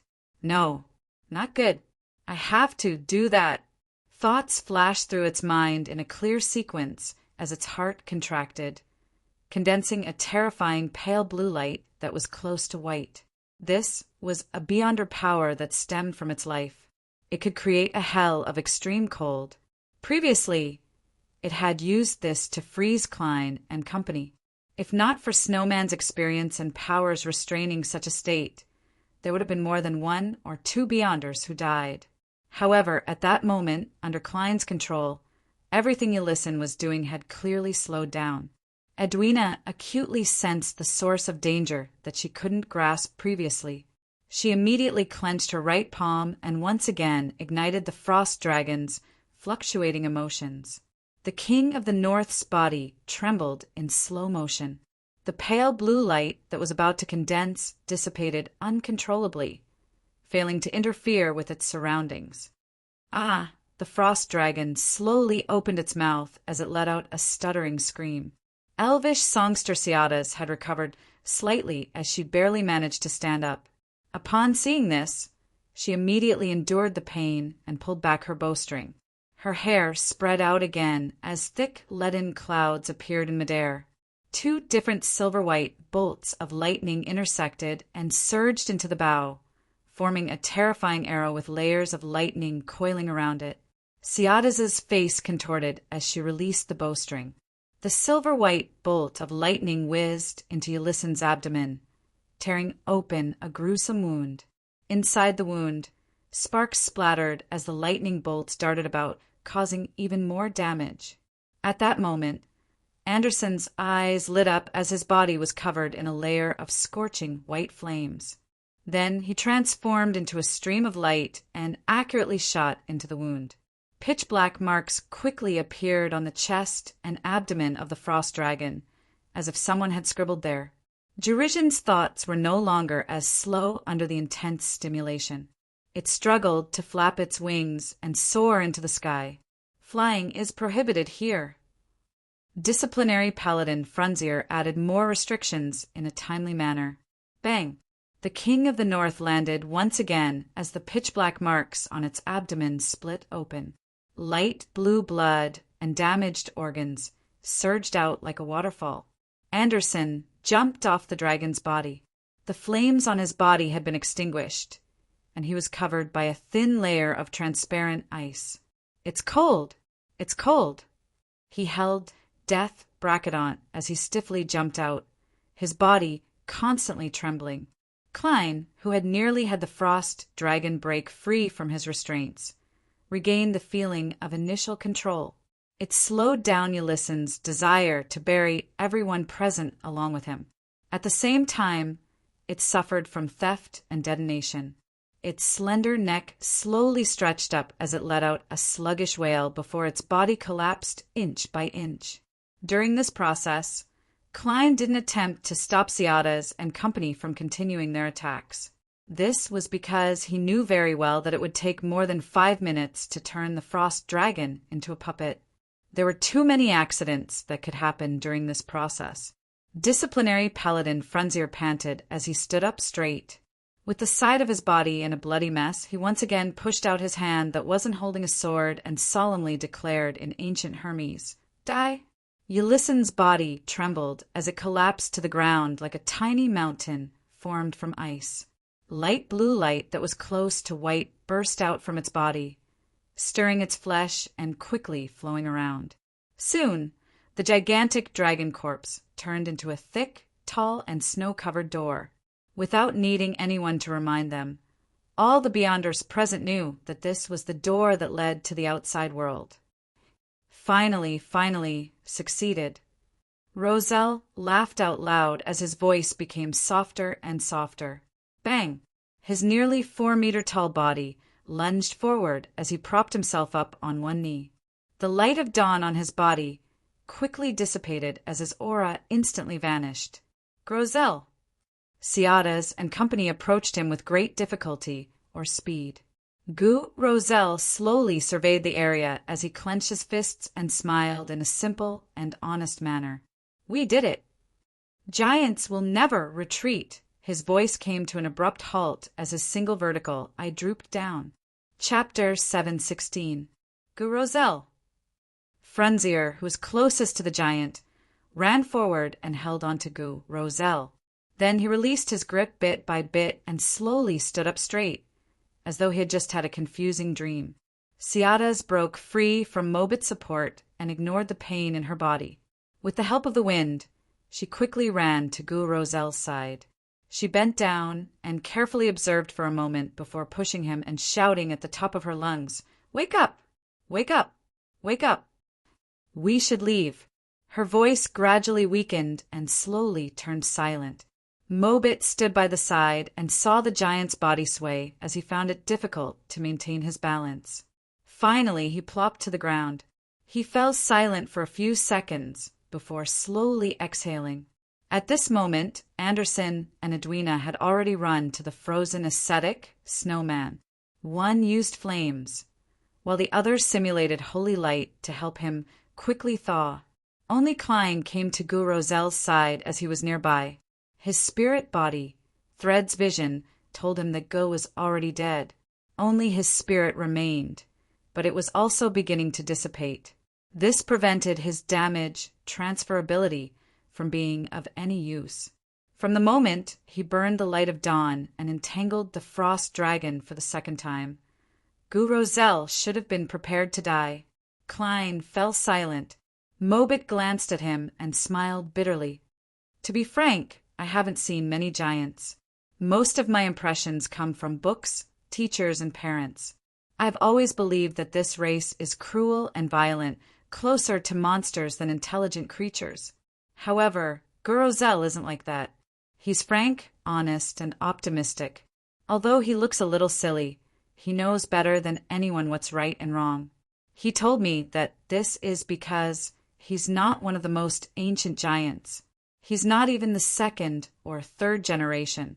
The cruel, violent, and crazy giants also have the instinct to mate. They will give birth to descendants. And from time to time, there will be more rational types among the descendants. These descendants will reproduce, allowing the entire race of giants to break away from the category of monsters. I don't know if I should believe him, but his existence proves a possibility. As Mobit spoke, he suddenly paused, as though he had sunk into the past. At that moment, Edwina and Anderson helped the clearly stiff snowman over. The ascetic struggled to walk to Rosel's side. Looking at the closed vertical eye, Snowman drew a symbol that resembled a cross on his chest. He half closed his eyes and prayed softly.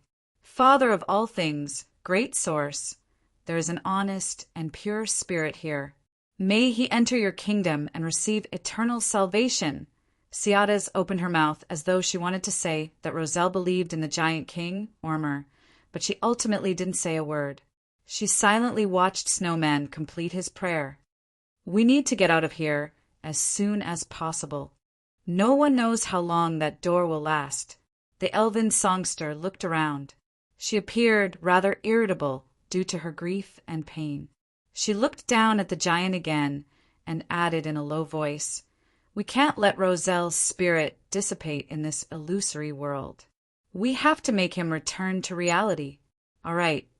Mobit immediately agreed. Klein and company didn't have any objections. Edwina turned her head and shouted at the snow-covered cave. "Donnas, you can come out now." At that moment, Ciadas's eyes darted around as though she had thought of something. She turned her head to Klein. "Do you have a pen and paper?" "Yes."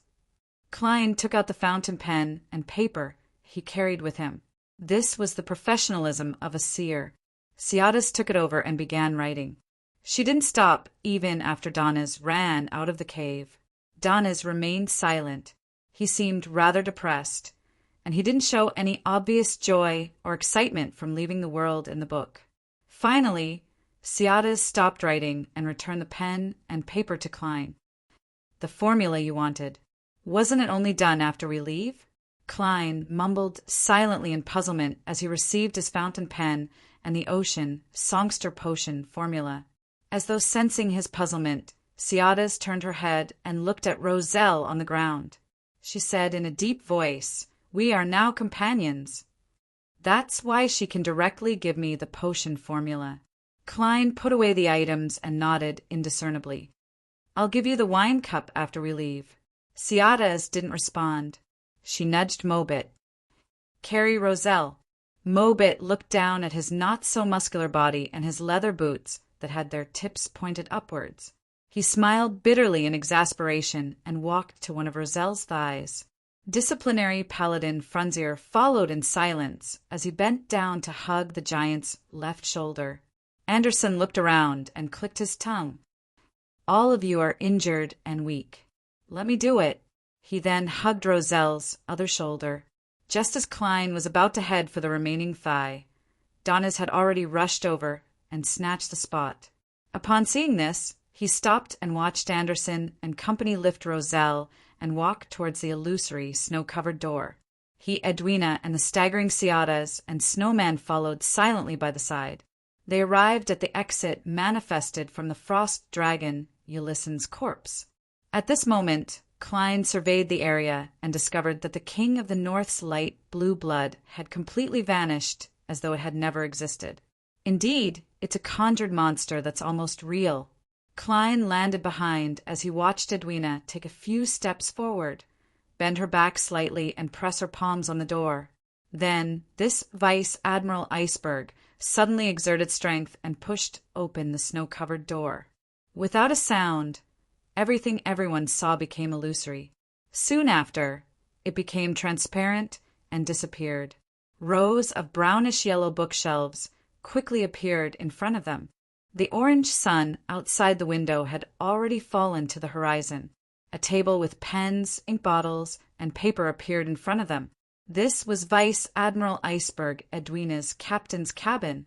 Klein and the others quickly turned their attention to the center of the table, where there was a book made of yellowish-brown parchment paper. The pages of the book were flipped by an invisible wind, and when they reached the last page, Klein and the others saw the ending. With the help of the crazy adventurer and the powerful hunter, Roselle fulfilled his promise and led his teammates to kill the King of the North. However, he also fell into eternal slumber in the Frost Kingdom. They didn't give us an ending. Ciadas, where do you want to go next? Mobit put down Roselle's thigh and turned his head to ask the elvish songster. Ciadas's eyes were lost for a few seconds before she firmly said, "That's right. To search for my clansmen." Before she could finish her sentence, she suddenly saw Mobit's flaxen-colored hair rapidly turn white. She saw that his originally smooth face had obvious wrinkles. In just a few seconds, Mobit had aged to the point of death in her eyes. Ciatas's heart tightened as she was about to pounce over, but she was surprised to realize that her legs had turned weak at some point in time. With a plop, she fell to the ground and realized that the back of her hand was covered in spots that only an old man would have. She instantly understood what was going on as the tears in her eyes flowed uncontrollably. She struggled with all her might in an attempt to crawl towards Mobit. Mobit had similarly collapsed to the ground and was similarly squirming towards her as he extended his right palm. Ciadas extended her right palm and held the thin and shriveled hand. They looked up with great difficulty, and their eyes reflected each other's present appearance. The corners of their mouths curled up at the same time before weakly relaxing them. Their eyelids drooped down, blocking out the light. Klein, Edwina, Anderson, and Danes were unable to react in time to such a change, nor did they know what they could do. All they could do was watch helplessly as Roselle's corpse rapidly rotted away. His flesh and blood evaporated, leaving behind only his bones and beyonder characteristics. They watched as Mobit, Ciadas, Snowman, and Frunzier aged and died in just a few seconds before they stopped breathing, repeating everything that had happened to Roselle's corpse. Their clothes either vanished or turned to dust. Their spirits dissipated at an extraordinary speed, and soon they were gone. The one with the shortest time has already lived inside for more than 165 years. Edwina muttered to herself as she turned to look at the skeleton that was looking out at the sea and the sun. This was none other than disciplinary Paladin Frunzier.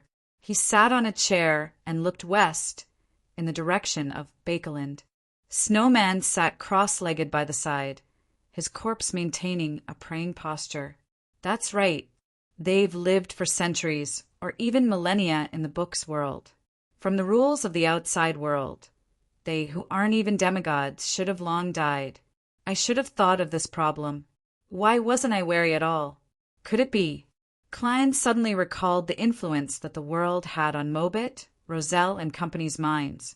He vaguely made a judgment. He looked down at the parchment book again, believing that there were many more secrets in it. This fellow is rather interesting. He died just like that. Anderson looked at Mobit's corpse and curled his lips. At that moment, all the beyonder characteristics were slowly condensing. But disciplinary Paladin Frunzier didn't produce anything of the sort. Edwina observed for a moment before calmly saying, "The potion he consumed was fake.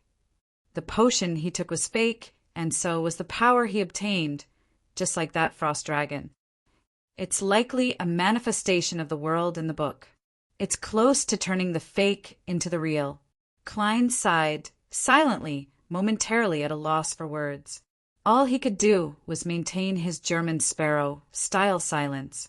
In the next 10 minutes, no one spoke in the Golden Dream's captain's cabin until the 4 beyonder characteristics took form. One of them was the size of a fist, resembling a heart. It was covered in holes and shimmered with the light of dawn. Another was like a jellyfish, its transparent outer layer enveloping azure-blue seawater. At times there would be whirlpools caused by winds, and at other times there would be flashes of silver. There would also be faint melodious singing. One was a pure and shiny crystal that exuded a sense of holiness. Another was like a baby's palm. Its 5 tiny fingers were spread open, constantly changing the color of its skin depending on the environment. "Sigh, we can't keep watching like this." Finally, Anderson broke the silence. "Let's split these beyonder characteristics." Just as Edwina's light blue eyes were dyed with anger, the hunter shrugged her shoulders and smiled bitterly. "I believe this is also their wish. This is because we are companions who fought together." Chapter 717.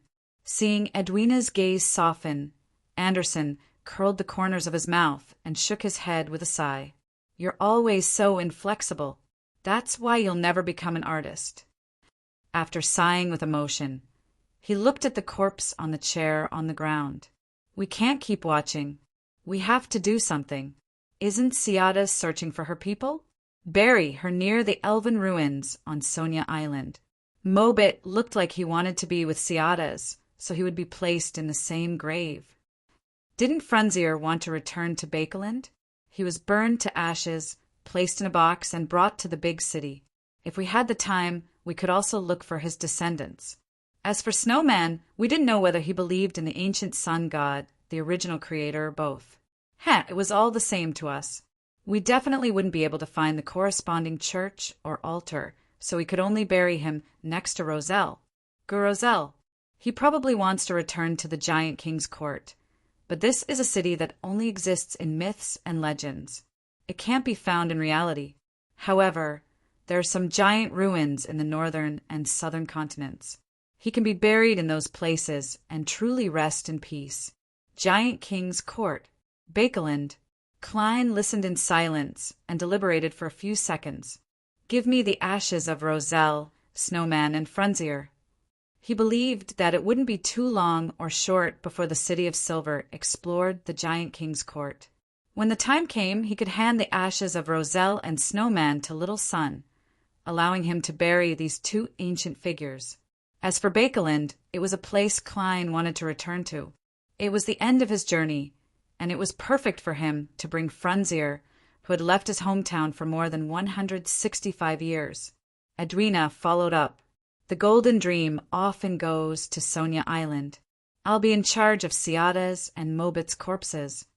All right, you'll be in charge of the cremation later. Anderson turned to look at Donna's and sighed with a smile. You see, everyone has their own role to play. There's no need to feel inferior. He thought that Donna's wouldn't understand his consolation and would glare at him angrily. Who knew that the famous pirate's expression only dimmed a little, and he nodded silently. Ahem, as companions who faced the King of the North together, let's each pick one. Consider it as inheriting their will. Anderson used his chin to point at the shimmering items on the floor. Ha ha! These Beyonder characteristics definitely have remnants of their psyche. I wonder what kind of effects it will bring, be it concocting them into potions for consumption or finding an artisan to refine them into items. There should be some special effects. The former can be digested through the acting method. But there's nothing I can do about the latter. Ah, you don't seem to know the acting method, so pretend I didn't say anything. His last words were directed at Donna's. Klein wasn't in the mood to criticize Anderson as he looked at the four Beyonder characteristics. Give me Ciada's. This was the main ingredient of the ocean songster. Edwina thought for a moment. I took Snowman's. This corresponded to a priest of light. Klein already had one, so he didn't choose it. Anderson scanned the remaining two Beyonder characteristics, his gaze pausing on the strange object that resembled a baby's palm. I told you, this guy is very interesting. Perhaps he can make a mystical item that can chat with me. That way no one will be lonely. At that moment, the giant's heart was still unclaimed.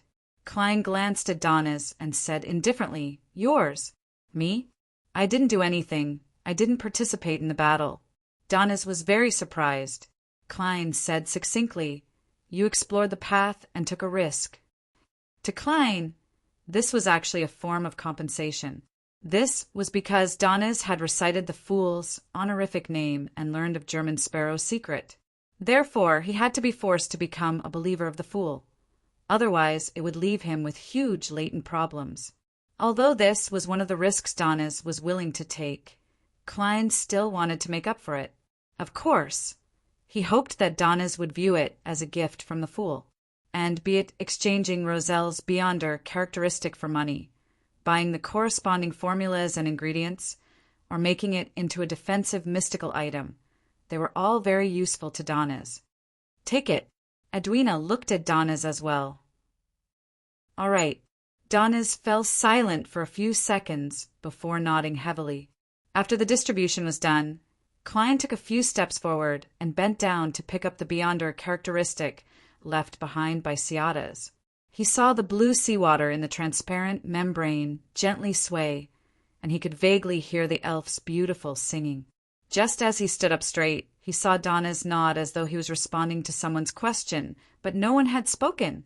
Klein's gaze swept across Edwina's expressionless face, suspecting that this mysticism tutor was communicating with Donna's in a voice that others couldn't hear. Seeing Donna's give an affirmative answer, Edwina reached out to close Roselle's travels and handed it to Klein. This is my thanks. Without me, you could have defeated the frost dragon. Klein didn't extend his hand as he looked at the yellowish-brown goatskin book. No, we will die together. We can't stop the King of the North's final madness. Besides, you are taking a huge risk by entering the book. Edwina was like a teacher as she seriously explained the reason. My only request is that if you figure out its origins and principles, tell me the answer. Klein was very curious about the secrets contained in Gouv Roselle's travels, so he no longer refused and reached out to take the magical book. All right. At this moment, as the importance of the Giant King's court was becoming more prominent, he even wished to buy the black iron key that was worth 5,000 pounds that belonged to the giants. However, he didn't immediately raise the request, in case Edwina thought that he was blackmailing her. He planned on borrowing the key from Vice Admiral Iceberg in a few hours or the next day. He would first head above the gray fog to divine its value before paying to buy it. Seeing that Anderson and Donnas had picked up their beyonder characteristics, Edwina looked at the darkening sky and said to Klein, "Let's go." "Where are you going next?" "By 'em," Klein answered frankly. Edwina nodded. "You can take the Golden Dream over. We have plenty of empty rooms." Klein nodded indiscernibly and agreed. Who wouldn't like to take a free ship? After dealing with the skeleton and tidying up the captain's cabin, Edwina walked to the door and opened it. Immediately, there were sounds of pleasant surprise as the atmosphere in the corridor quickly boiled over. "All right, it's fine." Edwina surveyed the area as a smile unknowingly appeared on her cold expression. With a boom, the crew cheered. The loud sound made Anderson pucker his lips and scrunch up his face. "It's more exaggerated than I imagined." His words were undoubtedly drowned out by the revelry. After all of this calmed down, Klein and Anderson left the captain's cabin under Donna's lead and headed for another room on the same floor. Half turning his body to look at where he was, Anderson suddenly sighed. "Is it over just like that? Although I've known them for less than half an hour, fellows who fought alongside me always leave a deep impression. Yet they died for no apparent reason. They're all dead." Klein fell silent for 2 seconds. "This world is filled with baffling deaths to begin with." "That's true." Anderson revealed a smile. "That's why I have to be optimistic and enjoy life.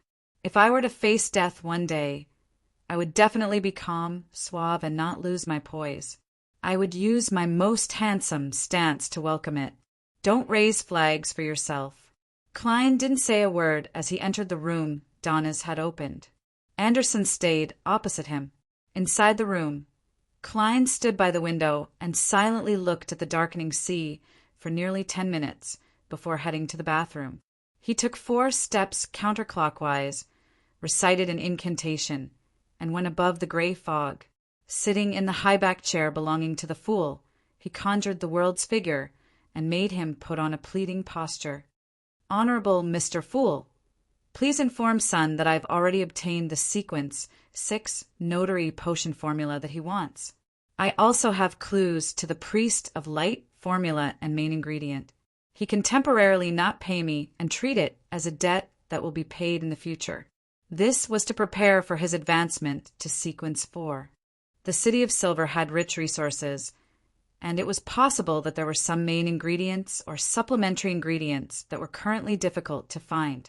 Therefore, since he didn't have any urgent needs for the time being, he planned on letting Little Son owe him. The reason why he didn't mention that he had obtained the Priest of Light potion formula and main ingredient was that he found it too exaggerated. He planned on telling Little Son after he was almost done digesting it. After examining the conjured image twice, he transformed it into a stream of light and cast it into the crimson star, corresponding to Sunday afternoon town. Derek, who had just finished patrolling the borders of the newly built camp, suddenly saw a blur. He saw the boundless, grayish-white fog and the blurry figure praying within the crimson light. Right on the heels of that, he heard World's voice and knew that he had the notary potion formula. Mr. World is so efficient. He did as many days as he promised. Furthermore, he also obtained clues to the Priest of Light potion formula and main ingredient. Derek was surprised, but it was soon followed by joy. He couldn't help but admire World, hoping that he would possess such abilities and style in the future. And above the gray fog, the busy world began praying again after Mr. Fool confirmed that the Ocean's Songster potion formula was correct. "Honorable Mr. Fool, please inform the Hanging Man that I've already obtained the Ocean's Songster potion formula and the corresponding main ingredient. I'll give it to him on the next tarot and ask him to consider what he can use in exchange." Chapter 718. On the Undulating Sea, inside the ancient and gloomy sailboat, Alger Wilson was standing by the window, thinking about what he needed to take note of when he returned to Possum Island. Suddenly, a boundless gray fog and a figure that loomed over everything appeared in front of him. He immediately saw a dark, red beam of light and a blurry figure that he suspected to be the world. He then heard the other party's calm and indifferent voice. After listening carefully, Alger's eyes widened bit by bit. He couldn't contain his joy, but he also felt a strong sense of surprise and shock. He remembered very clearly that back in the tarot, the world had only promised to help Sun obtain the notary potion formula in 3 days. He didn't mention anything related to the ocean songster, but in just a few days, this gentleman had obtained the rarely circulated sequence 5 formula. Furthermore, he had obtained the main ingredient. What did he do? Alger muttered silently to himself as he couldn't help but recall German Sparrow's cold and unyielding look. He increasingly felt that he couldn't see through him. Is this the benefit of being a blessed? I just received news yesterday that German Sparrow boarded the Future at Nas last week. On the one hand, this means that Admiral Stars is indeed the hermit. On the other hand, does it mean that what the world did last week was very important? For example, entering the dangerous waters in the east and obtaining some item? That's why he had no choice but to seek the hermit's help? As a result, he advanced and became a sequence 5 beyonder? This can explain why he obtained the ocean songster potion formula and main ingredient in a few short days. But what did he do? Don't tell me he killed a quasi-high-ranking member of the church? Alger couldn't help but frown. He quickly calmed his emotions and shifted his focus to something else. Although obtaining the formula and main ingredient in one go had indeed left him abnormally happy and excited, making him feel that becoming a member of the tarot was a turning point in his life. Correspondingly, he had to pay a sufficient price. What can I give the world? Alger fell into deep thought as he tragically realized that he didn't have any items or money of equivalent value. He subconsciously paced back and forth, circling the window again and again. Above the gray fog, the busy world vanished.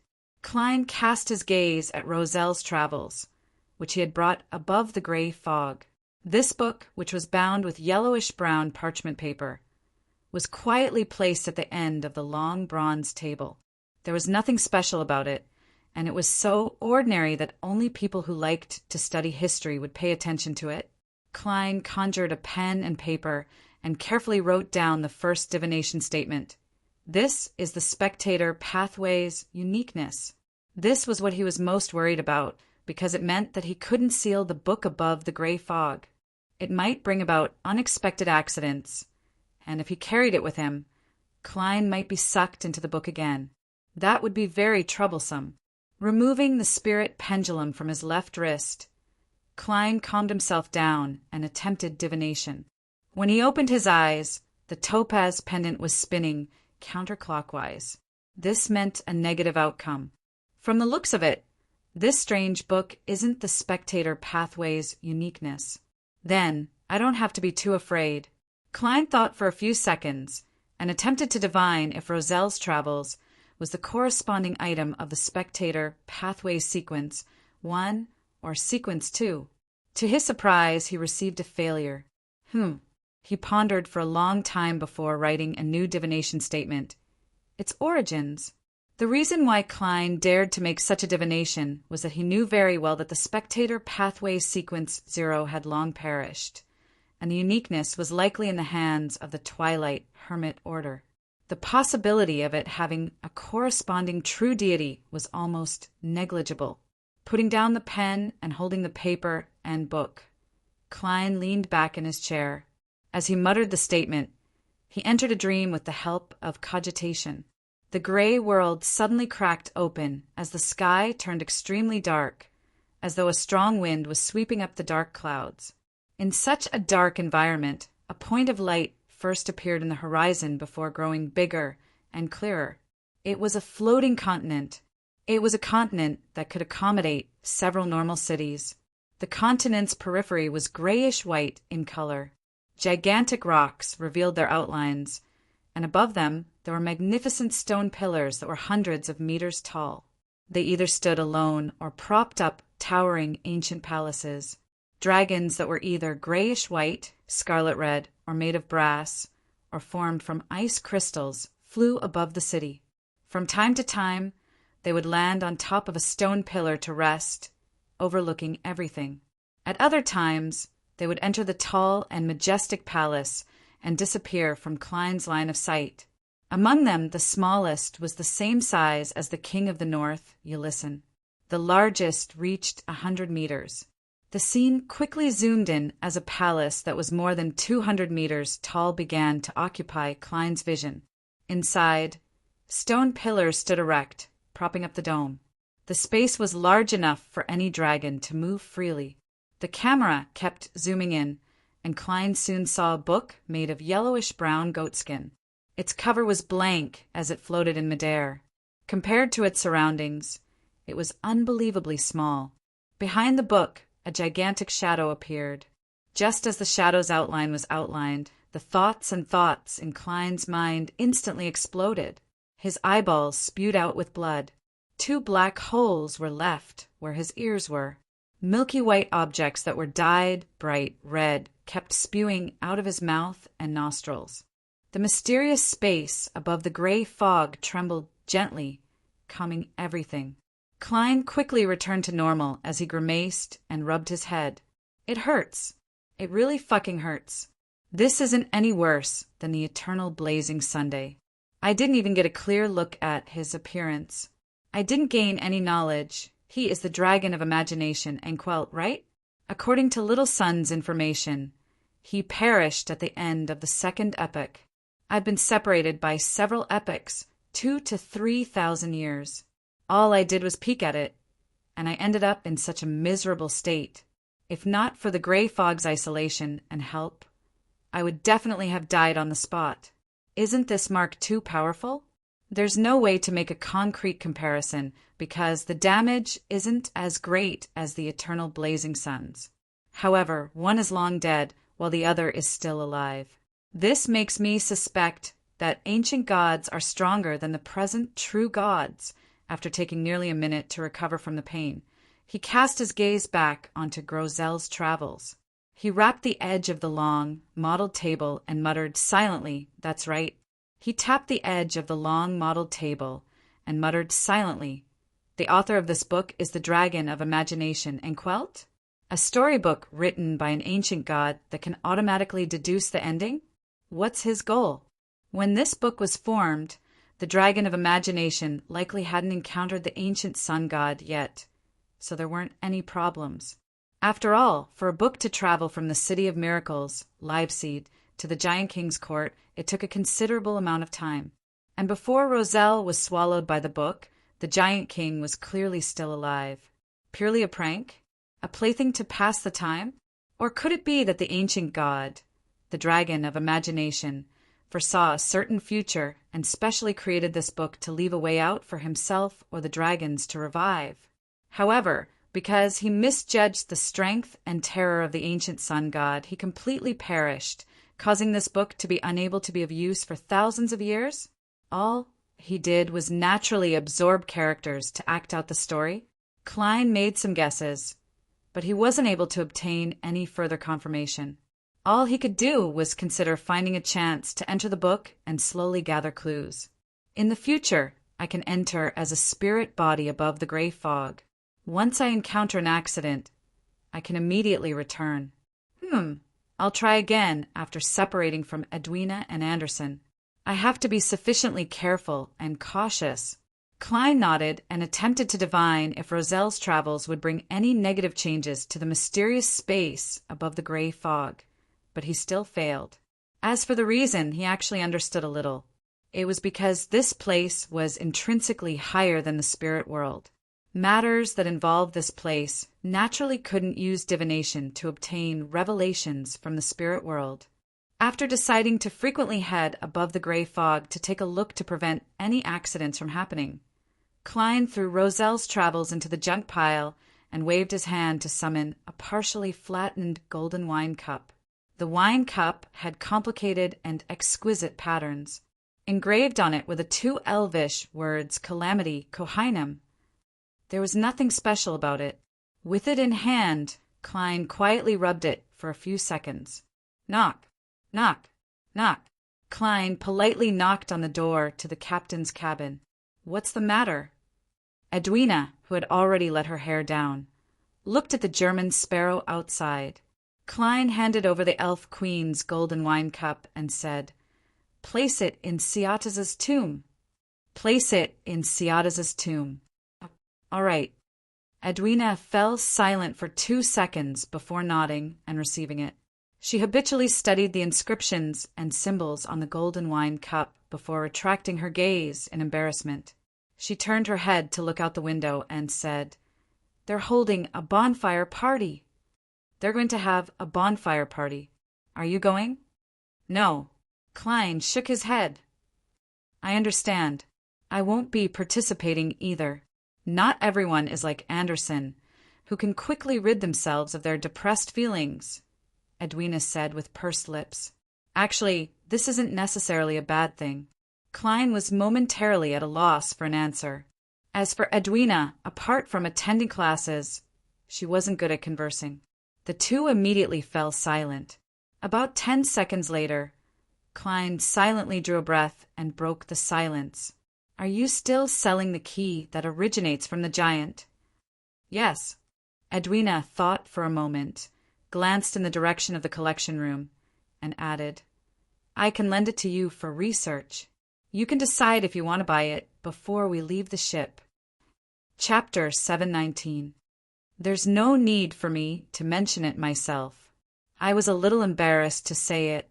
Klein secretly heaved a sigh of relief. After figuring out the persona of the German sparrow, he calmly said, "I don't take advantage of others. I don't take advantage of others." Just as he said that, he felt a little regretful. He was afraid that Vice Admiral Iceberg would really change her tune. Edwina's light blue eyes darted around slightly. "The only condition is that you tell me the answer if you figure anything out." "Phew." Klein didn't waste his breath as he nodded slightly. "All right." Nearly a minute later, he carried the iron-black key that was the size of a 7-stringed zither and returned to his room. And at this moment, an excited singing voice sounded from the front deck. "Your eyes are so mesmerizing, just like the morning sunlight. Every night, when darkness descends, I wander around alone, my heart filled with sorrow, stubbornly waiting for the light. Oh, your eyes are so mesmerizing, just like the morning sunlight." Note 1. Klein subconsciously came to the window and looked out. He saw that the bonfire had already been lit, and the Golden Dream's idle crew members were surrounding it. They were either roasting meat and fish, gulping down alcohol, or dancing in a regular but sufficiently lively dance to Singer Orpheus's singing. The atmosphere was extremely cheerful. The alluring fragrance of roasting fat emanated as wisps of it drifted upwards. Klein saw that Anderson Hood was among the group of pirates. He was drinking happily and eating happily. From time to time, he would shout a few words or crack a few jokes. It was as though he had become a member of the Golden Dream and wasn't ostracized like before. Instead, it was Donnas who didn't appear outside. At the very least, Klein didn't discover him beside Iron Skin and Bucket. "As long as he doesn't provoke me, this fellow's social skills are rather strong. Perhaps this is the ability of a conspirer to gather information? He might have transferred all his hatred to me. I wonder if Donnas will work hard because of this matter. If he can improve step by step and obtain even greater strength, then I, the fool, will no longer only have myself as a subordinate. I won't have to constantly act as a trinity. Ha ha! I, a secret existence, finally have a believer in reality. I have an employee that I can directly instruct, even though I only have Donnas alone for the time being. I have to say that it's rather shabby." As Klein sighed, he prepared the ritual to sacrifice the giant's key above the gray fog. At that moment, his spiritual perception was triggered as he instinctively activated his spirit vision and looked to the side. White bones were tossed out and condensed into messengers with black flames burning in their eye sockets. Most of the messenger's body was 1 level below, so it was almost at the same level as the German sparrow. It didn't penetrate through the ceiling, but the hand that held the letter was still huge, as though it could directly wrap around Klein's head. Mr. Aztec replied rather quickly this time. As Klein nodded politely, he received the letter and unfurled it. Just as he was about to read the contents, he suddenly realized that the skeleton messenger was still in its original spot. It didn't disappear after delivering the letter like it usually did. "Is something the matter?" Klein asked in surprise. Just as he was about to speak, a thought suddenly flashed through his mind as he hurriedly added, "If there's a need for a reply, I'll summon you again." The skeleton messenger's huge head nodded as its body suddenly disintegrated, falling down like a waterfall and returning to the underworld. "Ma!" Amrianette Tynker was waiting for a reply the last time. It's the same for the skeleton messenger this time. Could this be the new rules and regulations of the messenger world? Pooey! There's no such thing as a messenger world. They're all recruited by themselves. Furthermore, most messengers are considered part-time jobs. Yes, the skeleton messenger gave me a feeling of being aggrieved. Klein shook his head and didn't think too much about it. He turned his attention back to Mr. Aztec's letter. To put it simply, from the moment one obtains godhood and advances to sequence 4, it's a gradual process of evolving into a mythical creature. This process only ends at sequence 2. Therefore, there's a fundamental difference between angels and saints. In ancient times, the former could even be called a subsidiary god. Every demigod, including saints and angels, has their own mythical creature form. This is a non-human form that combines complex knowledge, godhood characteristics, and secret symbols. Just a glance from an ordinary person will cause them to suffer serious damage, even to the point of losing their minds. And the higher the level of a demigod, the stronger the damage and the more irresistible it is. Therefore, creatures at this level have to constantly control themselves and not reveal the corresponding form. Otherwise, just their existence will bring disaster to their surroundings. To a demigod, one of the main characteristics of losing control is that they lose their rationality, making them unable to restrain their mythical creature form. However, the saint's mythical creature form isn't complete. There are obvious characteristics of their original race. Strictly speaking, they have to reach sequence 2 to be considered a true mythical creature. I wonder if the blood Ma Hermit wants is the blood of a mythical creature in the true sense of the word, or if it can be more relaxed. I wonder if the umbilical cord blood left behind by Willa Septon counts. He is a sequence 1 snake of fate, an absolute mythical creature, but his condition isn't right. When I accumulate more matters, I can write them on a paper crane and ask him. Yes, I only have 2 more chances to write. I have to be careful. However, I'm about to return to Bakeland. With this in mind, Klein silently calculated when the snake of fate, Willa Septon, would be born. He didn't accurately recall, but based on his impressions, he believed that Willa Septon was conceived in November last year, and it was already mid-April. Therefore, he will be born in July. It might also be a little earlier. Klein thought without much confidence. After all, he didn't have a girlfriend or wife in his previous life, much less a child. He quickly reined in his thoughts and temporarily placed this matter aside. He began setting up a ritual and sacrificed the giant's key to himself. The reason why he didn't use a spirit body to carry it was because the key was too heavy. Klein still couldn't move it. Soon he arrived above the gray fog and made the huge iron-black key fly to the surface of the long bronze table. He carefully checked it a few times. After confirming that there were no abnormalities, he conjured a pen and paper and wrote a divination statement. This key corresponds to the place. Holding the piece of paper and hugging the key, Klein leaned back into his chair and fell asleep as he recited.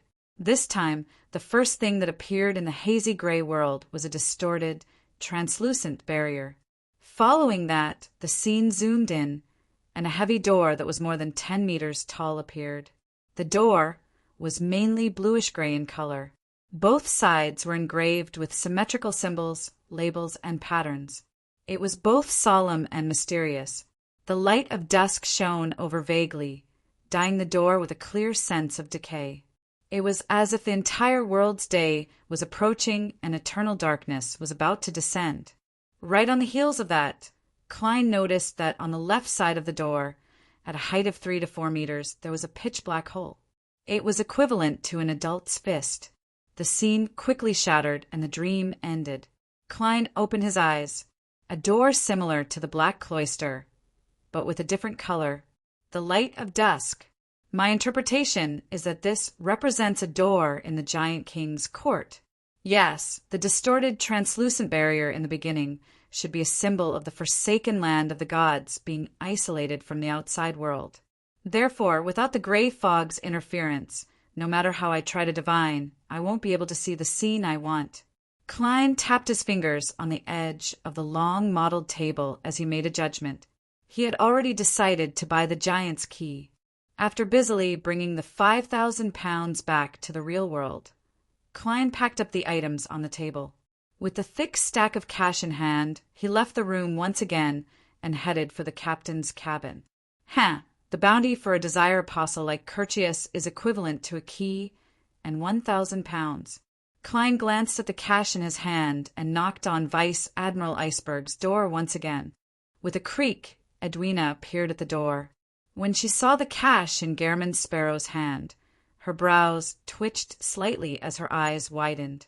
Suddenly she lit up. Her eyes widened, and she suddenly said brightly, "You have an answer?" Klein tersely acknowledged. "I've already obtained an answer. It's suspected to be related to the Giant King's court." "The legendary Giant King's court?" Edwina's eyes sparkled as she returned with a question. Klein nodded slightly in affirmation. Edwina's lips moved slightly as though she wanted to ask something, but she ultimately didn't say a word. She directly took the 5,000 pounds. She looked back at the rows of bookshelves in the captain's cabin and pondered for a few seconds before saying to Klein, "If you're interested in these books, you can borrow them any time in the day. My only request is—" Klein silently guessed what Vice Admiral Iceberg was going to say next. "My only request is—" Klein silently guessed what Vice Admiral Iceberg was going to say next.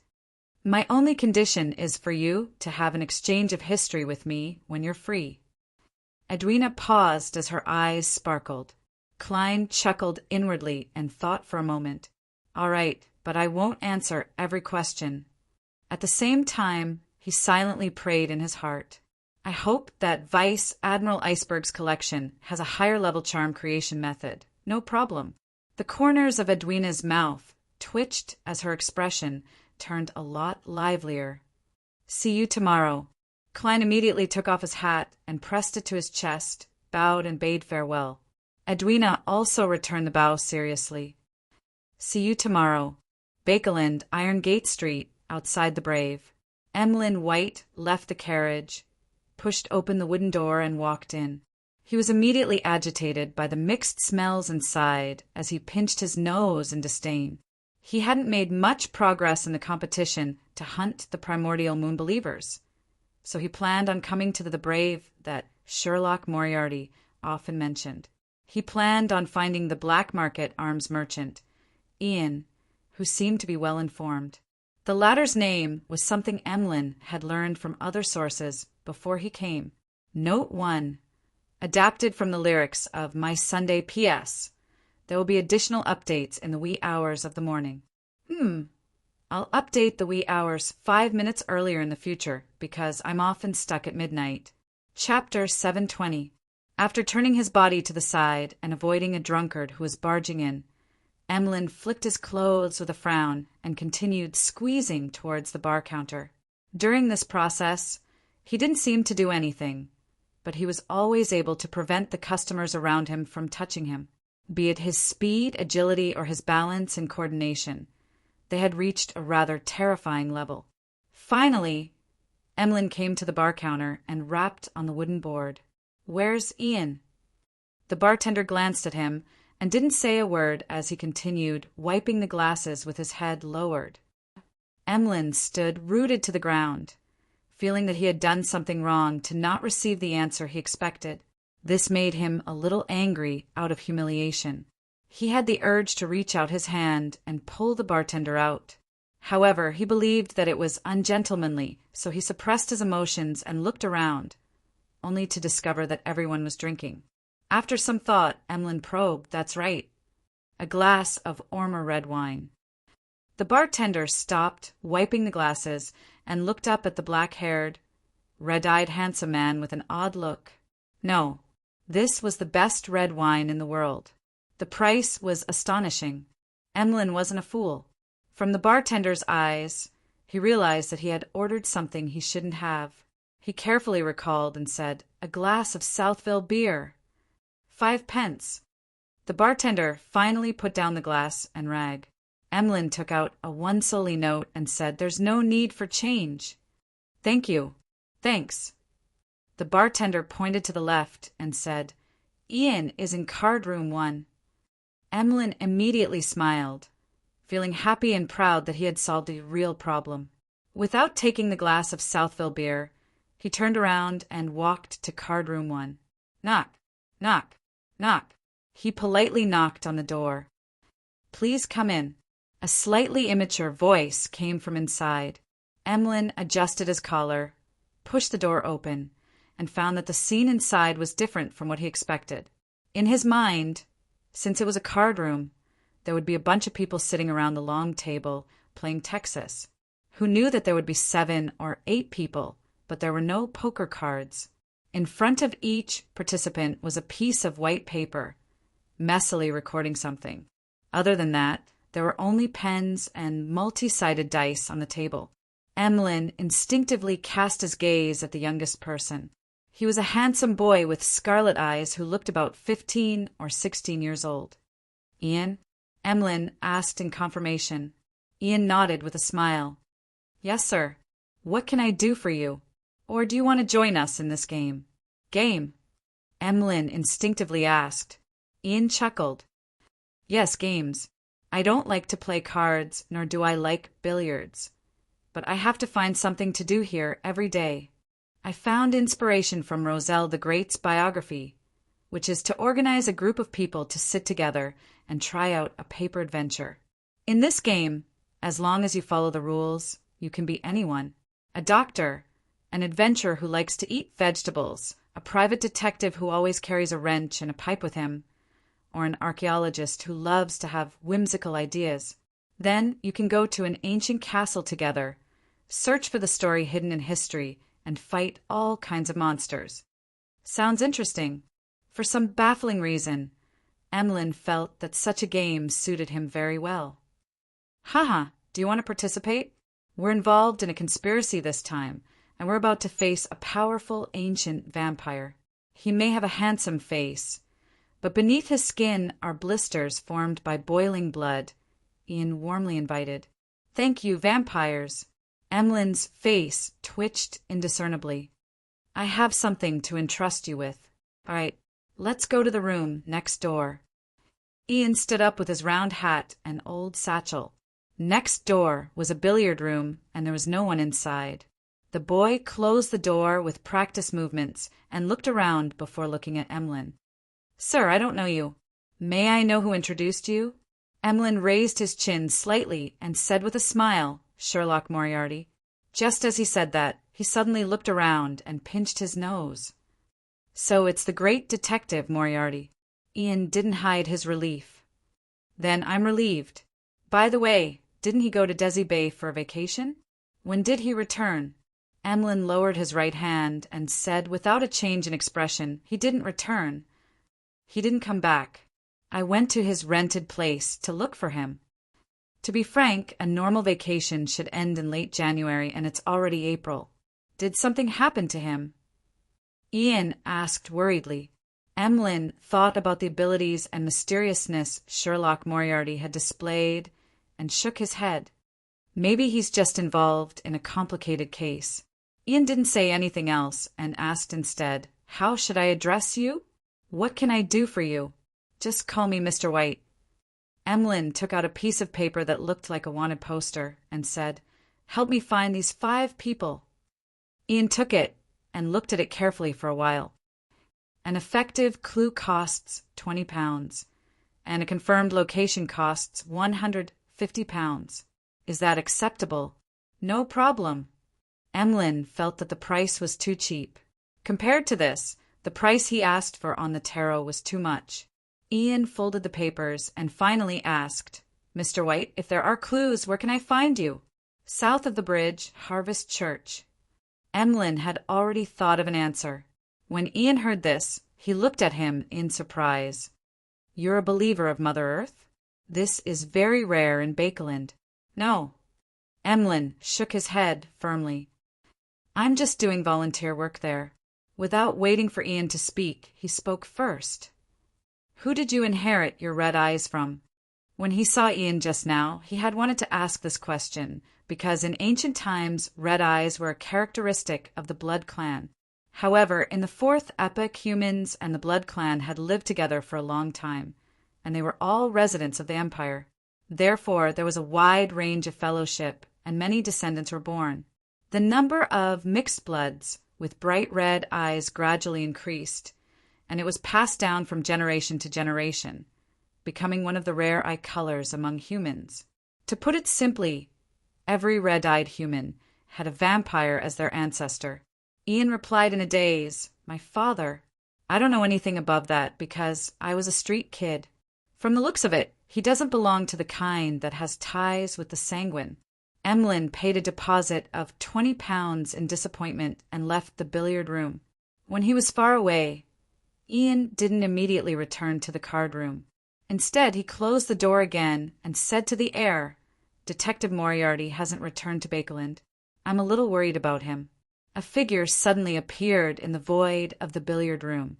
She had a pale face and exquisite features. She wore a small black bonnet and a Gothic regal dress of the same style. It was none other than Wraith Sharon.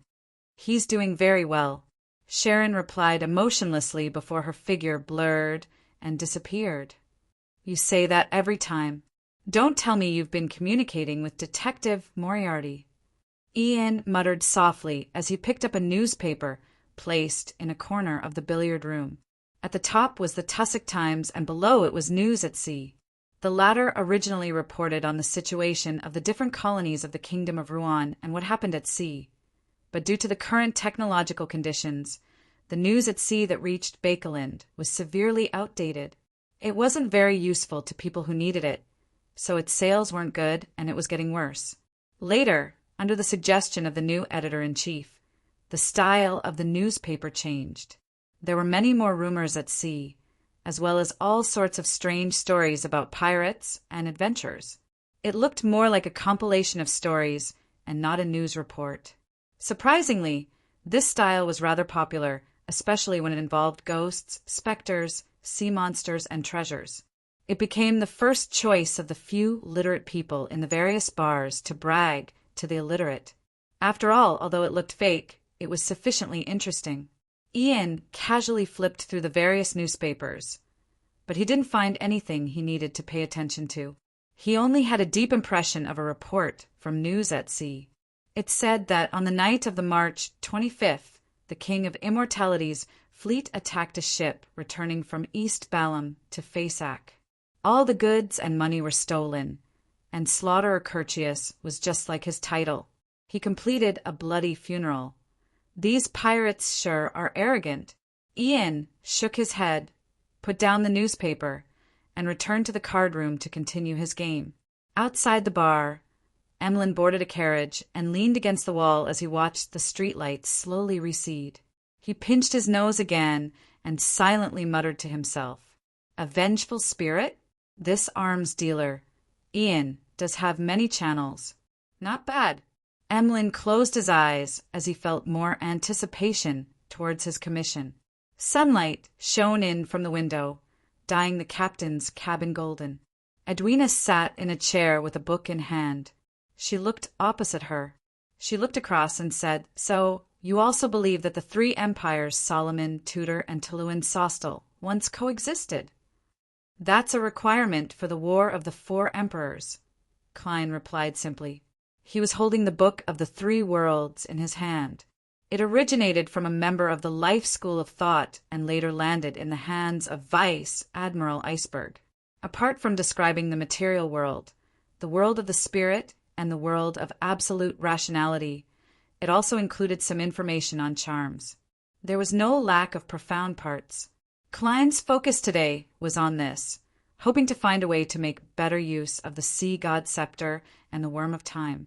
In fact, Klein had discovered that the books Vice Admiral Iceberg collected were all sorts of ancient documents that didn't form a system.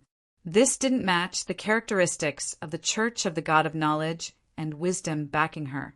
Therefore, he guessed that within the Church of the God of Knowledge and Wisdom, orthodox and systematic mysticism knowledge was forbidden from being made public to non-members of the Church. Just as Edwina was about to ask again, she suddenly realized that the Golden Dream's cruising speed was gradually slowing down. She looked out the window and took a few glances before saying coldly, "We've arrived at Byam. P.S. 60,000 monthly tickets plus updates." Chapter 7:21. Byam has arrived? Hearing this, Klein stood up and looked out. He saw the familiar Resistance Army's private harbor. He did not show any surprise, but calmly said, "Faster than I thought." This was at least 3 hours earlier than he had expected. "It's also faster than I expected." Edwina retracted her gaze and agreed with German Sparrow's words. However, these are all unimportant details. Klein lowered his head and pretended to casually flip through the remaining contents of the Book of the Three Worlds before handing it to Vice Admiral Iceberg. "The exchange ends here." Edwina looked at the book in silence, gaping her mouth before closing it again.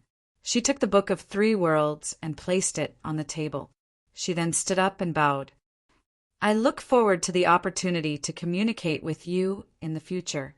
Your attainments in ancient history are admirable." If it were Klein himself, he would definitely say a few words of modesty and praise Vice Admiral Iceberg for being equally knowledgeable. But now he was the crazy adventurer, German Sparrow. All he could do was nod slightly. "We are collaborators." It meant that there would be opportunities in the future. Without another word, he left the captain's cabin and returned to his room. He easily packed his suitcase and waited for the Golden Dream to dock before heading down to the deck.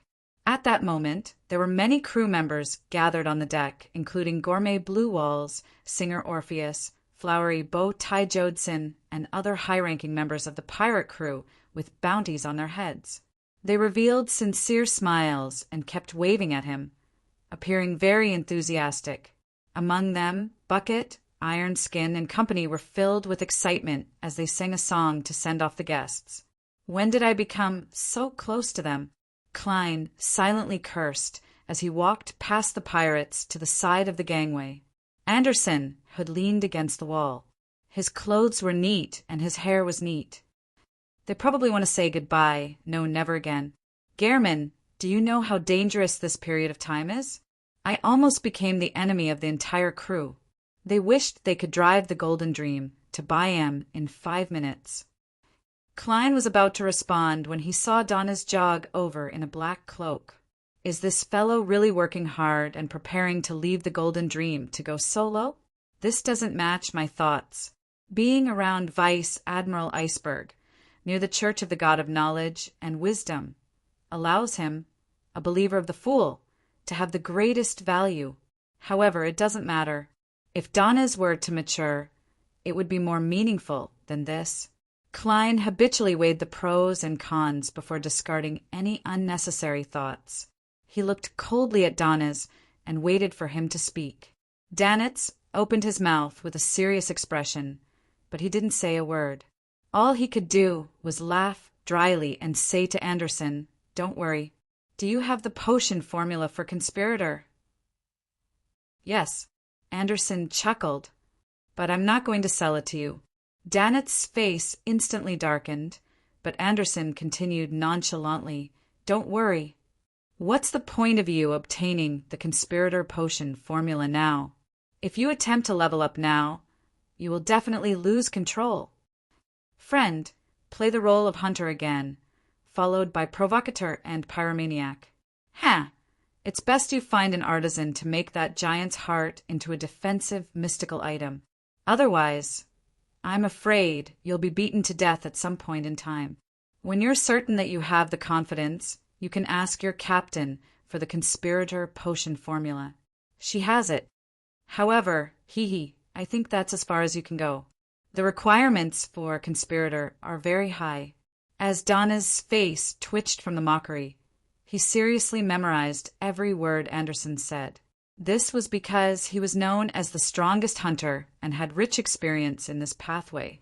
Furthermore, he also vaguely understood that the key was acting. He suspected that his captain's teachings had pointed towards this aspect, but it wasn't very clear. There will come a day when I'll let you know what a real conspirator is, Don said stubbornly as he turned to look at German Sparrow. He cleared his throat and didn't dare look him in the eye. I've already applied to Captain. In the future, I will frequently contact the Resistance and will often appear in Byam. Does that mean that he doesn't wish to leave the Golden Dream, but he will often find opportunities to train himself? Why does it feel like he's reporting to his superior? Klein chuckled inwardly and tersely acknowledged. Donnes immediately heaved a sigh of relief as he felt a lot more at ease. If it wasn't for his companions watching him from behind, he definitely would have eagerly helped German Sparrow carry his luggage and send him to the dock. After watching Gehrman and Anderson leave, the cautious Klein decided that he would pray to the Fool once a day from that night onwards. He wanted to show his piety to prevent any bad accidents from happening. In the Resistance's private harbor, Anderson saw German Sparrow turn into a newly built road without any hesitation before walking out of the forest in the shortest possible distance. You seem very familiar with this place. This road wasn't here the last time I was here, Anderson said in a half-wistful and half-bored manner. Of course, there are many people who pray to me every day and report what they have done. Occasionally I'll respond, such as guiding them in building this road. Klein felt smug for 2 seconds before he said with an indifferent expression, "Where does that friend of yours live?" In a manner outside Byam. Anderson quickened his pace and began leading the way. An hour later, he brought Klein outside a manor. Here, the smell of all sorts of spices stacked together, creating an indescribable exotic atmosphere. After informing the gatekeeper of the purpose of their visit, the two didn't have to wait long before they saw a man of medium build, less than 1.75 meters tall, walk over. Beside him was a butler and a manservant. The man's skin was yellowish, and he looked a little tanned. His facial features were rather soft, but his eye sockets were much more sunken than those of Rouen. To Klein, he could already make a preliminary judgment of his origins. He was a citizen of the Fainapotter Kingdom, a Highlander of the Fainapotter Kingdom. The man was already a little plump. His face was round, and he looked rather amiable.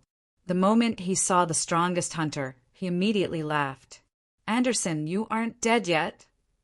"I am waiting to attend your funeral," Anderson replied without standing on ceremony. Anderson replied bluntly. He then turned to the side and said to Klein, "Okfa Conneris, a former doctor of my team."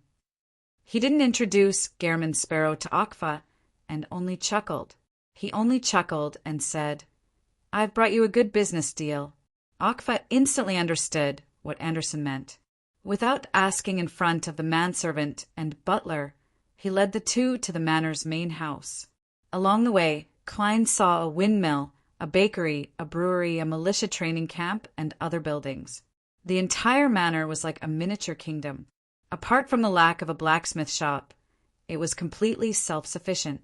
It was more cost-effective to buy most steel products from the market than to make them themselves. This is the idyllic lifestyle. Klein sighed as he followed Okfa into the main house and into his study. Okfa didn't let the mistress come over, nor did he bring his children to meet Anderson and Klein. He clearly didn't wish for them to have any contact with the dangerous and mysterious world. Hence, after closing the door, he directly looked at Anderson. "What business? Don't you wish to sell that revolver?" "He has the intention." Anderson pointed at Klein and said, "German Sparrow." "German Sparrow? The powerful adventurer who easily hunted down Wormtongue Mither?" Akfa was slightly surprised, but he wasn't afraid as he said. Although he had already distanced himself from the life of an adventurer, he knew very well that he couldn't afford to be careless. Therefore, in Byam, he would take the initiative to grasp the necessary information to prevent any accidents from happening. Anderson scoffed when he heard that. Your information is too outdated. This gentleman's current accomplishments are that he has successfully hunted the slaughterer Curtius and survived to this day. Curtius, the second mate of the King of Immortality? Akfa's expression changed instantly. He couldn't hide his shock, but he was secretly wary. That's right, Anderson said in a self-deprecating manner. In a pirate's playground, he's publicly recognized as the strongest hunter. Akfa gulped a mouthful of saliva, looked at Klein, and revealed an uncomfortable smile. He revealed an uncomfortable smile and said, I believe you have the ability to buy Death Knell. Death Knell? Klein asked with interest, but he didn't show it on his face. That's the name of the revolver. It's an old partner that has accompanied me for 10 years. Sigh, if it wasn't for the fact that it overlaps with another mystical item I have, and that it isn't of much use to me in my present situation, I wouldn't even be willing to sell it, Akfa replied with a sigh.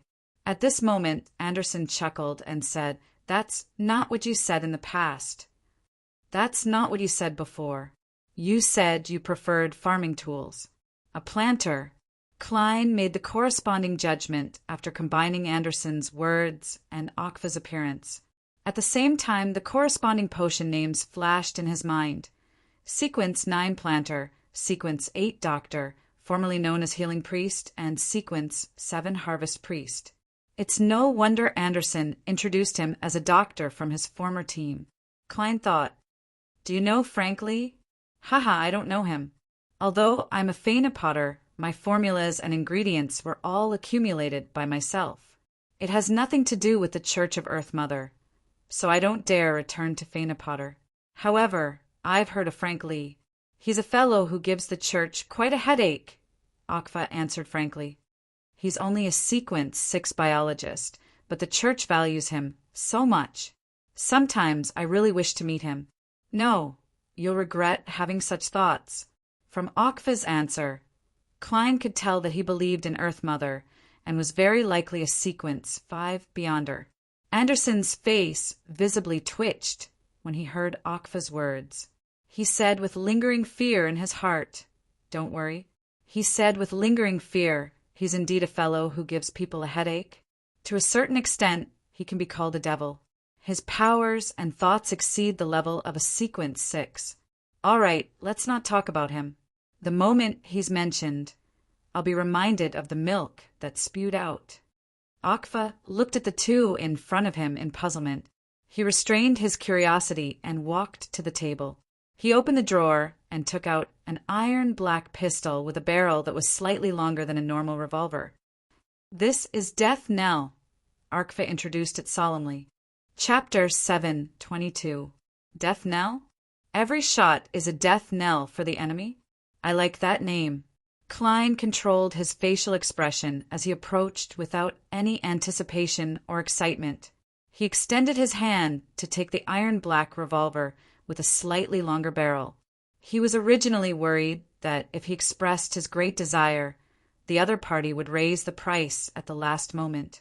This was a common occurrence in business, but on second thought, German Sparrow was already famous, and with Anderson, the strongest hunter of the Fog Sea, as a witness, Akfa Connorchris might have once been a Sequence 5 Beyonder, but he had already retired from the adventurer circle. All he wanted was a peaceful life, so he definitely wouldn't dare offend him. He was afraid that the crazy adventurer might sneak into the manor at night without flaring up in front of him. Therefore, his efforts to maintain a calm attitude turned into a need to maintain his persona. Seeing German Sparrow seriously scrutinizing and studying Death Knell, Akfa explained in detail. Its ability is actually very simple. It's to harvest the lives of others. There are a total of 3 methods. First, it's a weak point attack. There's no need to activate it. Just inject spirituality and pull the trigger to use it. It allows you to discover the target's weakness from a mysticism point of view, which is where the defense is weak. Then you can provide the corresponding precision, allowing you to deal terrifying damage beyond normal. Second, it's a lethal attack. You have to pull the hammer before shooting to use it. Its unique characteristic is that no matter where you hit the target, it will be equivalent to a weak point attack. And if you really hit the true weak point, then you can deal a fatal blow to an enemy with weak defense. Against a target that's good at defense, you can finish them off in 3 shots. This includes Guardian. Of course, the premise is that the interval between the 3 hits isn't too long. It's best if it's less than 5 seconds. Third, Massacre. On the basis of a weak point attack, it will provide more than twice the amount of spirituality. This will allow ordinary bullets to produce the effects of buckshot. At the same time, it will attack a large number of enemies in the direction the muzzle is aimed at. It's considered area of effect damage. To increase the damage, it will provide more than twice the amount of spirituality on top of a lethal attack. This is quite a burden on the user. It can also be combined with bullets with different characteristics to target different types of enemies. From the sounds of it, it corresponds to sequence 5 Reaper of the Hunter pathway. Klein glanced at Anderson and asked thoughtfully, "What's that?" If the target is a sequence 4 dragon, how many shots would it take for a lethal attack to kill it? Akfa was stunned for a second before he shook his head in a daze. I've never met a dragon. Not to mention a colossal dragon whose body had reached the level of a demigod.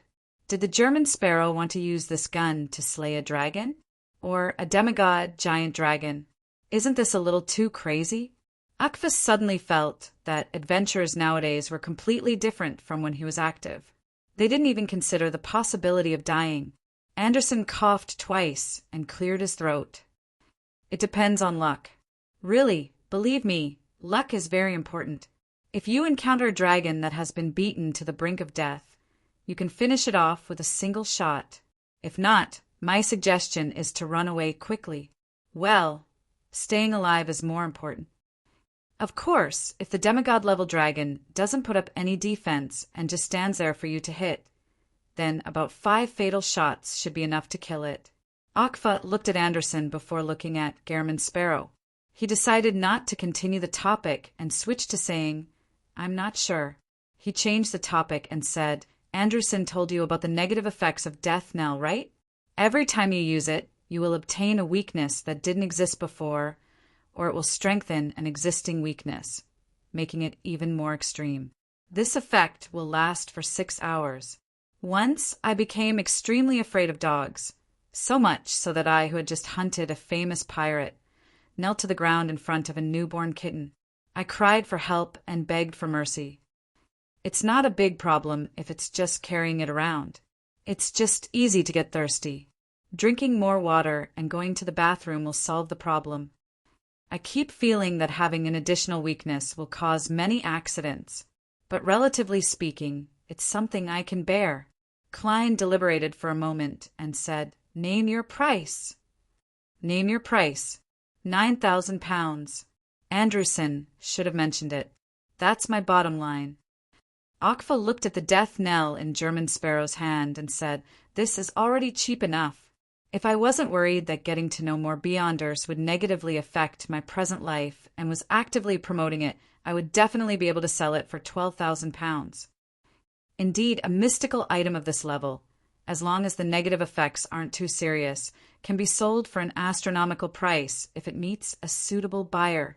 Normally, 10,000 to 12,000 pounds is reasonable.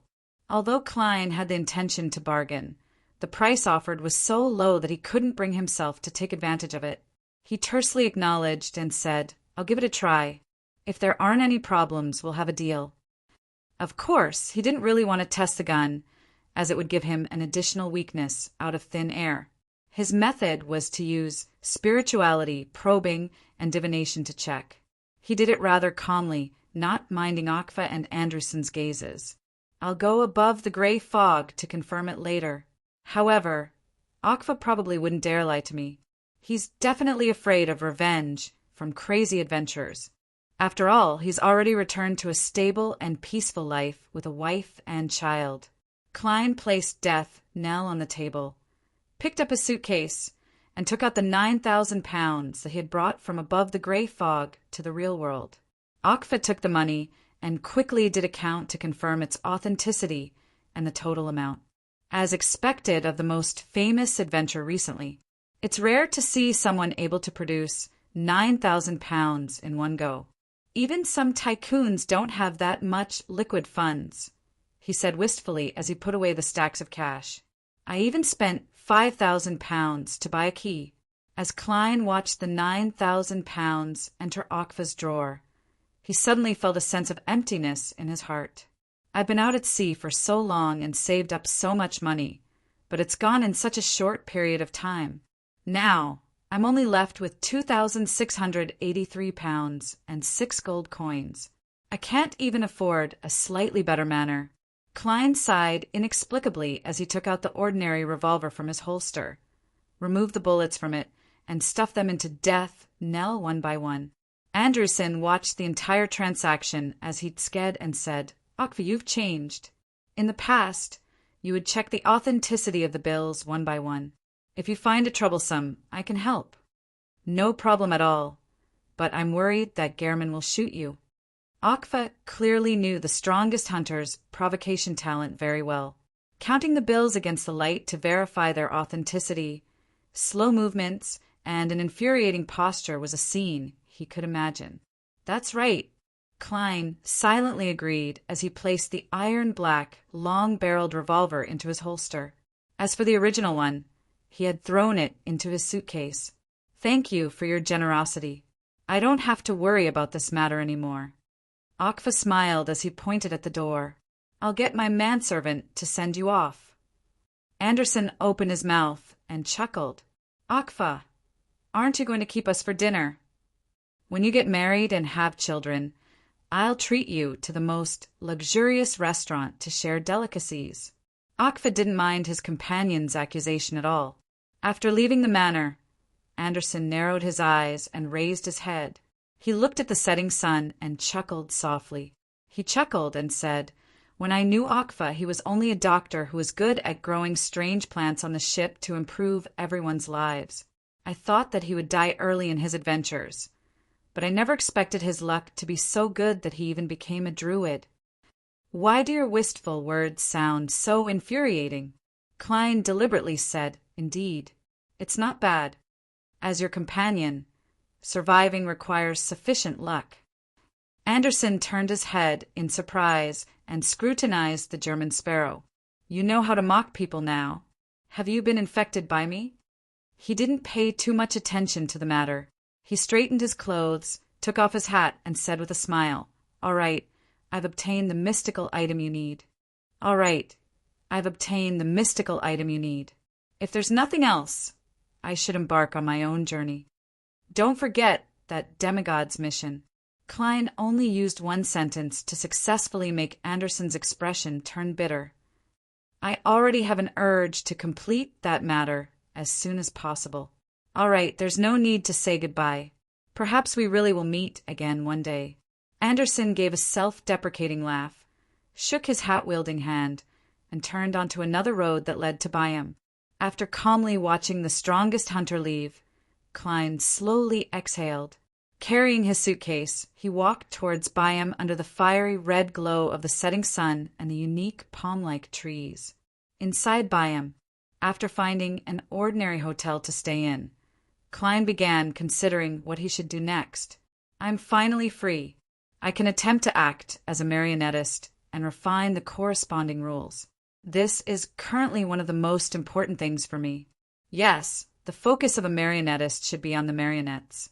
I've never truly created a marionette and controlled it to fight. I'll first start with that. This matter has to be completed before I return to Bakeland. Not only are Beyonders hiding there, making it difficult to encounter them, but no matter what I do, it's possible for me to provoke the church or some important figure. I have to be extremely careful. It's not a good place to choose and create marionettes. The sea is better. I'll head to a bar later and find a pirate who has committed enough crimes to be hanged for my experiments. With this thought in mind, Klein immediately got up and left the room. Like he was withdrawing money from a bank, he headed straight for the nearby seaweed bar. It was a place where famous pirates often appeared. Soon he arrived at the entrance of the bar, adjusted his clothes, and pushed open the heavy wooden door.